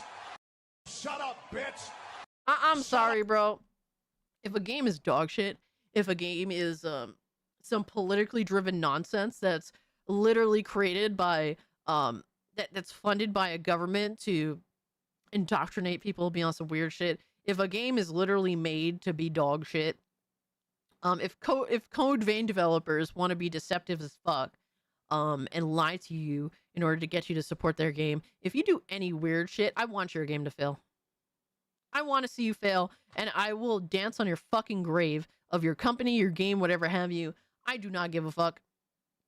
There's too many. If you want to sit on Twitter and you're the, I don't know, PR representative of this fucking whatever fucking game, all right, this Joe Schmo game, and you want to talk shit and you want to be a bitch on Twitter, and you want to cry about it, and you want to cry about some petty shit instead of acting like a fucking professional, I want your game to fail. Fuck you. Like, I'm just so tired of hype beasts or influencers, hype beast influencers, or access media influencers saying, like, acting like the only acceptable thing is to see that a game succeeds and to do everything to see a game succeed. First and foremost, no company is entitled to your money. No company is entitled to my money. They have to go out of their way to earn that money, to earn my time, my money, etc., etc. There is, like, this idea of game companies being entitled is fucking insane. It is ridiculous. If a company is incapable of actually understanding what the player base actually wants, needs, desires, etc., they do not deserve to continue. I'm sorry. There is no continue for these motherfuckers. There is no put in another quarter and hit continue if you have no idea what the fuck your player base wants. That's just how it is. Like, that's why as a company, you need to do all the right shit to make sure that you have the optimal ideal means of success. So stop hiring people that don't know what the fuck they doing just because they skin color is a certain color, or just because they happen to have a certain thing between their legs, or because whatever have you, surface level shit. Hire them because they actually know what the fuck they're doing. All right, stop hiring people that have their own personal political agendas that they will selfishly use upfront to your audience, selfishly throwing away all of their fucking fellow employees' work for many years because they selfishly want to push their agenda. They selfishly want to they selfishly hate the people that they want to sell their game to. All right, basically shape up in this industry. Get fucking real. Realistically, you don't have infinite money, and if you cannot recognize that, if you cannot respect your user base, knowing that money is finite, knowing that the potential success of your business is on the line, start doing the right thing. Because there is everything that has happened in this industry in regards to companies failing, publishers just shitting the bed entirely, Ubisoft situations, etc., etc., EA selling out to Saudi. This is all their own doing. You can't sit here and pretend that these companies never did anything wrong. They didn't deserve this. Blah, blah, blah. They've earned it. They've earned it for a multitude of years. So I'm sorry, all right, industry influencers, hype beasts, whatever have you. I'm not going to sit here and pray that a game succeeds if it looks like a hot, steaming pile of shit that somehow managed to make it to, I don't know, the Nintendo Direct, or was it PlayStation, whatever the fuck's Direct. All right, the Xbox Showcase. Like, if the game looks like ass, I hope it fails. Fuck that. Was this a reaction to something anti-woke, or is it just in general, like ponies rooting for Xbox to die?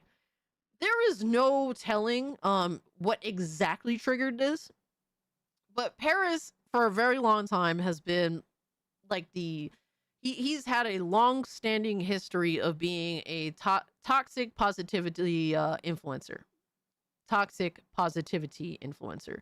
He has a very long history of that. So it wouldn't surprise me if it's just an all-around sort of thing. Do not pass go. Do not collect $200. Facts. Look at Pocket Pair. You doing the right thing, and while Nintendo is trying to shit on their life, even despite all that, Pocket Pair is extremely successful because they're expanding. They made a game that people like. They're continuing to improve that game that people like. It's not a full complete game, but it is going to be a 1.0 game fairly shortly. And people that have already bought that are going to see that 1.0. People aren't being ripped off for playing Pal World. Right? Pal World, Pocket Pair, they're doing the right thing. And they're expanding, and they're seeing all levels of success, even despite Nintendo trying to kill them.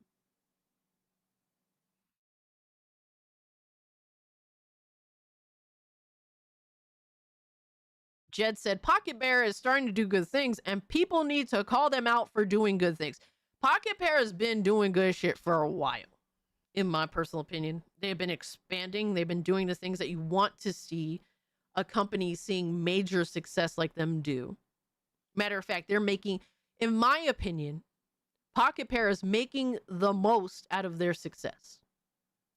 And I like to see that. Because you know what? When one company fails, another company pulls up to replace them. I would like to see Pocket Pair become the next EA in a better way. Ideally, right? I think everything gets corrupt eventually. But I hope that at least within the next 10 years, Pocket Pair will rise to a prominence that really is a threat to Nintendo. Right? To where Nintendo can't get rid of them. They will have to outdo Pocket Pair and whatever is going on, right? And that's what I want to see. So it makes no difference to me. People are going to buy video games one way or another. If you buy video games, you're going to continue to buy video games. It's just that you're going to buy different video games. And if these companies don't want your money, you will take it elsewhere. And that's what it is. And these companies will be replaced by other companies. And then those companies will be replaced by other companies. That's how things work. You know what?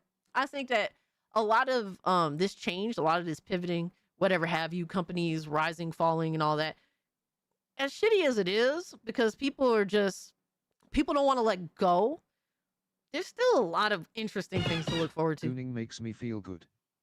Console gremlins. Blah. Pocket Pair is navigating this properly. I think so too. Also, Ghost in the Shell July 2026. Absolute. Really? So a new anime from Ghost in the Shell? Because the last one that they did with Netflix, I was not feeling it at all. I watched like a couple of episodes of it and I was like, ugh. Let me see. But Brandon, thank you so much for the $5. I have like, basically Botrits is doing this thing where it keeps repeating. And so, yeah, sometimes it throws me off. Thank you so much for the 5, Brandon. I appreciate it. So he says a manga adaptation, a real adaptation. That is interesting because the manga is very different from the original film. Very different. Motoko Kazunagi, she's more goofy in the manga. She's a lot more goofy. She kind of comes off like I don't want to say like a Goku type, but she's way more like laid back and like cutesy, I guess you could say. So that's going to be really interesting. I don't know if I like the manga more than I like the original film, because the original film is so important, influential, and really cool, and it doesn't spell shit out for you. Yeah, Ghost in the Shell Rise was garbage. That shit was garbage. But what was the Netflix show? Let me see. Ghost in the Shell. Was it Arise? No, because Arise was the one that came out before the Netflix show. Oh, Ghost in the Shell Standalone Complex 2045. Yeah, that shit was kind of dookie. I thought the animation was fucking weird. I did not like that shit at all. I was not into that shit at all. Yeah, 2045. I wasn't feeling it. But hoping for the best. I mean, following the source material is not a bad idea. Whether people like it or not, it's going to be interesting because it could be amazing, but people may still not like it. So I'm curious to see how they pull that off. But this from Science Saru is going to be peak absolute cinema. I hope so. Netflix made Tomb Raider Larry Croft. Oh my god. Oh, thank you so much for giving me a shout out on Twitter, Jed. I appreciate you, my guy. But show the 30-second preview. You know you want to? Okay, so they do have a preview. Yeah, we'll check it out. Fuck it.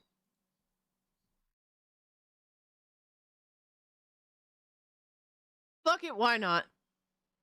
I'm already just all over the place to begin with. Show the 30-second preview. This stream? You know you want to. This stream has been insane. Lindo says, I saw Botrits join the channel twice in the beginning of the stream. Is that the echo? There's 2 of them. I think so.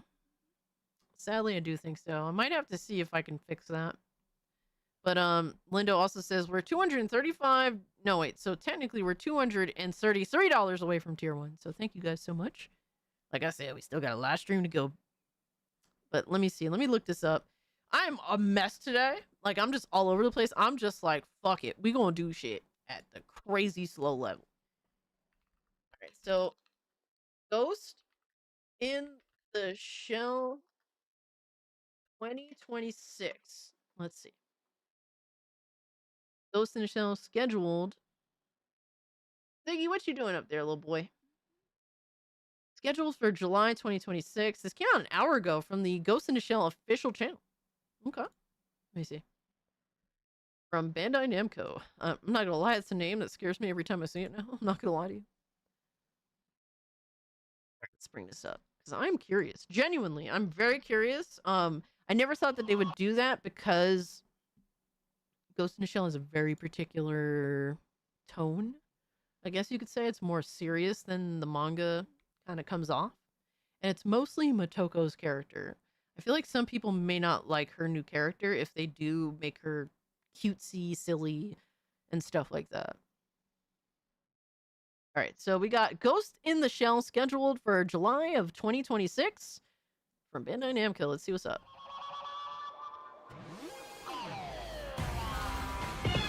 I added input mapping to my options menu.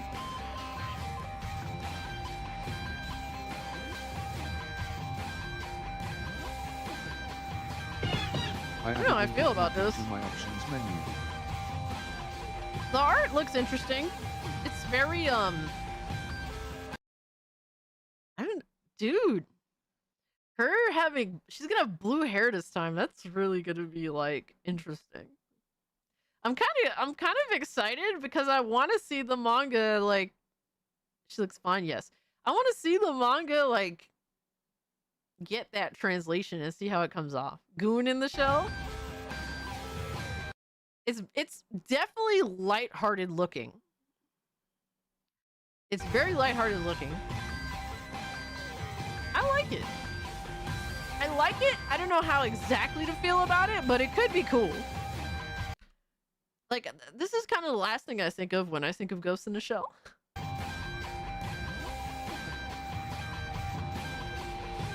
I do think the art is cool.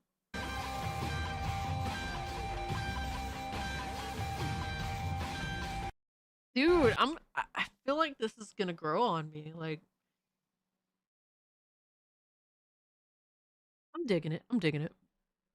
They got one more chance, and then you just cutting them off, Radio Chimp. I mean, look, like I said, it's long time like Ghost in the Shell fans that really love the original film because it's like one of the greatest films ever made. You're gonna have to be a little open-minded for this. That's what I'll say. Music sucks. Science, Saru, don't fuck around. You're going to have to be a little open-minded for the actual manga adaptation. You're gonna have to be. It's definitely a little different. But I think if you give it a chance and they do it right, it could be fun. It could be really fun and cool. And it'll definitely have its moments too. This a movie or a series? I just got back. Is it supposed to be? Let me see. An all-new TV series, The Ghost in the Shell, premieres July of 2026. Based on the manga Ghost in the Shell by Ashiro Masume, originally serialized in Young Manga magazine.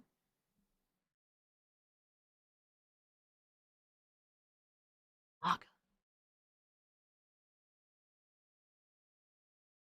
I would need to look into these people, but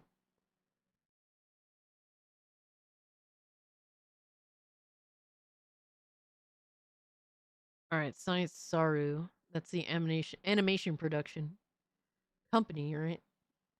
Hey, man, I even like the logo. I like how it's kind of flashy. That's cool. It has like a new shine to it. Stanley Kubrick came back to life and composed this music. Oh, man. All right. I'm down. I mean, I think it'll be more interesting than the fucking Netflix bullshit.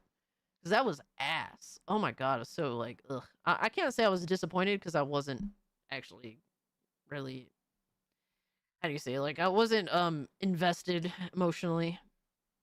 Okay, gotta go to bed. Good night, everyone. Have fun. Stay warm. You too, Miss Bella. You stay warm. Thanks so much for hanging out. I appreciate it.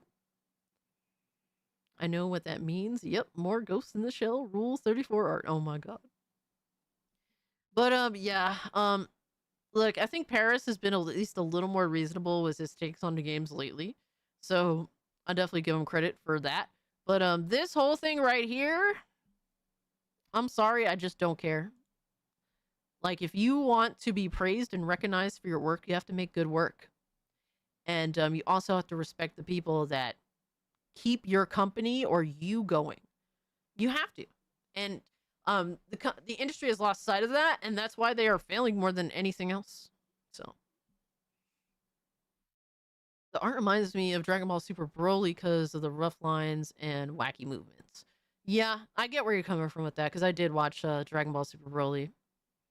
Science Zero is new. Ping Pong and Don Da Don are their best known works. I've heard of Don Da Don. I haven't heard of Ping Pong. I mean, besides the actual game itself. But yeah. Anyway, apparently Kiss Move got roasted to hell for his new PC endeavors. Kiss Move is an Xbox fanboy that has very recently moved to PC, and he is clueless, and he has nobody to help him because he's surrounded by a bunch of Xbox fanboys that don't actually know anything about PC, and he's kind of one of those. So, he was apparently trying to play... Fuck is this bullshit ass game called again? Literally, I keep forgetting that it exists every 2 seconds, and then I keep getting reminded that it exists. Highguard. He's trying to play Highguard, and Highguard requires the secure boot. And a lot of people face this issue with Battlefield 1 on PC, and they've already resolved this issue. So most PC gamers that are playing new PC PC multiplayer games, they've already probably resolved this issue on their own front. But then you have Kiss Move, the straggler, who's jumping on board to PC gaming now. And he has no fucking idea what secure boot is and that it's disabled. So he had no idea what to do. So he posted this. He said, please, obviously you got to go into your BIOS and turn it on. Me no like secure boot. Yeah, fucking annoying shit. Poor dude faced the worst boss in every PC game. DRM, yo. Yo, for real, right? Sad realities. A noob figuring out secure boot. Look, Valiant, I'll be the first to say, I had to figure it out too with Battlefield 1. I had to figure it out, but guess what? I have friends that actually won't fucking shame me for not knowing shit. Right? So I figured it out. A couple homies walked me through it and figured it out pretty instantaneously. Like, bro, you just gotta have some real friends that actually give a fuck and want to actually give you good information. But I don't know. Kiss Move don't have PC friends, unfortunately. So hopefully he'll figure it out eventually. But I'm assuming somebody walked him through this, especially after he posted this. To which everybody roasted the fuck out of him, pretty much. Jez even roasted him, saying it means you should go back to Xbox.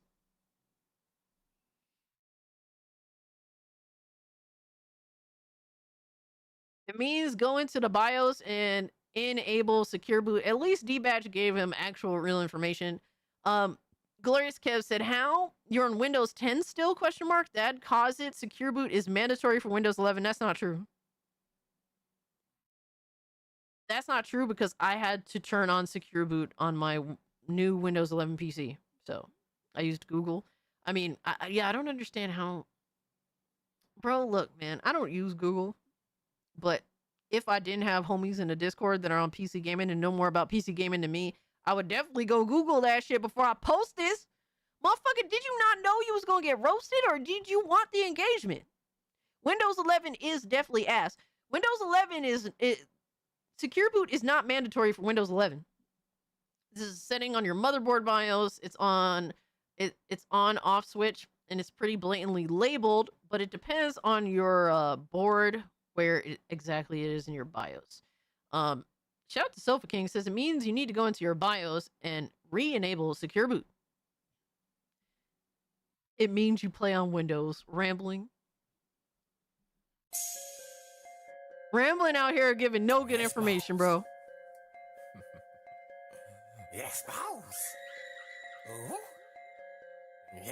Rambling caught in 4K being a piece of shit. Shout out to you, Rambling. You're exposed, bitch. It means the game is ass. I mean, that's not wrong. That was actually better information than what Rambling did. You're exposed. You're exposed, bitch. So, you have those that are poking fun. And all that. Bless Red says it means you have to enable secure boot in BIOS. LOL. You can use Google to find out how. Ignore the dummies in the comments saying go to consoles. Shout out to Bless Red, homie, trying to help instead of trolling. Bless Red is a really autistic retard. I'm not gonna lie to you. Like, he has his moments for sure where it's like, okay, I agree with Bless Red, but he's also a fuckboy too. I'm sorry, bro. Yo, Bless Red is on some other shit sometimes. Shout out to him though. But then you have the actual retards who is like, oh, it means you should stick to console. It means it takes like 4 minutes to resolve. People see one pop-up box and give up. No, like, bro is asking for help, motherfucker. Just fucking give him some real information instead of being a dick. Here's one thing I will say about some PC dudes, bro. If you're surrounded by people that don't give a fuck, yo, shout out to Adriano for the 33 months. Holy shit. He got a smooth brain. He absolutely does. Damn, thank you for that, though, bro. I appreciate you. The problem with some PC dudes is a lot of PC dudes don't actually know what the fuck they're talking about. So instead of honestly telling you, hey, I don't know, but you can go ask this person, right? For me, when I don't know something, and someone's asked me something about PC, I don't know, but go ask this person. They definitely would know, right? Or I'll ask for them and get them information back or whatever have you, right? Or I'll Google it. You know, I'm here to try to get people the right information. But there's a lot of PC dudes that they don't like to admit that they don't know shit. So instead of being like, yo, my bad, I don't really know, but let me see if I can figure it out or help you out, they'll just make fun of you because they're fucking assholes and they actually don't give you any good information at all.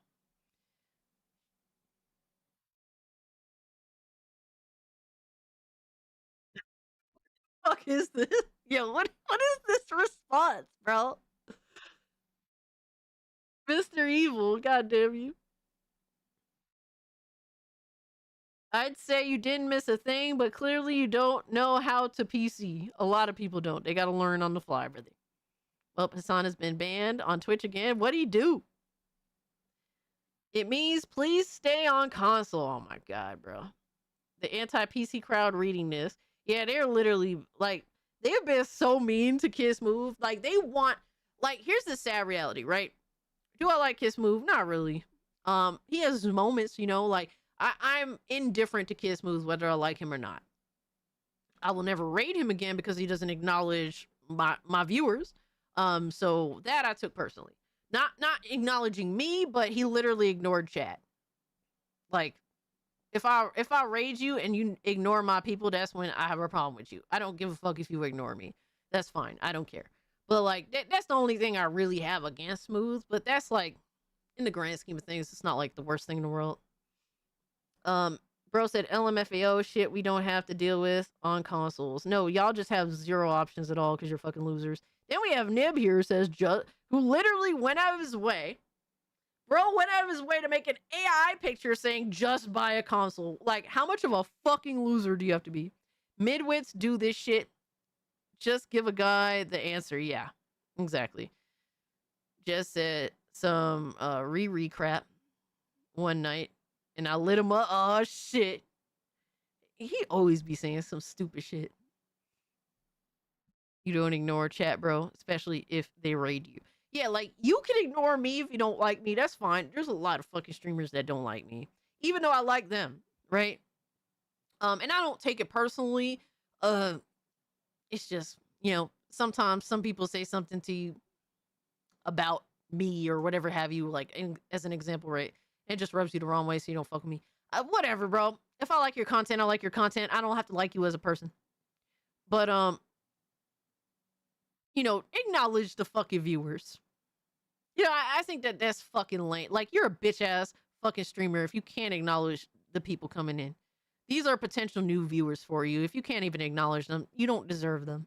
So that's why I personally unsubbed from Kiss Move, so I remember to never raid him again. Personally, like I said, that was my only issue with Smooth.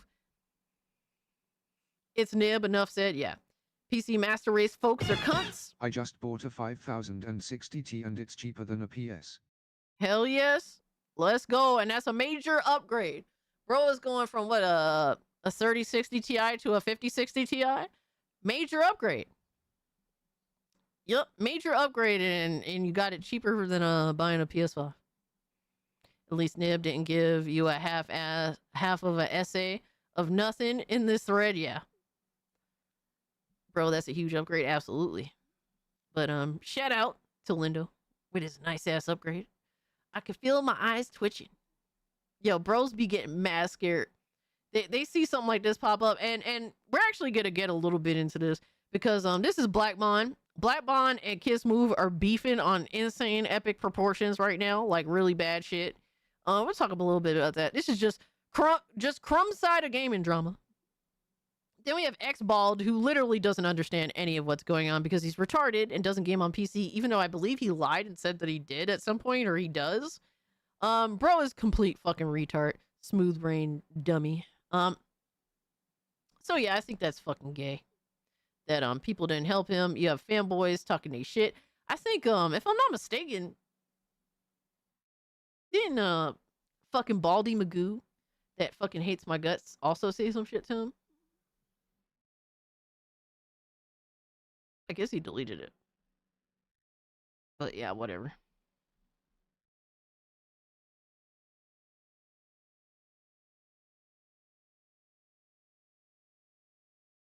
From a 3060 Ti to a 5060 Ti, it's around a 30% upgrade. Sure, I guess. I went from a 3060 Ti to a 9070 XT, so I don't buy another GPU for some time. Prices are too high, and that's fair. Yeah, I think Nicola says some bullshit, but he also has me blocked, so it's probably hard to see his tweets or whatever. He quote retweeted it. Yeah, it didn't pop up, but yeah, I know Lindo specifically went with some NVIDIA for AI and editing related purposes. But also, to be honest with you, was it DLSS related stuff is also going to be nice with the 5000 series, whereas the 3000 series has its forced limitations. Let's just put it that way. Retard on retard violence, pretty much to summarize it.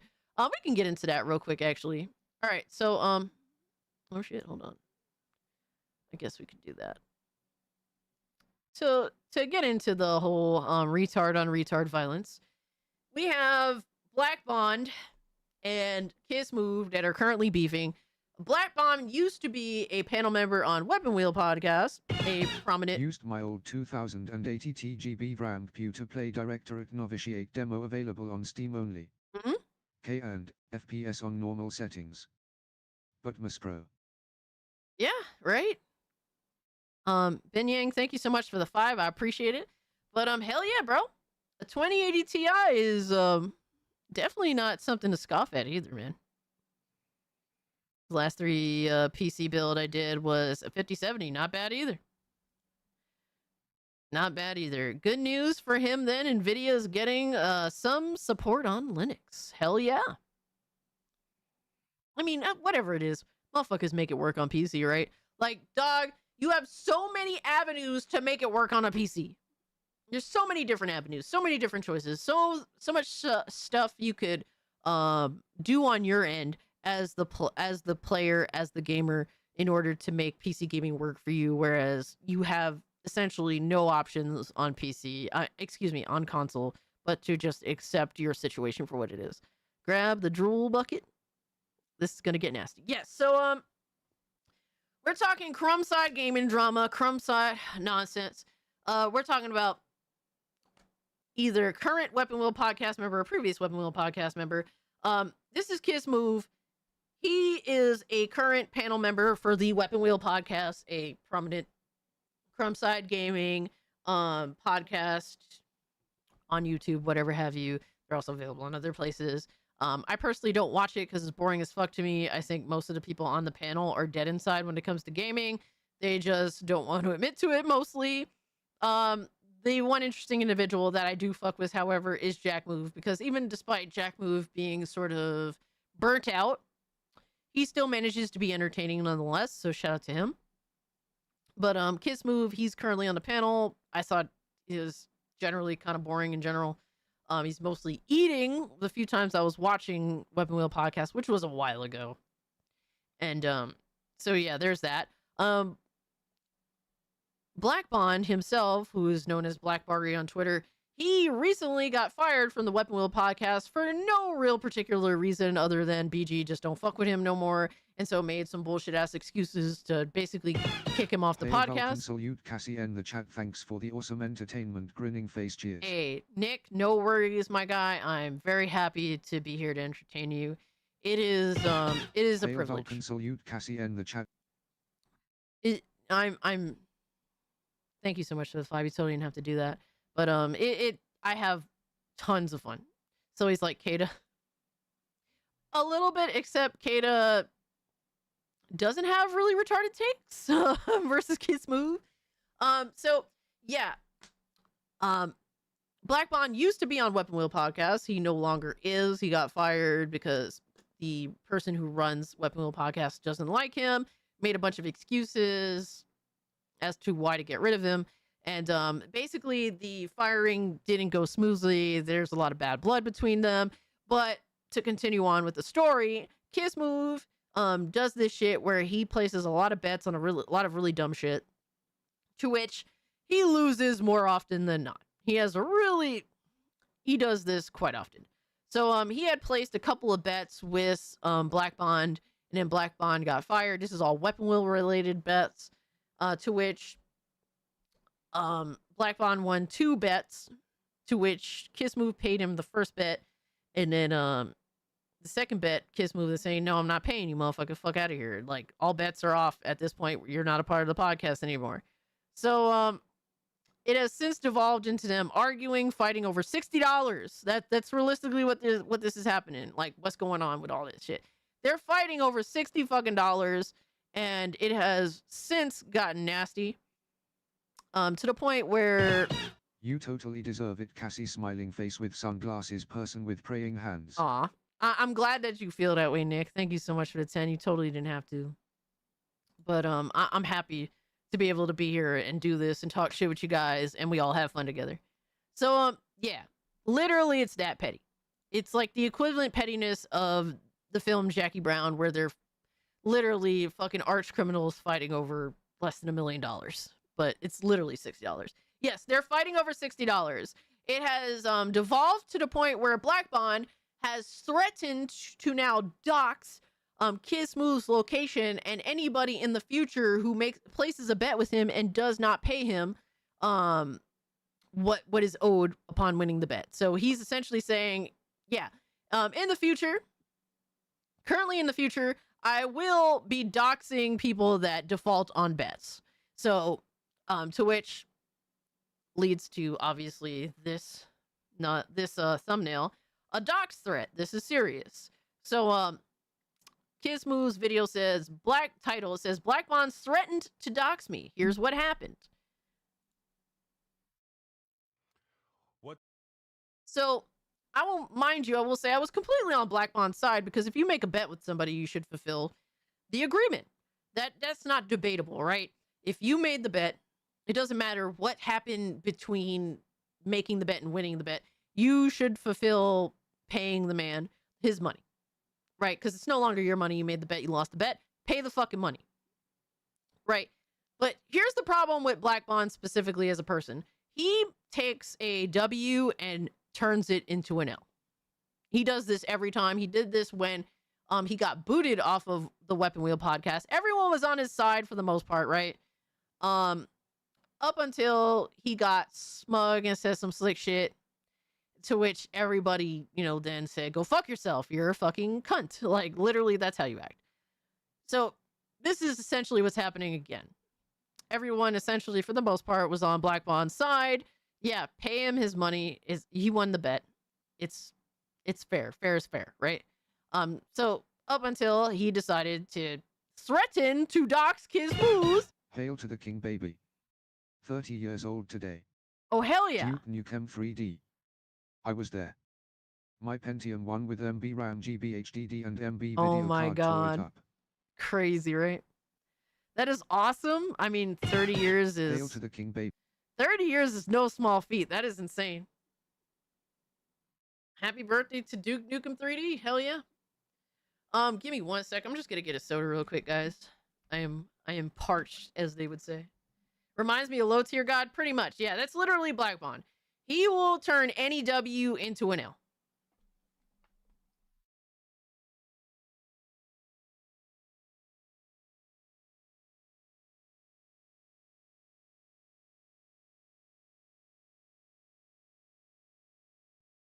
But in all honesty, I'm just always here for. I'm always here for the petty shit. Hopefully, we can learn something from this.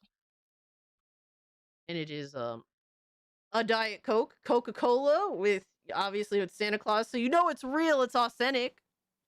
You frauds lying about my soda and my soda habits. Steve, did you even have to ask, my guy? We already know what it is. Everyone wants to fake this nonsense. Shut up, Lindo. There's nothing there. I don't know what you betrayed Pepsi. Good. Good. But yeah.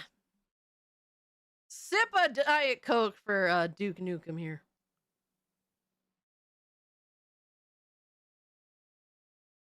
So let's hear what's up with this situation. I'm curious to hear Smooth's thoughts after being threatened to be doxxed, particularly because the response on Twitter was since you know my address, pull up and catch that fade.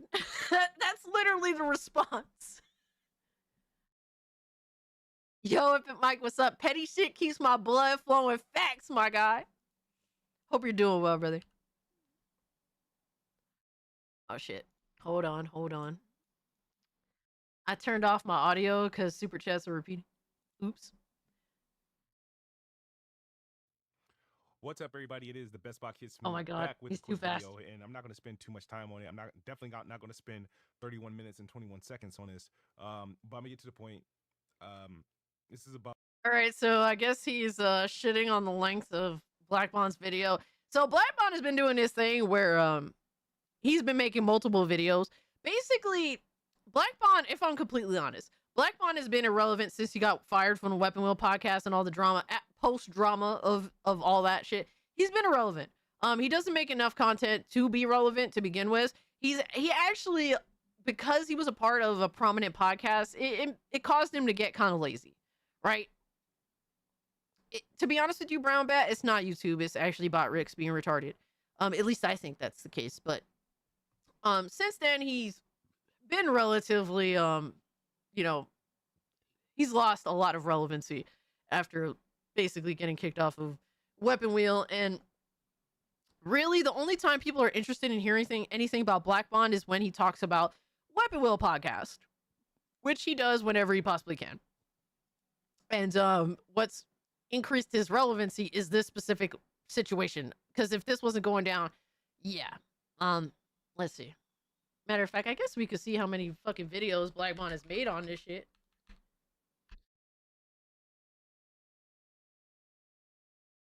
Oh my god, look. Literally first thing that fucking pops up. So, yeah. He's made 1, 2, 3 podcast Weapon Wheel podcast bet updates. 4. Yeah, he's been milking this shit for all it's worth, bro. It's super petty. It's super petty. I get why he's doing what he's doing, but at the same time too, he's gone overboard as fuck. About Black Bond and his well, content harass. Well, we broke TTS. Thank you so much, Nick, for the 5. I always pictured you more of an A&W type of gal, or even a Shasta. Cass, what is a Shasta? I don't even know what that is. No, I've been a lifelong dedicated Coca-Cola simp. I hope his ad revenue from these videos is higher than $60. I don't think so, bro. On me. Why the fuck is it so low now? Dude Bond went. I think his last several videos has been about me. He got a video scheduled for 2 days, which is probably about me. This where's my money, and then he got a picture of me. He just keeps. This is I don't know what it is, but long story short, we're gonna make this kind of like Why is this fucking video just so tell it low? for what it is. Bond feels entitled to my money. He feels entitled because some years ago, it could be No, he feels entitled to your money because he did, in fact, win the bet. Which, at that point, when you win a bet, yeah, that is your money. Like you made an agreement, and you're now choosing to default on that agreement. It's not your money anymore. 3, could be 2. Could No be soda even for 4 you years ago. format? I don't know if it was 22 or 2023.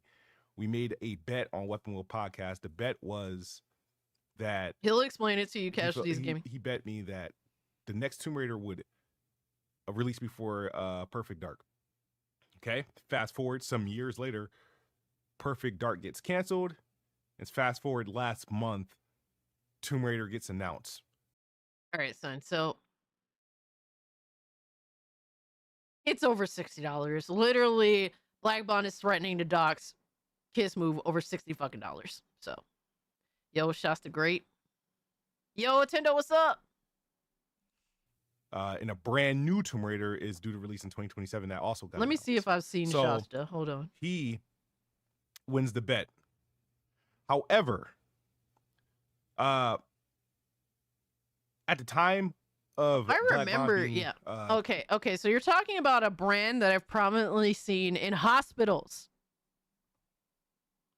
I only see this brand whenever I go to the hospital or when I worked in a hospital. So that's all I'm going to say about that. And whenever I see anything related to a hospital, I avoid it like the fucking plague. So, removed from Weapon Wheel Podcast, we had like 2 remaining bets. One was with Outer Worlds 2. The other was for oh my God, bro. the Perfect Art Tomb Raider one. Now, when Bond got kicked out of the podcast, the Outer Worlds 2 thing, and I was ready to back out of that. I was like, man, I'm not paying for it. You know, he tried to rally up the troops. People start harassing me about it, and I'm like, all right, whatever. So wait, so motherfucker, you tried to default on both bets? Yo, son. It's low budget Fonta competitor. I end up paying. I think I don't know if I sent him a game or if I gave him $60 or whatever. But I said no. I gave him $60. I think I Venmo'd him $60. And I said in that message, I was like, hey. All right, so far we're 2.5 minutes in. This does not make you Kiss Move look good at all. All right, like you tried to default on 2 bets, bro. Yo, son. I look. I'm not a betting person. I don't make bets with people. I don't like making bets. I don't like gambling. All right. Matter of fact, I hate gambling. All right, gambling is a very destructive habit, and it's something I do try to avoid. I don't make bets with people. I'm just not that type of person in general. But if you make a bet, like you need to hold true to that shit. Your word is supposed to be. Your word is bond, for lack of a better term. I guess intentionally is saying as such. But like, if you default on your bet, what the fuck is your word good for, my guy? And this is public. Like nobody should trust you if you default on bets, my guy. Kiss Move not being smooth. Now he's definitely being smooth, but like a smooth fucking brain. I would bet there's something that would make you wear a sundress. No, there is not. No, he did buy him Outer Worlds 2. He bought him also a PS5 and a Switch 2. You're saying that Kiss Move bought him those things? Bought Black Bond those things? But here's the thing. It's like he's saying that he's admitted that he was about to default on both bets. That's crazy, bro. I like gambling, but pay to main. Either way, $60 isn't worth doing someone. Yeah, facts. I mean, like, here's the thing. It's like, if it's bet related, Kiss Move didn't do anything related to that out of kindness. He just lost a bet. $60 isn't worth interacting with your enemies. This whole situation feels like manufactured drama, or they both just restart. Look. These are individuals that have no class. You know what I mean? Like, bro, Weapon Wheel is just, oh my God. Weapon Wheel is just some drama fucking, like, there's so much. Bro, let me put it to you this way, Nissan. if you want to understand what Weapon Wheel bullshit is about, go into their Discord server. I highly advise against it. But there is multiple death wishes wished upon me in that Discord for no actual valid reason. They just, because I have my specific takes in gaming, according to them, I am racist and I should no longer cease to live. All right, so there's multiple death threats, not threats, but wishes wished upon me for no real valid reason whatsoever. Nothing that I've particularly done that's problematic, warranting such thoughts. But these thoughts are freely allowed to be said in the Weapon Wheel podcast. These are not people that are reasonable, unfortunately. They've garnered the community that, through their actions, they have garnered this type of community that they had. They throw back retards and they got pretty much, yeah. They want to hit you with the weapon wheel, literally. I guess so. That's more so their community that are very hateful, weird ass people. So like I said, I fucks with Jack Move. Jack Move has been crazy in the past, but Jack Move has actually chilled the fuck out, and I have to give Jack Move a lot of respect for chilling the fuck out. But that 6-hour road trip line is still hilarious though. But those labels are so hurtful. Yeah, the biggest reason as to why they think that I should no longer cease to breathe is because apparently, according to them, I'm friends with Fertanga. And mind you, I don't mind Fertanga. I have zero issues with Fertanga, but me and Fertanga don't really talk very much. You know, but apparently just lying and saying things like that, they try to breed other people to hate me for no valid reason, because these are irrational, retarded ass fucking people, to which some of these individuals themselves are also close with the people, the panelists and whatnot. So there's that. I don't hold it against the panelists, but you get what you give, sort of thing. Like you get the community from your actions, and that's just kind of the shit that they have. You're associated with Alex too. Yes, these very same people also wish for Alex to die too, for also the same type of bullshit ass reasons. They don't actually have valid opinions. A lot of these fucking retards. So we're talking about these types of people that they don't really handle business in a reasonable way. It's not manufactured. These people are just fucking disastrous in nature. Like Black Bond is just petty as fuck. Like Black Bond, for example, he was talking shit about Mitty. And Mitty's a homie that you know, he's an Australian dude, he's a homie, he's a friend of the channel. He pulls up here and whenever he can. I know he's a busy guy, he has a job and stuff. Mitty's the type of dude, bro. He's very giving. He's very selfless in that way. He's gifted me multiple games, bro, and he needs to stop with that, by the way. But Mitty had just, thank you. There we go. It popped up. Nick, thank you so much for the fine, Cassie. I'm BLK. I'm assuming means Are you talking about like you're black? And I can tell one IBS are some of the most racist people I have connected to. Don't pay them any mind. So I don't know what LIBS is. Sorry about that. But for me, it's one of those things where I just judge you by your personality, who you are, and the things that you're willing to say under the freedom to say them. And that's really it. Because, okay, Black lives racist. Got you. Yeah, so for me it's like, you know, I come across people that doesn't matter who they are or what they are. They're just assholes, you know. Irritable bowel syndrome. Yes. Guilty by association is very low on the reasons to hate scale. Yeah. And it's like general association. It's not like, you know, like I said, I have no issues with Fertanga, but it's not like me and Fertanga hang out on a daily basis or even like monthly basis. You know what I mean? It's like Fertanga got his own shit going on, and shout out to him. I mean, you know.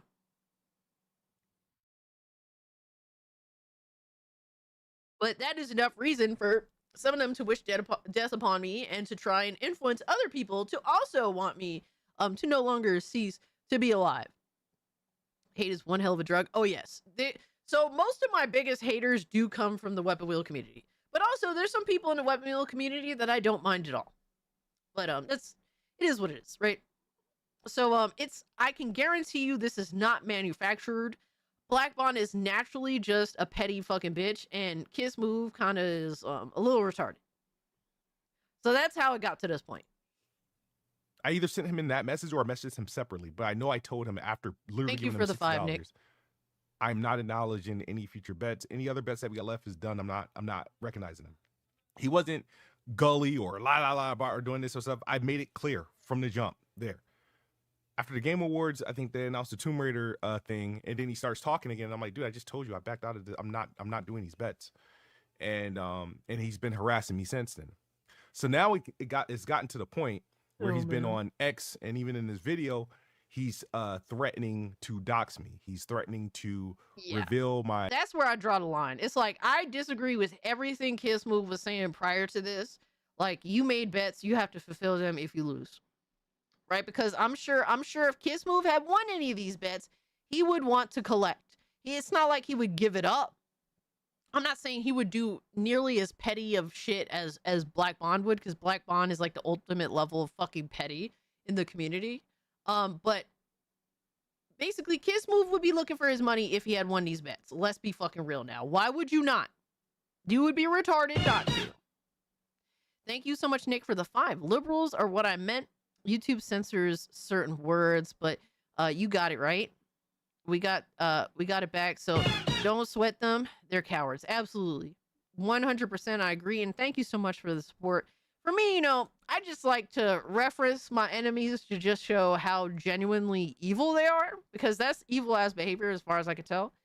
But for me, it doesn't bother me. It just, it's just good to recognize just how low, like, people that hate you are willing to go, because a lot of people get a little naive to how people move.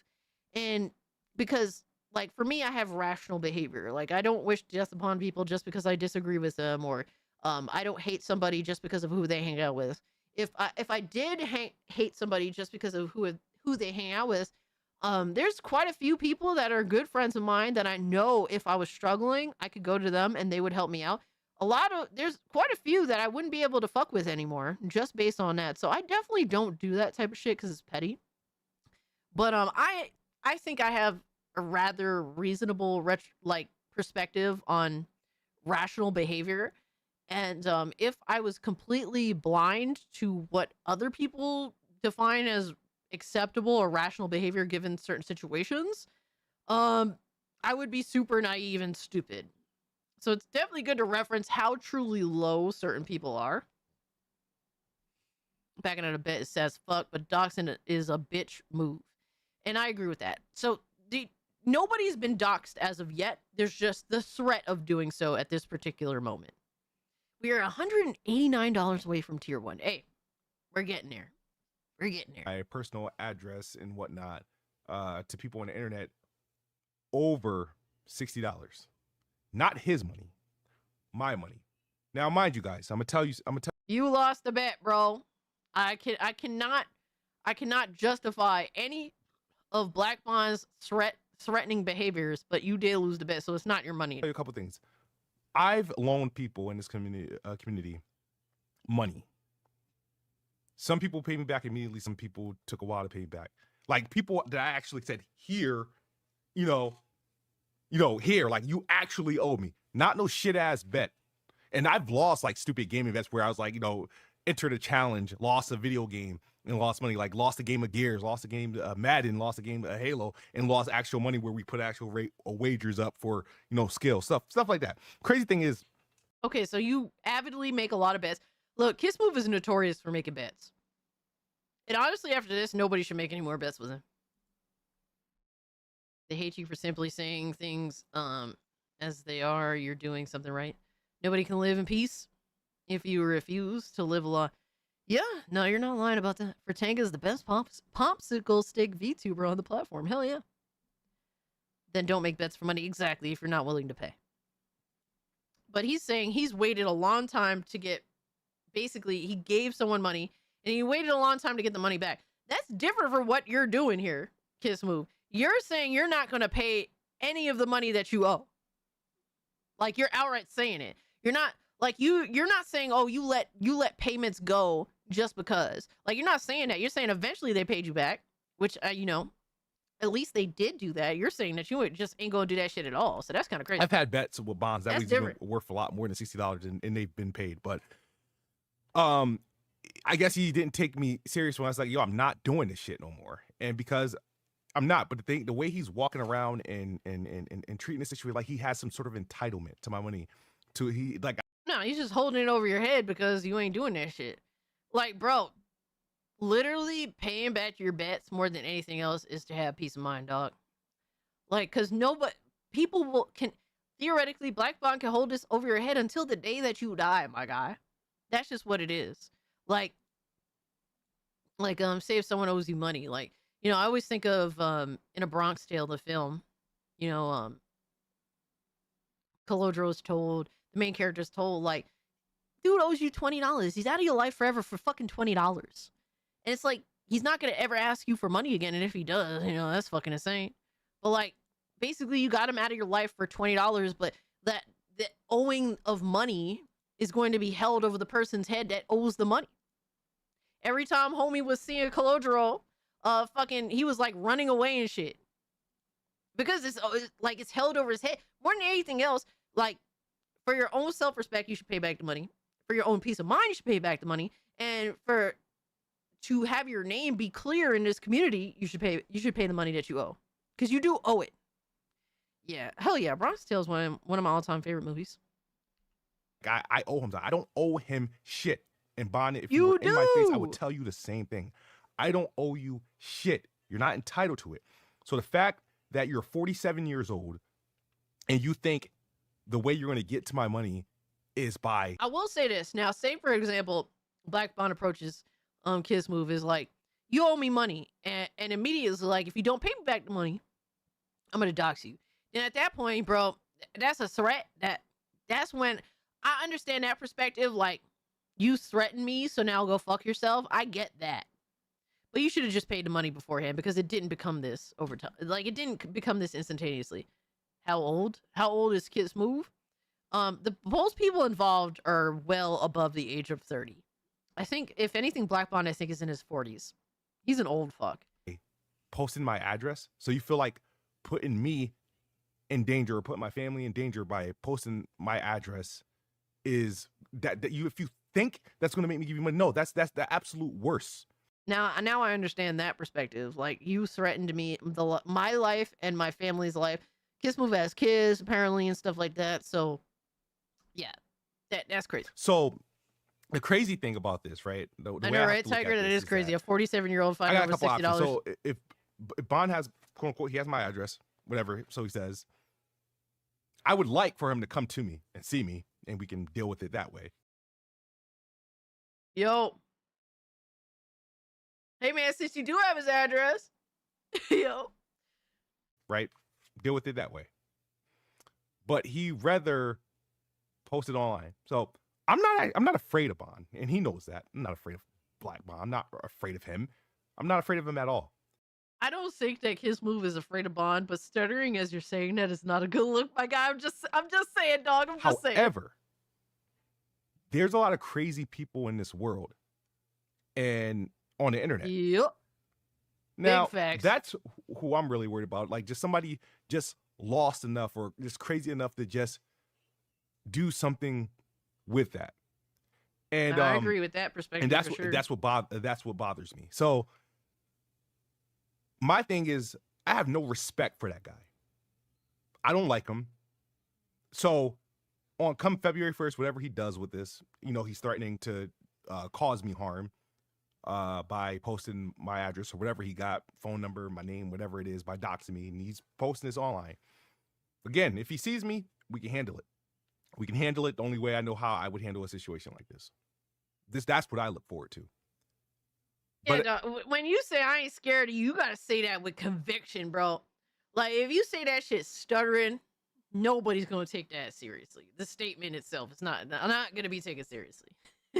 And I'm saying this as a motherfucker. I stutter very avidly. I'm a fucking stutterer. Oh my god, it's embarrassing how much I stutter sometimes, even despite, I guess, being a quote unquote public speaker whatever the fuck for a little minute now, I guess you could say. Some bullshit like that, even though I don't take it seriously. But at this point, like, Kiss Move is kind of just using the situation as an excuse to not pay the money. Yo, Doba Fett, what's up? And you know, because the reality was he wasn't going to pay the money to begin with. And this is now just an excuse. And while I don't agree with what the threat itself, obviously, right? And I feel as though, yeah, like at this point, why would you pay the money after being threatened? I get that, but it is kind of an excuse. Handle it the only way he knows how. Stuttering and voice cracking some insults. Oh my God, Omega, yo. I know people like him. People like him do Oh, people. I was going to say, no, motherfucker. People don't like Black Bond. things, and they make sure they're out of, harm's way. Throw stones True. from a glass house.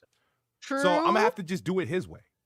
If he's going to commit a crime and try to cause me harm, I will report him to the police. I will file a police report. I will file a lawsuit. I'll do everything in my power to do have, because if you feel $60, because at this point we have a problem, a real problem, like a man-to-man problem. That's the type of problem we have right now. So if you want to go ahead and do that. Yo, shout out to Radio Champ for the 2. Said $2 closer to AI goodness. Oh my God, you guys are you're just holding this shit over my head, bro. Straight up just holding it over my head. That's not very hood. I mean, shit. Kiss Move is not very hood. He's willing to fight the dude. But I agree with that 100%. I mean, as shitty as it is, because it would essentially put both parties in financial detriment, you just got to do what you got to do. And it's like, well, if you want to threaten my life, my kid's life, well, I'm going to put it all on the line financially in the future, I guess. So I agree with that. Definitely file a police report. And lawsuits, potentially. That's interesting. That's kind of crazy. I mean, I hope Kiss Move honestly should, in this situation, I think he should just pay the money. It's one thing if you're by yourself, you know what I mean? That's one thing. But you got kids. That's different. I would just pay the fucking money. And as shitty as it is to say, as it sounds like he's given up and not standing on business sort of deal. It's different when you got a fucking kid, If, for example, if I had kids, I would drive differently. You know what I mean? Stuff like that. I wouldn't drive recklessly or stupidly or just not giving a fuck. I would do a lot of things differently if I had children. Because that's what you do. It's like, it's my life by myself. But if it's my kid's life is definitely different.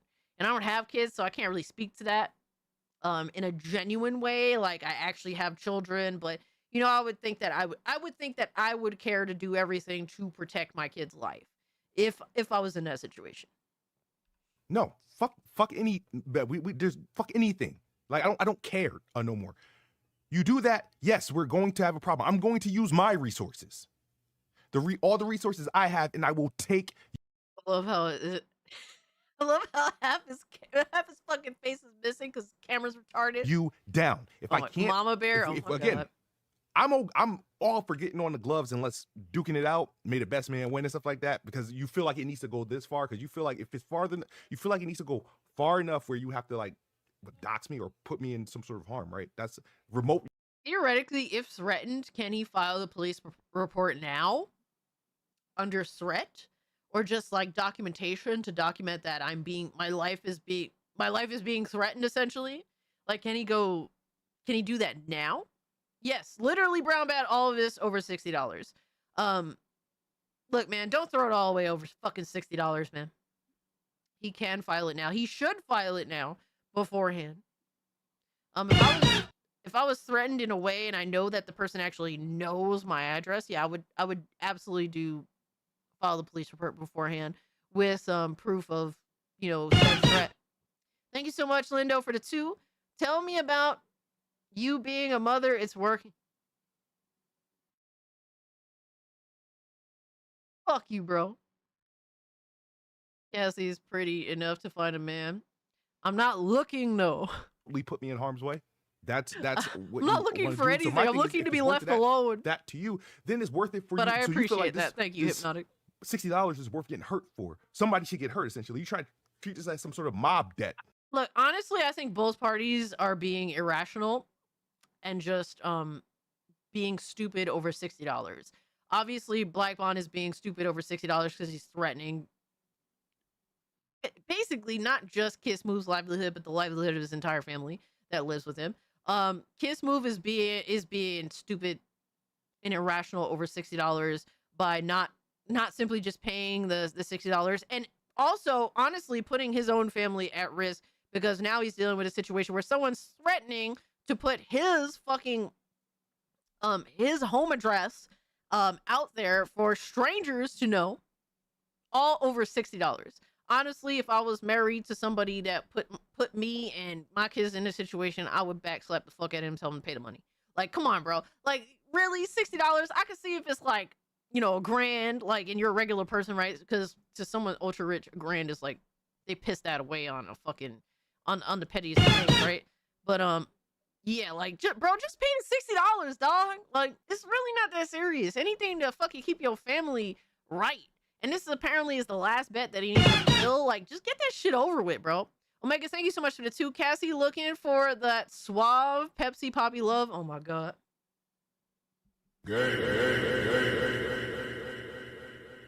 I'm sorry that the TTS alert and the Stream Deck button prompts are kind of louder than usual because Kiss Move's microphone is really low. Like some mob, like you out $60, like you actually lost money. You're trying to treat it like some mob debt, meaning that this is worth something getting bloody for. That's how I'm taking it. So my thing is, if you feel like this is a situation where it's worth doxing isn't technically illegal if there's a real threat, then maybe. Well, you're just literally throwing somebody's address into the void. So at any point that could, you know, it is, your life is at risk because who the fuck knows who gets their hands on that information. Marriage and kids now. Am I dreaming? Keep talking. Shut up, Lindo. Fuck you and your bullshit. Thank you for the 2. Thank you also, Omega, for the 2. Jesus Christ. That means it's worth fighting. And I feel like if that's the case, then I was like, if your way to solve this situation is to dox me, then my only way to solve it is to box you, or we have to agree Pay to like the money. Get this to square up. And I don't think you're man enough to do that. You're a pussy enough to, you know, do something like dox somebody. Like I said, there's people that I've actually loaned money to that took a while to pay me back, ducked me for a little bit, and I never got close to doing no stupid shit like that where like, come on, let me dox this guy. Fuck out, like that's stupid. Never made a bunch of videos or even let anybody know. Bro, pay the fucking money. You're both being children. These are 2 fucking children. These are not grown men. This is not grown men shit. Y'all are fighting over $60 fucking dollars. It's crazy, bro. Like, y'all come off cheap as fucking losers. Like, honestly, y'all come off like a bunch of broke ass fucking losers. You're willing to put it all on the line over $60 fucking dollars. Guess what? Y'all some of the biggest fucking losers I know. I'm sorry to say, but that's just the truth. That's just the fucking truth. Thank you so much, Radio Champ, for the 2. I appreciate you, my guy. I said $2 more, obviously, to add to tier 1. Bro, I've, you know, I've fucking let go of so much more money than $60 just because I want my peace of mind, you know? That's what it is. I don't want to, like, how can you sleep? You know what I mean? Like, knowing that your family is potentially, you know, at risk of something crazy. Like, how can you sleep like that? Like, for me, I'd rather just be able to fucking sleep knowing that I'm cool. Like, I ain't got to worry about shit. I can go to bed tonight and not have a worry in the fucking world, right? I'd agree to that, but the guy's threatening doxing. Yes, and I understand that. And if it was just Kiss Move, I would be like, yeah, stand on that shit. You ain't paying that shit because of the threat. So I get that. But, you know, it's different when you have family involved. You know what I mean? Yo, shout out to Trunks with the 20 gifted memberships. Dude, that is too much, my guy. Trunks, thank you so much. You didn't have to do that. I appreciate it. Guys, take advantage of Trunks' kindness and join the Discord server. Yes, a major membership fucking banger. Thank you. Oh my God. Thank you so much. You didn't have to do that, Trunks. And also gifting the game earlier. Dude, Trunks does too much. All right, Trunks, you're a king here. Shout out to you. Cassie's side hustles babysitting these two clowns. I guess so, right? Can they have like a mediator, like, because, you know, I don't know what's the best course of action here other than to just get the shit over with and close ties. If there's an agreement that this is it, pay to 60 and keep it moving. Like, I don't understand. Trunks is the AI savior. Carmen accepts your tribute. No! Oh my god. Thank you for the 10, Nissan. How far are we from tier 1 at this point? To the new people, Cassie is the Pepsi princess. We have videos and photos of her in Discord. This is a lie. We're unironically $69 away from tier 1. All right, bro. No, because that's corny shit. That is corny shit. So my thing is, hey, Greystone, I'm glad that you got gifted. Join the Discord server if you're a channel member. Like that, so we'll never handle it the way we should handle it, because he thinks it's a big deal to commit a crime for, right? His committing crime is doxing. If I'm going to commit, like, as far as me committing crime, at this point, it'll be a point of like retaliation. Like I've made the best man win. Let's fight.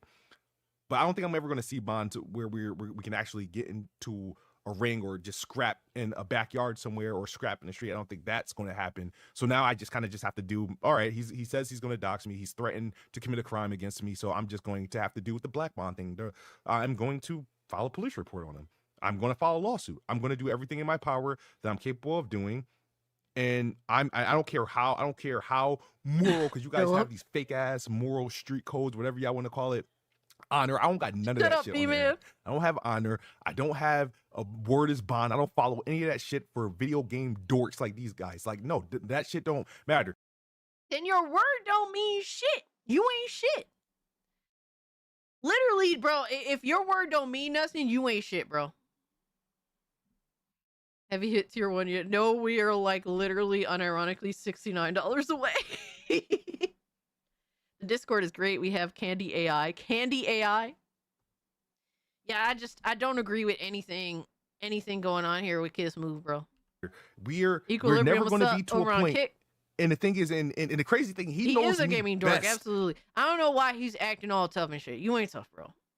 I believe he would throw hands with Bond because I know that he's angry enough to do so. But, oh my god. What happened? My bad, y'all. There we go. I believe he's angry enough to do so, but that doesn't make you a man. That doesn't make you tough. Because what? You're angry and you want to take that anger out on Black Bond? That doesn't make you an adult, a man. It's supposed to autofocus, Power Boss. That shit is retarded. My bad, y'all. In these scenarios. But the thing is, I do think Bond has a problem, like a real problem up here. So I can't put nothing past him. Not for nothing. Both y'all motherfuckers got a problem up there. Y'all are both genuinely fucking retarded. So I have to take his threat seriously, and I have to be ready to absolutely, respond Nissan. You already know. But I'm doing no more videos about this. He does what he does. He's going to keep continuing to make videos about me and posting pictures of me, and he teasing my address. He teased it in this video. Whatever, he's going to keep doing shit like that. It's okay. And literally, he's concerned. Kiss Move, you're concerned. Pay the fucking money, dog. Just why you gotta be concerned with this shit? Why are you putting yourself in this situation, my guy? Like, that's crazy. Fucking insane.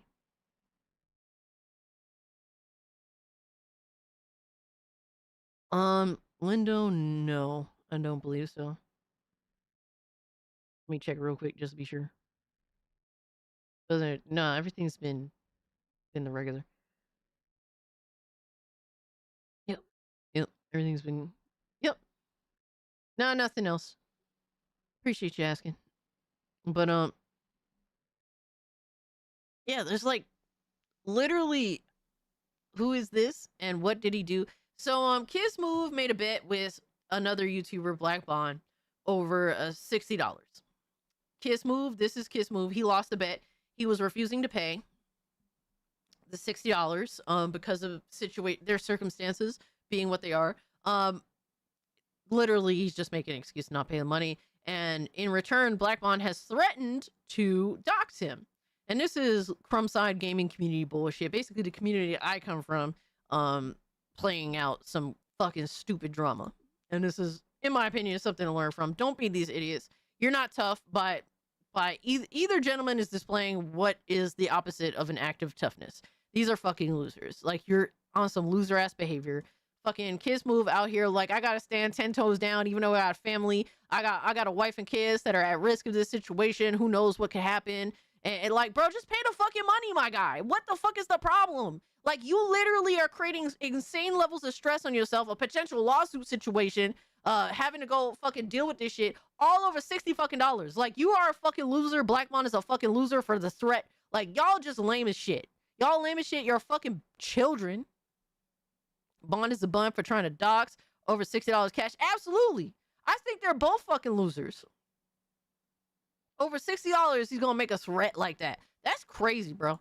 I was saying that Kiss Move should file the police report now, but he should also just pay the money.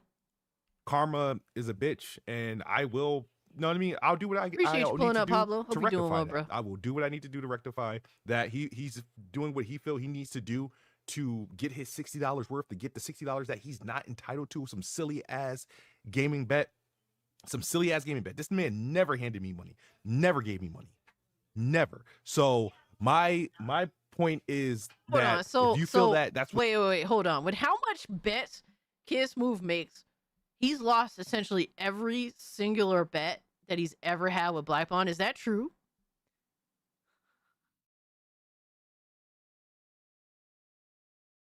I didn't know people take bets that serious. When I was younger, we would just joke around when we did it. I mean, well, here's the thing. Kiss Move is notorious for making bets, and he pays up on them. Like, it's an established reality. Now, Black Bond is taking it to insane levels, honestly, for attention.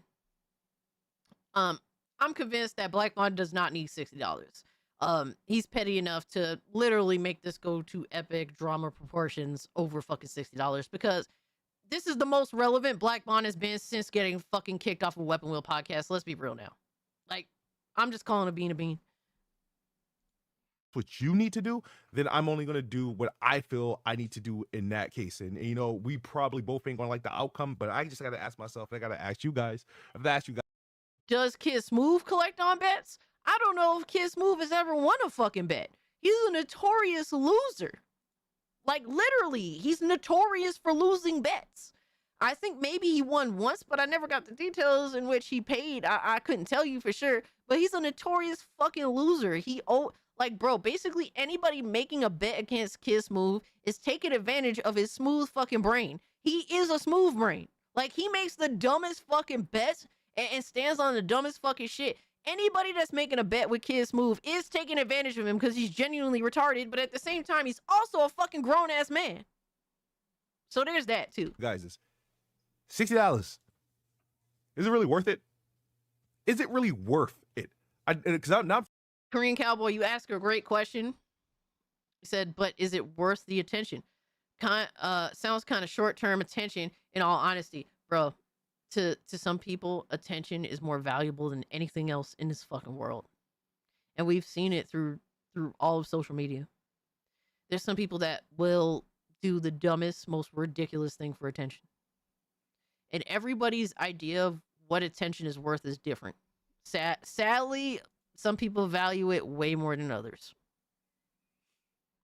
Grown don't mean a thing as it used to these days. Yeah, no, that's true. Don't make bets if you don't pay up. Good way to get your knees snapped back. I mean, yeah, it is a thing. It is a thing, man. Like all the money that people owed me, and it was a lot more than this. I'm like, damn, I was way too damn nice. It's worth this. And we're talking about a person that's well off, traveling. Are you talking about loaning people money or making a bet and winning? That's my thing. To Japan.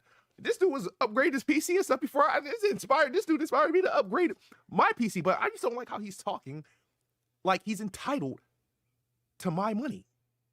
Like, he's talking like he's entitled to it.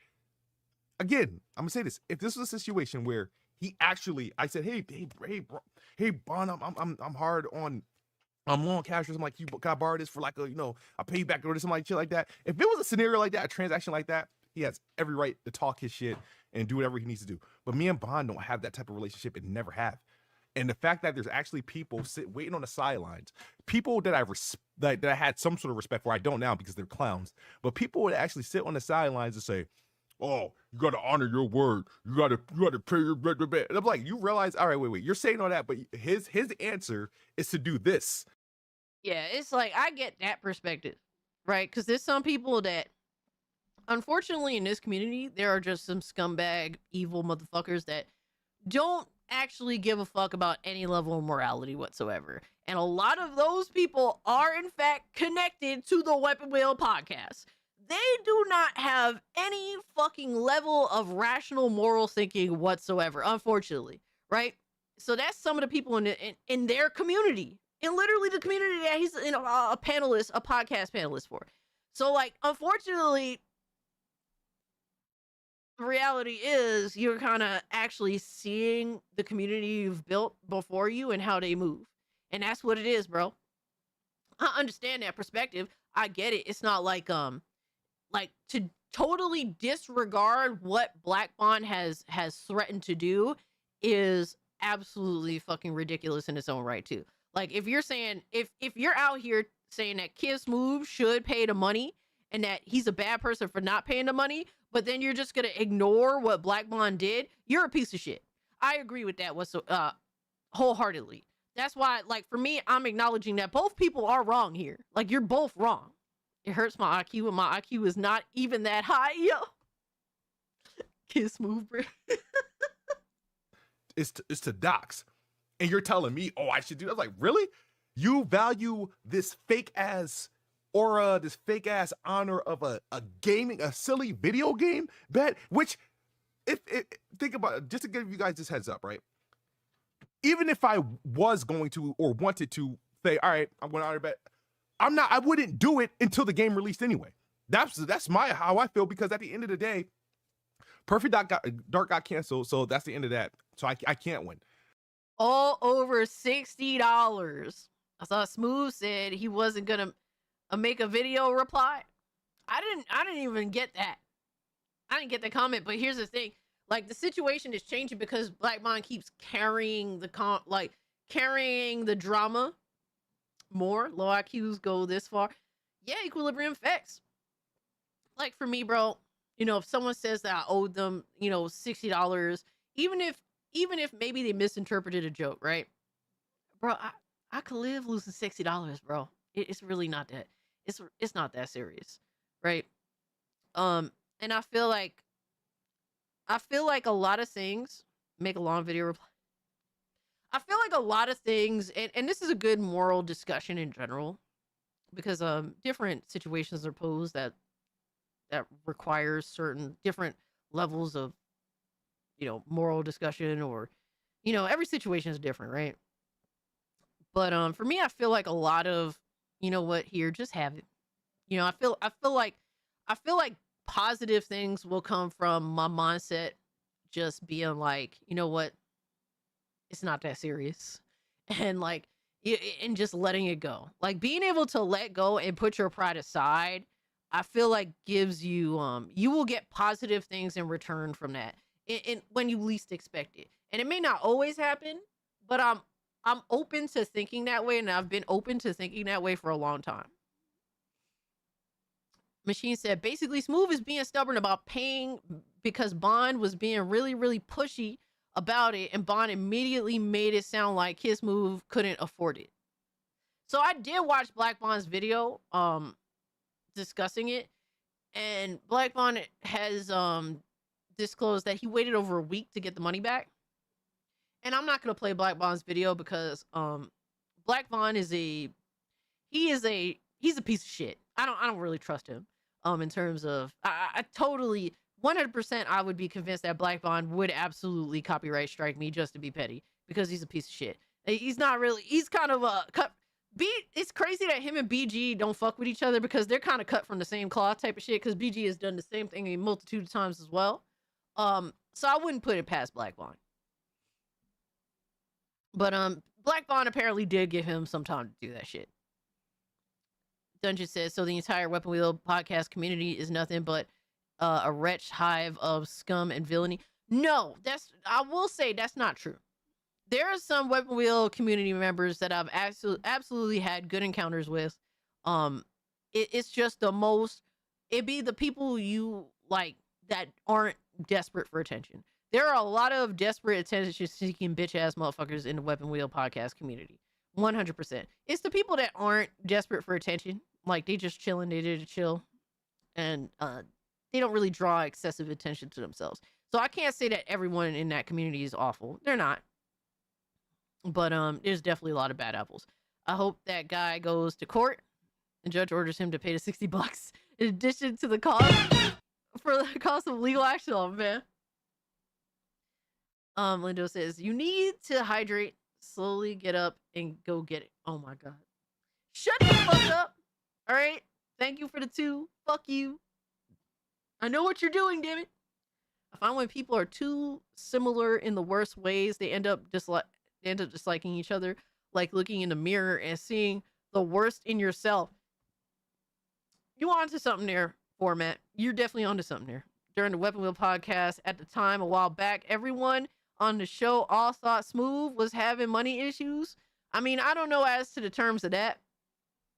I couldn't tell you, but however, man, it happens to gaming the best of business us. is struggling. Tomb Raider can get canceled tomorrow, and then what? What if I pay him and then Tomb Raider turns around and gets canceled 3 months later? Then what? I'm just out. I'm just out of $60 because I prematurely paid him. You see that? So bro. regardless, if I wanted to honor the bet, I wouldn't have paid him anyway right now. I would have. Then why didn't you say it like that to begin with? If that was the original stance you were taking, this is like you're just thinking of excuses to make not honoring your bet sound better than what it was. Because if you would have just simply replied with, well, the game didn't come out yet, so I'm not paying you right now. It'll go from 60 to thousands of dollars. How they don't see this, Emerald, because their pride matters to them more than anything else. Both sides are guilty of this. Literally waited to the game freaking release. Because that was like, all right, well, there's no turning back. The game release, here you go. But the games, we have no actual release date for the game.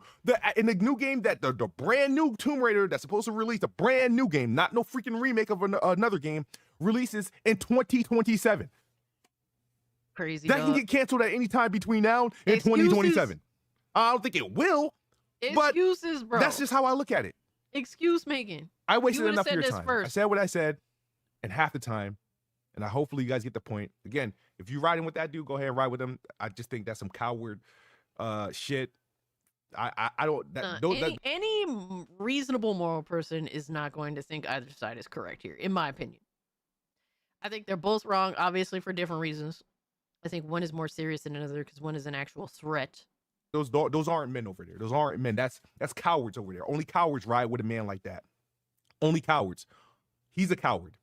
He's a coward. Dude never won a fight in his life.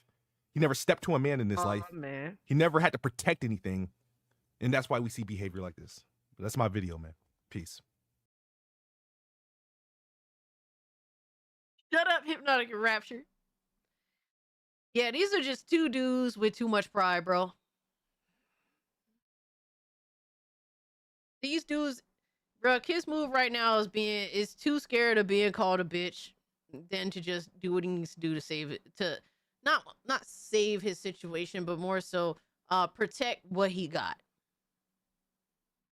This should have just been a Discord conversation. These types of videos are simply cringe. Absolutely. This I understand why Smooth is doing this, because the way Black Bond is moving, unfortunately. Because, like I said, Black Bond just wants to make a big stink out of this for attention. This is the most attention he's had since he's been fired from fucking Weapon Wheel podcast. And the only thing I think that at this point Black Bond could do for attention, because he's not a dedicated YouTuber, he doesn't actually make interesting content. His YouTube channel is essentially kind of dead, given how subs versus his view count, whatnot. And that's all superficial at the end of the day, right? anything related to Weapon Wheel podcast is the only way he'll get the attention that he's looking for now. So at any point something happens to Weapon Wheel or like anything related to him indirectly, directly, whatever, if it's a topic of discussion, that's the only time he's ever gonna get like the attention that he wants. And he can pretend that he doesn't want attention, but how he's going about this situation shows. If you look here, bro really does want attention, even if he may pretend otherwise. So yeah, I can't really. I understand that Kiss Move is upset that people are siding with Bond. I'm saying openly, I don't side with Bond, because of what he's threatened to do, and I think that he is slimy enough to do some shit like that. But I think he should pay the money just to have peace of mind. And and while people in his community, I'm sure, will treat him like shit on him for that, at the end of the day, that's his family, that's his kids, and to have peace of mind with that means more than anything else. Like I said, I would prefer to go to bed at night with nothing hanging over my head, and thankfully I could do that. So yeah, Lindo, thank you so much for the 2. You're old. Get up slowly and go get a water. No, you said water. Fuck you. I'm not even done with my soda yet. Fucker. Yeah, get it smooth. Should have just paid the money the week of. Yeah. You might as well also just donate the $60 for tax reasons. True. Sure, I feel like in this community, if you're doing like public bets, like, because obviously the whole betting shit was also part of like Weapon Wheel community discourse. If you're gonna do bets like that, like it should be bets to where like you donate to like a charity of your choice sort of deal or something like that. If you're gonna make bets, because it's just weird doing all that shit. Never bet with money, only sexual favors, and everyone wins. Oh my god. Yo. I think people only sign with Bond in a sense of a bet is a bet. Yes. I think so, but you also have slimy motherfuckers in this community that don't actually acknowledge any real moral values whatsoever, too. So there's that. Yo, Cage, what's up, homie? So it's definitely, I hope that the situation gets resolved without anything crazy happening. But it sounds like obviously Black Bond is going to continue to drag it. So Kiss Move made this a day ago. Let me see. Yeah, so I guess Black Bond is going to make another video because, like I said, he's just an attention-seeking bitch. And that's just how he rolls. Taking forever to drink that because it's not Pepsi. No. Fuck you. All right. Lindo, you prick. Thank you for the 2. Jesus. I'm kind of glad that the TTS is off because I would have to hear TTS twice. So yeah, that's just Kiss Move bullshit and Black Bond bullshit, in all fairness. All right, so getting back to fanboy bullshit. So to discuss from Next Gen Player Hunter here, Windows Central Gaming has laid off its entire full-time staff except Jez Corden. Furthermore, parent company Future PLC says they are reducing editorial headcount by 30 across their brands, with Tom's Guide and Tech Radar getting hit the hardest. So yeah, Windows Central, I mean, I don't really value their opinion on much, so just fix that clink. Huh? Jez Corden is an Xbox fanboy that writes for Windows Central. He has a lot of really bad takes and fake leaks. And most of his leaks I think are wrong for the most part. I think he's kind of a clown, but that's just my opinion. But a lot of people are making this like a console war situation, which is kind of retarded. And here's another clown, Moore's Law is dead, who also does console war. You know, he basically leaks information and whatnot. Some of it's right, a lot of it's also wrong. It's more so I think more of his PC information is correct and his console information is not usually, so there's that. But he said for years Xbox told their fans that exclusives don't matter, hardware doesn't matter, and Game Pass is the future. So their fans stopped caring about quality, then stopped buying games for Xbox, and then canceled their subs when the price hit 30. What's left to talk about? Literally an entire fucking industry of gaming? Like, bro, like, yo, son, does this retard not watch PlayStation channels? Quote unquote PlayStation centric channels? Clearly, there is a lot to talk about when it comes to Xbox. Clearly. And if you were not biased, and I can't really speak to Windows Central's validity personally because I didn't read enough of their articles to really judge that. There's so much content to cover when it comes to Xbox. Honestly, most of the time. Don't like, bro, what is there to talk about with PlayStation? PlayStation doesn't really do many events. They barely do any showcases. They if anything, they just stay quiet. There's nothing to really talk about when it comes to PlayStation. That's why PlayStation channels are always talking about Xbox. That's why fucking Porter Rock be having sometimes more Xbox videos than PlayStation videos. And vice versa with a lot of other these fanboys. There's plenty of shit to talk about when it comes to PlayStation, when it comes to Xbox. Thank you so much for the 2, Hypnotic. You need more braised pork belly and cherry Pepsi. Oh my god. I do not like cherry nor Pepsi, damn it. And pork belly scares me. It sounds fatty. Yeah, dumb shit facts. If Xbox stopped porting games to PlayStation like at all, PlayStation wouldn't have any games. I mean, I wouldn't say that, but literally, there's excitement, whether people want to spin it one way or another. There's a lot of excitement with PlayStation because they're getting Xbox games. Like, look at how many fucking... Bro, the Forza Horizon 5 sales are insane on PlayStation. There is an excitement factor that literally Xbox has crossed over into releasing PlayStation games. Because, like, bro, that's one of the biggest factors last year. And then guess what? It was exciting as fuck. And people have to be real on this. It was exciting as fuck to watch PlayStation release Helldivers 2 on Xbox. Like, all this shit is exciting as fuck because more players get to play awesome games. Oh, he surely does. Haha, he goes to Colin's show here and there and has him go on his show. Yeah. Yeah.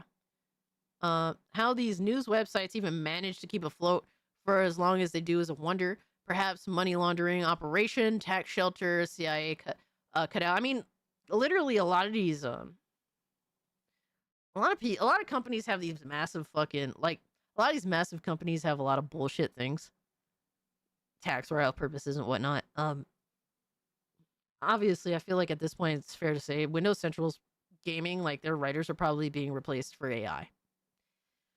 As much as, you know, it is what it is. Did Forza 5 outsell Yote on PlayStation? When it comes to Europe sales, yes. By a lot, apparently. 5 mil for Horizon 5 on PS5 after it being like a 4-year-old game is crazy wild. Yeah, it goes to show that a lot of PlayStation dudes, they just don't value the Xbox console. But they, as much as they were shitting on the games, they want the games. Like, people have been bro, how many fucking, for like a decade, over a decade now, since like Xbox One came to fruition, right? Bro, all motherfuckers would ever say about Xbox is Halo, Gears, and Forza, just to prove that though they wrote off the Xbox console because they were too fucking cheap to buy the console, they wrote off that Xbox console by saying, oh, these games are uninteresting. They're not worth buying a console for. They want the games, though. Literally, PlayStation dudes prove that, like, they don't actually value their own concepts that they argue for. Like, the whole argument for exclusives. Bro, you prove that you don't actually go buy exclusives. Like, you prove that you're not going to buy a console for exclusives. You just waited for them to come to your platform, and then you bought them. That's literally what you did. That's my point, Cage. Imagine a bigger title like Elder Scrolls 6, Clockwork Revolution, and next Halo release, Starfield, and still that's still not there after 3 years later. If it never went to PlayStation. 5 mil of Horizon 5.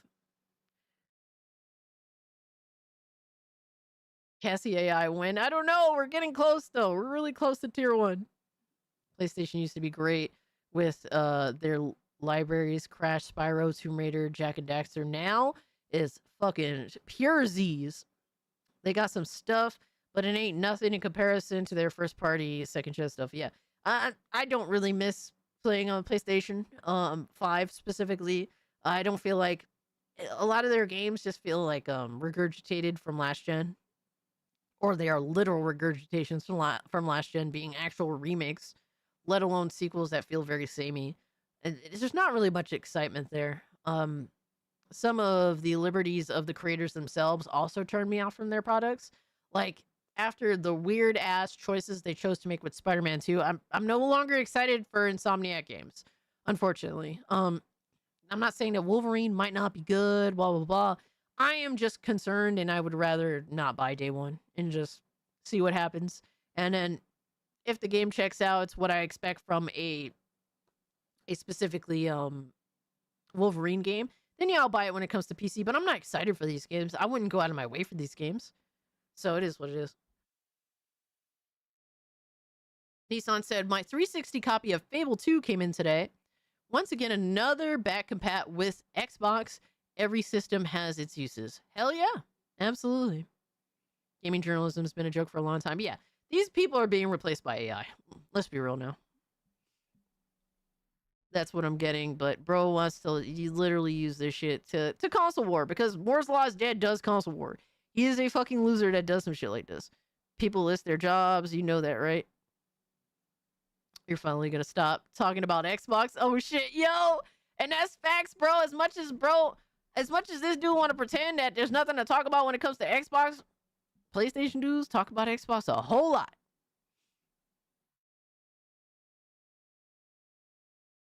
And then we have this retard, Blue Urkel's like, Forza Horizon 6 looks like 5, which looks like 4.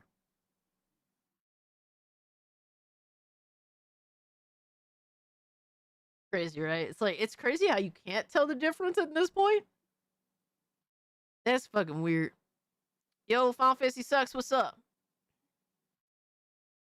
Like, bro, you can't tell that it's in a totally different place. I mean, if you have like cars that are their specific types, obviously those cars aren't going to change. Stuff like that. So it's a lot of cars in a brand new area. I mean, it's dope as fuck. And honestly, the whole Gundam shit, I'm curious to see what they're going to do with that Gundam shit. Cassie's getting worried about the AI Cassie segment. Is audio broken? It shouldn't be. That's like saying The Last of Us Remastered, and The Last of Us remastered look different. I guess, right? Literally brand new games, different content, whatever have you. So the franchises always look great. Is that a reverse Uno, a backhanded compliment? As much as this dude wants to pretend otherwise, it technically is. And guess what? His people and he himself will probably buy Forza Horizon 6 as well, even after owning Forza Horizon 5. So, it's so fucking funny. Like, bro, I'm honestly excited to see Forza Horizon 6 go to fucking PlayStation, Xbox, PC. Dog. It's gonna be insane to see the sales numbers on that joint if it's good. If it's a bad game, fuck that game. But, bro, it's Forza. It's Forza Horizon. I'm pretty confident it's gonna be a pretty solid game. I'm willing to do the dumb thing and pre-order expensive versions of it. I mean, what? Fanboys trying to desperately keep the console war alive. Absolutely. Blue Urkel is one of the pathetic retards that avidly does this. And then we have another pathetic retard. Remember when PlayStation fanboys would always argue that a lot of their fanboying is simply over quality of PlayStation exclusive games? PlayStation got that quality, man. Like, we don't wait. Like, fucking PlayStation fanboys used to act so bougie. Just for now, since they have no fucking games, right? There's a severe lack of releases across the few years that the PS5's been around. And then those releases have been, some of them decent, some of them mid as fuck, some of them kind of dookie. It's, across the board. It hasn't been straight up across the board. It's been a mixed bag this generation for PS5. But PlayStation fanboys used to constantly discuss that quality was the most important thing to them. Now, in modern day, even though they won't admit that PlayStation 5 sucks ass, it's the worst generation ever for PlayStation, we got motherfuckers that used to highlight quality, now literally fucking capping, fucking pretending Highguard is a good game and capping for this fucking piece of shit. Nib here, PlayStation fanboy, Highguard cooked with its art direction and sense of scale, gorgeous, evident even with the tutorial. Can see reviews are mixed, but the PS5 Pro, it's been solid so far. Enjoying it more than I expected. Feels pretty fresh, huge, and liberating. Bro is literally, any game is good as long as it has a Pro update, according to PlayStation fanboys.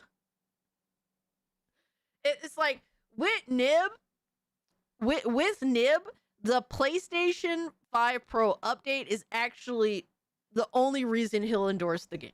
It's pretty obvious. The dude is a fucking idiot, absolutely. The pisser. Yep, pretty much. The game looks fine. Imagine if Highguard was a single player game or just co-op instead of live service slot. Perhaps. I mean, I don't think it would be bad. Do I think they could pull it off? I don't know. I don't know, bro. But I can see where you're coming from with it. Personally, I don't think I would be interested either way because the art kind of just bores me. I'm not really feeling it too much. But if it was a single player game that had interesting direction, like maybe if it was like sort of Halo Infinite, but more, I don't know, less like a little more linear, I guess you could say, I think I would give it a try or be somewhat interested. All footage from tutorial, by the way, yes. That's literally what he's showing here. All of Highguard's too generic. Yeah, like the art style looks too generic, but if it has like a somewhat linear story, I don't want to say linear story, but if it's like, say if it was more on like the Halo Infinite thing, but more linear than Halo Infinite in terms of a story, I think it'd be kind of interesting. Game needs more cats. Cassie 2026. Oh my god. Alright, bro. And then literally, look at, this is his Highguard impressions after 12 plus hours on PS5 Pro. I've read the PC version is unoptimized, so expect their expectations may differ. He had to throw that in as a fanboy. Oh my god. So I didn't get the opportunity to read your super chat, Zombie, because TTS is broken. I'm sorry about that, my guy. I don't know if I could bring it up on Botrix or not. Fuck. I didn't think about that. If you want to post what you had to say in here, I'd definitely read it out for you.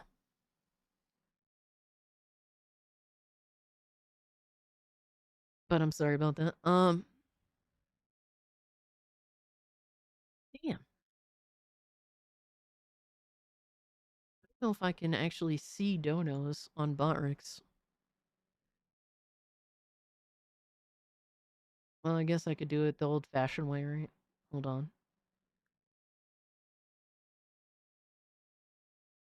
Can I go backwards? Backwards? Let's see. There we go. Highguard has about 5,000 players right now. This game is doing so well, guys. I can't wait to see more of this slop. Yeah, 5,000 players is crazy. What was the 24-hour peak, Zombie?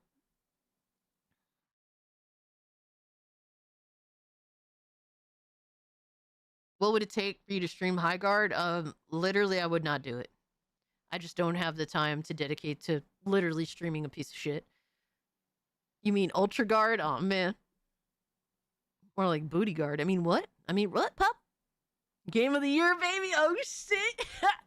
Equilibrium says it lost 92% of its player base in 24 hours. Yeah, that is kind of crazy. I finished all the Borderlands games, including the spin-offs. Okay, show enough. Shout out to you, brother. I've played every Borderlands game besides Tales of the Borderlands and the sequel that we will ignore. The pre-sequel and the newest one. Highguard fell off solo. Even Anakin Skywalker don't need the high ground to felt trash. Damn. Y'all nasty work. I'd rather play Brink again. Good morning from the Eastern Time Zone. Good morning to you, good sir. I hope you're having a good day. So 9,800 was the peak, 24-hour peak. That's crazy, bro. That's wild. So bro had to throw in, I've read the PC version is unoptimized, so expectations may differ. Like, bro, we could tell that y'all, you're clearly a very biased motherfucker, bro. It's something like that. He would clearly, it's like you just want to hype up your fucking dog shit ass console that you paid. But at this point, 500 plus 800, I don't know, like well over $1,000 for, like, what, $1,300, because a lot of motherfuckers, remember, they would constantly say PC's too expensive, PC's too expensive. Back when it was $1,000 to invest in a good PC, now they themselves are paying over $1,000 per generation just to keep up with getting the most powerful piece of garbage console they can. But glazing MDF shill, yeah. But you could tell that, well, first and foremost, it's Nib, so he always has like a fucking 50 fucking year long tweet, because this is like, Twitter is literally this dude's social media. He's a Twitter influencer. That's Nib. If that's honestly the most disrespectful thing I could say about Nib. Twitter influencer, Nib. Fucking retard. Oh my god, no, not this fucking clown. Well, guys, I better go take a break. I need to go dehydrate because I drank too much coffee and too much soda. So, mounted chase combat. What the fuck does that even mean? Literally, it means that you run around a horse and you shoot people. That's what I'm assuming it means. Still better than Concord, but it's not that big of a leap. It's like saying it smells better than a pile of turds. Yeah. All right, guys. I gotta go dehydrate. So I'll be right back momentarily. But, you guys behave. I'll be right back.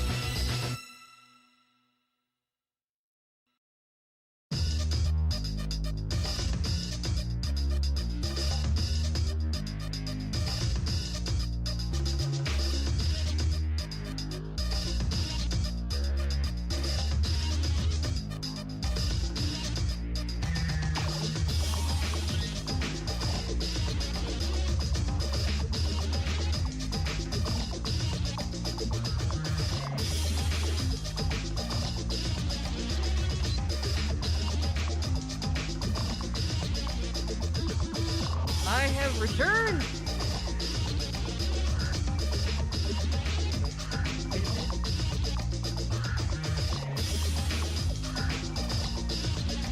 Oh, shit, I forgot my Coca-Cola.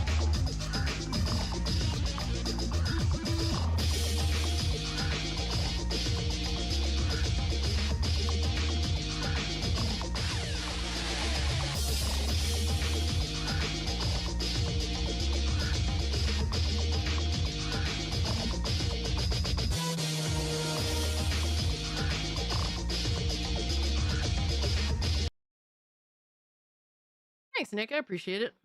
Yes, machine reminded me. I almost came back and didn't grab my Coca-Cola. Dude, I'm just straight up bad lately. I'm so bad with caffeine lately. It's been like my mega addiction. Diet soda's ass. I used to think so, but then I became addicted to it, like anything else. Yes, it was a Diet Coke. Absolutely. I mean, you know the color. If it's gray, it's a Diet Coke.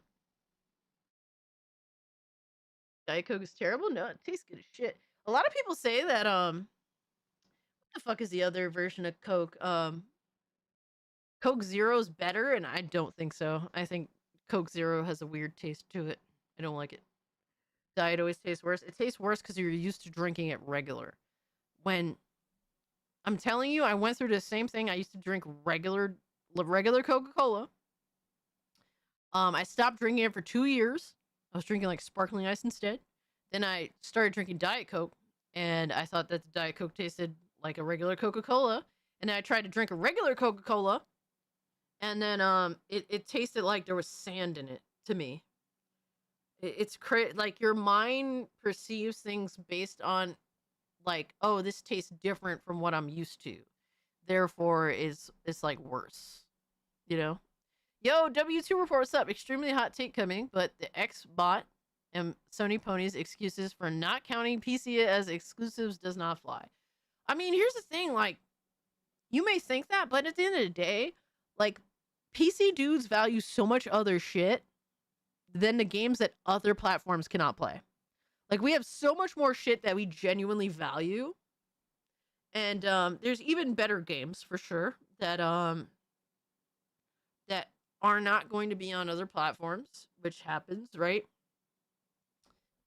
But like we don't like relish in the fact that other gamers on other platforms can't play the games that we play.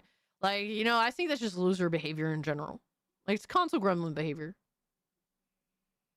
You groomed your mind to accept the mediocrity of diet soda. If you say so, I mean. We all drink diet for years, to be honest. Zero looked new. You lie, Cassie. Coke Zero is great. I can't. I don't like it. I don't like it because I'm so used to Diet Coke. I'm an Xbox guy, and I think exclusives are stupid. Yeah. Yeah, because, like, dude, like, I used to think that crossplay was stupid. And then I fucking did it. Like, I was playing Fortnite with everybody on different platforms in my group. We are officially $60 away from tier 1. So, like, you know, I thought crossplay isn't necessary. Whatever. All my friends are going to be on the same platform as me. I thought stupidly. And then I started playing Fortnite with people on all different platforms. And I was like, oh my god, this is so awesome. Like, it doesn't matter what platform we're on. We could just play together. Right? It's like, it's the same thing. Now it's like people are like, exclusives matter. Like, not until they literally don't matter. There's so many other ways to make a console or a gaming device more worthy, you know? Don't get me wrong, you're right. But I'm talking about from the perspective of Xbox and Sony Ponies. Yeah, I mean, a lot of Xbox dudes don't really shit on PC exclusives usually, from what I've seen. It's more so PlayStation dudes that do that. They just try to devalue people's fun factor on games that they can't play because they can't play them. It's really that simple. They're just losers that are... They try to act like they care about... Like, they want to endorse exclusivity until a game that was once exclusive comes to their platform, and then they're giddy as fuck.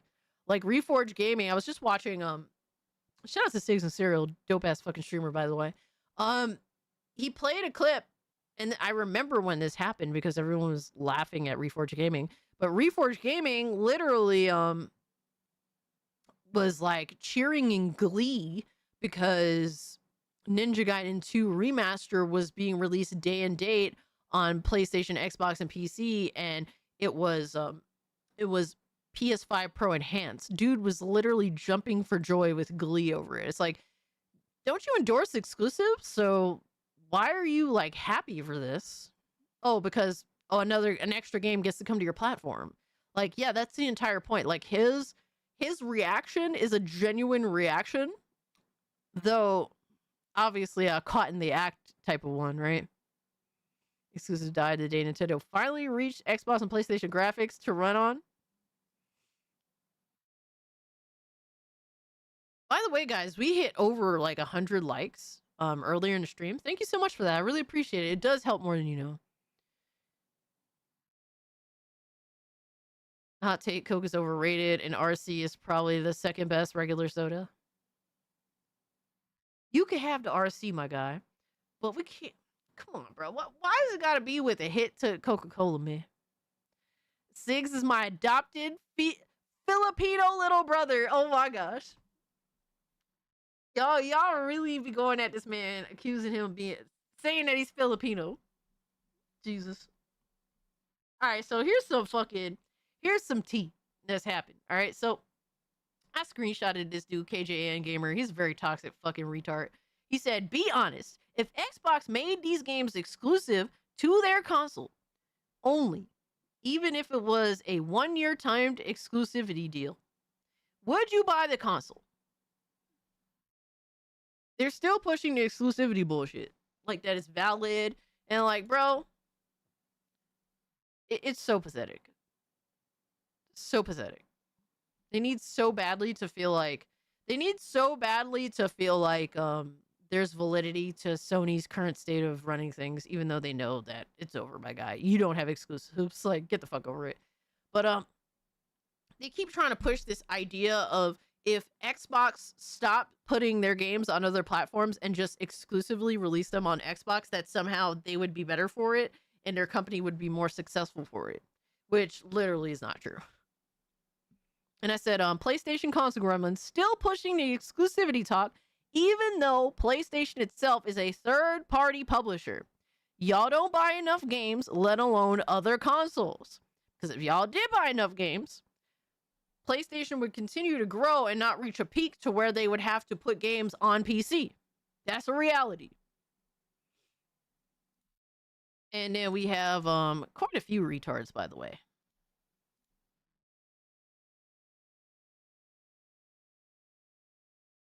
Like, I'm looking for his response.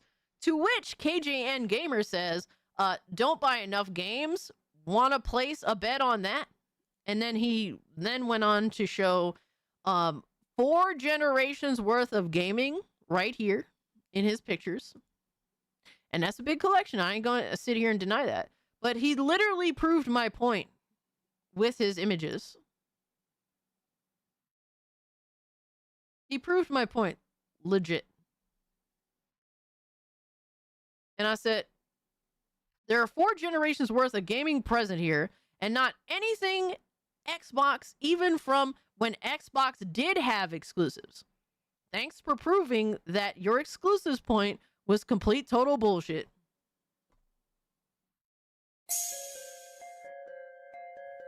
Xbox. Thank you, bro. Appreciate it. Xbox. Ooh. Xbox. Yeah. You're exposed, bitch. You're exposed. Leeson, tread lightly, motherfucker. You're exposed, bitch. Tread lightly, motherfucker. You're exposed. Yes, he did, Power Boss. We're going to go into that, too. Exposed. Exposed. Exposed. We're going to get into that because the retardation continues. Bro had to spend quite a while to try and prove me wrong. I'm glad that he at least put in some effort, because the fact that he got, like, not only just getting a reaction from a retard, a PlayStation console gremlin, But for him to have to put work into it, that's what's the fucking entertaining part about it. All right, so he went, and shout out to Fake Pear Bear. He's a homie. He's a friend of the channel. We disagree on a lot of things, but I will say this: he does support physical media first and foremost, but he also does put in the money. He puts the money where his mouth is. Is this the infamous AJ Lee that legends speak of? Yes. Tread lightly, motherfucker.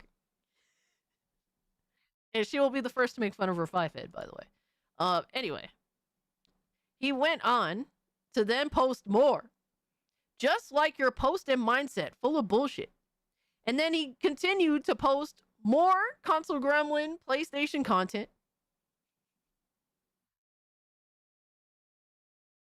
Which further proved my point. Still more PlayStation bullshit. Like I said, even despite in the past Xbox having exclusives, no Xbox games. Then it gets even funnier. So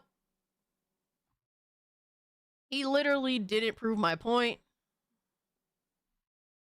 I mean, excuse me, he literally didn't try to disprove my point, I should say. Who is AJ Lee? The one of the greatest female wrestlers ever. He's just trying to flex when it's like, dude, I have quite a collection in my own right. I don't need to flex, my guy, and I have posted my collection in the past. But let me see. He went on. Where is his post? So he has someone that at least tries to feign more rationale. Try to argue with me. Not argue, but we had like a back and forth discussion to which, while I appreciate this person being reasonable in the conversation, unlike KGN, who's constantly a retard, Siggy.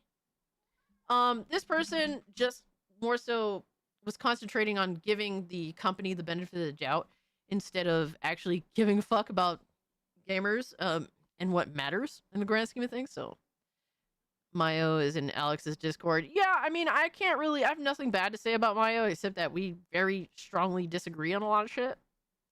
But I at least appreciate the conversation. I'm trying to find the image that this retard did and inevitably post. I think maybe. Thank you so much for the two. China is the greatest female wrestler. Who is AJ? I mean, at least AJ was actually trained to be a wrestler, whereas China was not. I mean, what? Thank you for the two. China's cool. It's more like a visual thing, which is very important in wrestling, so shout out to her. Bro, where is this fucking it? Yo, son. I should have brought this up beforehand. And then this one retard who literally has like 2 stacks of games and pretends to be value physical media. He has literally 2 stacks of physical games to show for his super ultra important like autistic physical media collecting. And then I literally told him, how is it that I have way more games than you? And he somehow was like, oh, look, you're a fraud. You own PS5 games. And I'm like, yeah, because I actually liked PS5. And as the generation went on, the shit is ass. And that's why I defaulted. So he lazily tries to use this argument against me, even though I have a bigger PlayStation collection than him, even though bro claims to be a pony. Like, you're literally a Twitter pony. That's what you are. Oh my gosh, I'm not gonna be able to find this image. I'm not gonna be able to find his tweet, damn it. Hold on. Let me see if I can find it. Oh my god, I didn't mean to do that. Let me see if I can find it. Fucking hell. I don't get how him displaying his PlayStation fanboy collection says anything about the argument. Yeah, like at that point, he's just trying to flex, like deter from literally the argument for no real valid reason other than to be stupid. Like, they just, like, here's the thing with PlayStation fanboys. They just choose to continue to be more retarded, and they just double and triple down, and they'll ignore the conversation. And basically, at some point, more often than not, it just becomes a factor of, I'll just continue to be retarded just because.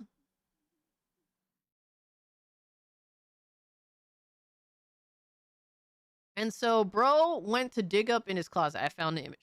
Bro went to go dig up in his closet the handful of fucking Xbox games that he actually owned. Thankfully I made him actually put in some work, because that lazy fuck definitely don't do nothing besides tweet on Twitter all fucking day. Definitely don't got a real fucking job. He said, "What is that, you clown? Shall I get more out?" And I told him to, because he literally got a stack of games and says, "Cole Classic Cage is a gremlin clown. I'm glad that I influenced you to talk like me." Yes, this is his collection. This is what, to him, invalidates my argument. Meanwhile, my entire argument was, thanks for proving my point right here. This was my argument. Y'all don't buy enough games, let alone other consoles. He just has some fucking games. He probably sold his console a long time ago. And I said, I'm a PlayStation hater, quote unquote, because that's what they call me. They call me an Xbox fanboy, by the way. Meanwhile, I own way less Xbox games than I do PlayStation, by the way. Especially physically. I barely own any physical Xbox games. But and I said, I have way more PlayStation games than this, so please dig out more, because this does not convince anyone that a healthy console is established when you don't buy the games for it. And he said, look at you being proven wrong and changing the goalpost. You are a true gremlin. Meanwhile, my original point was that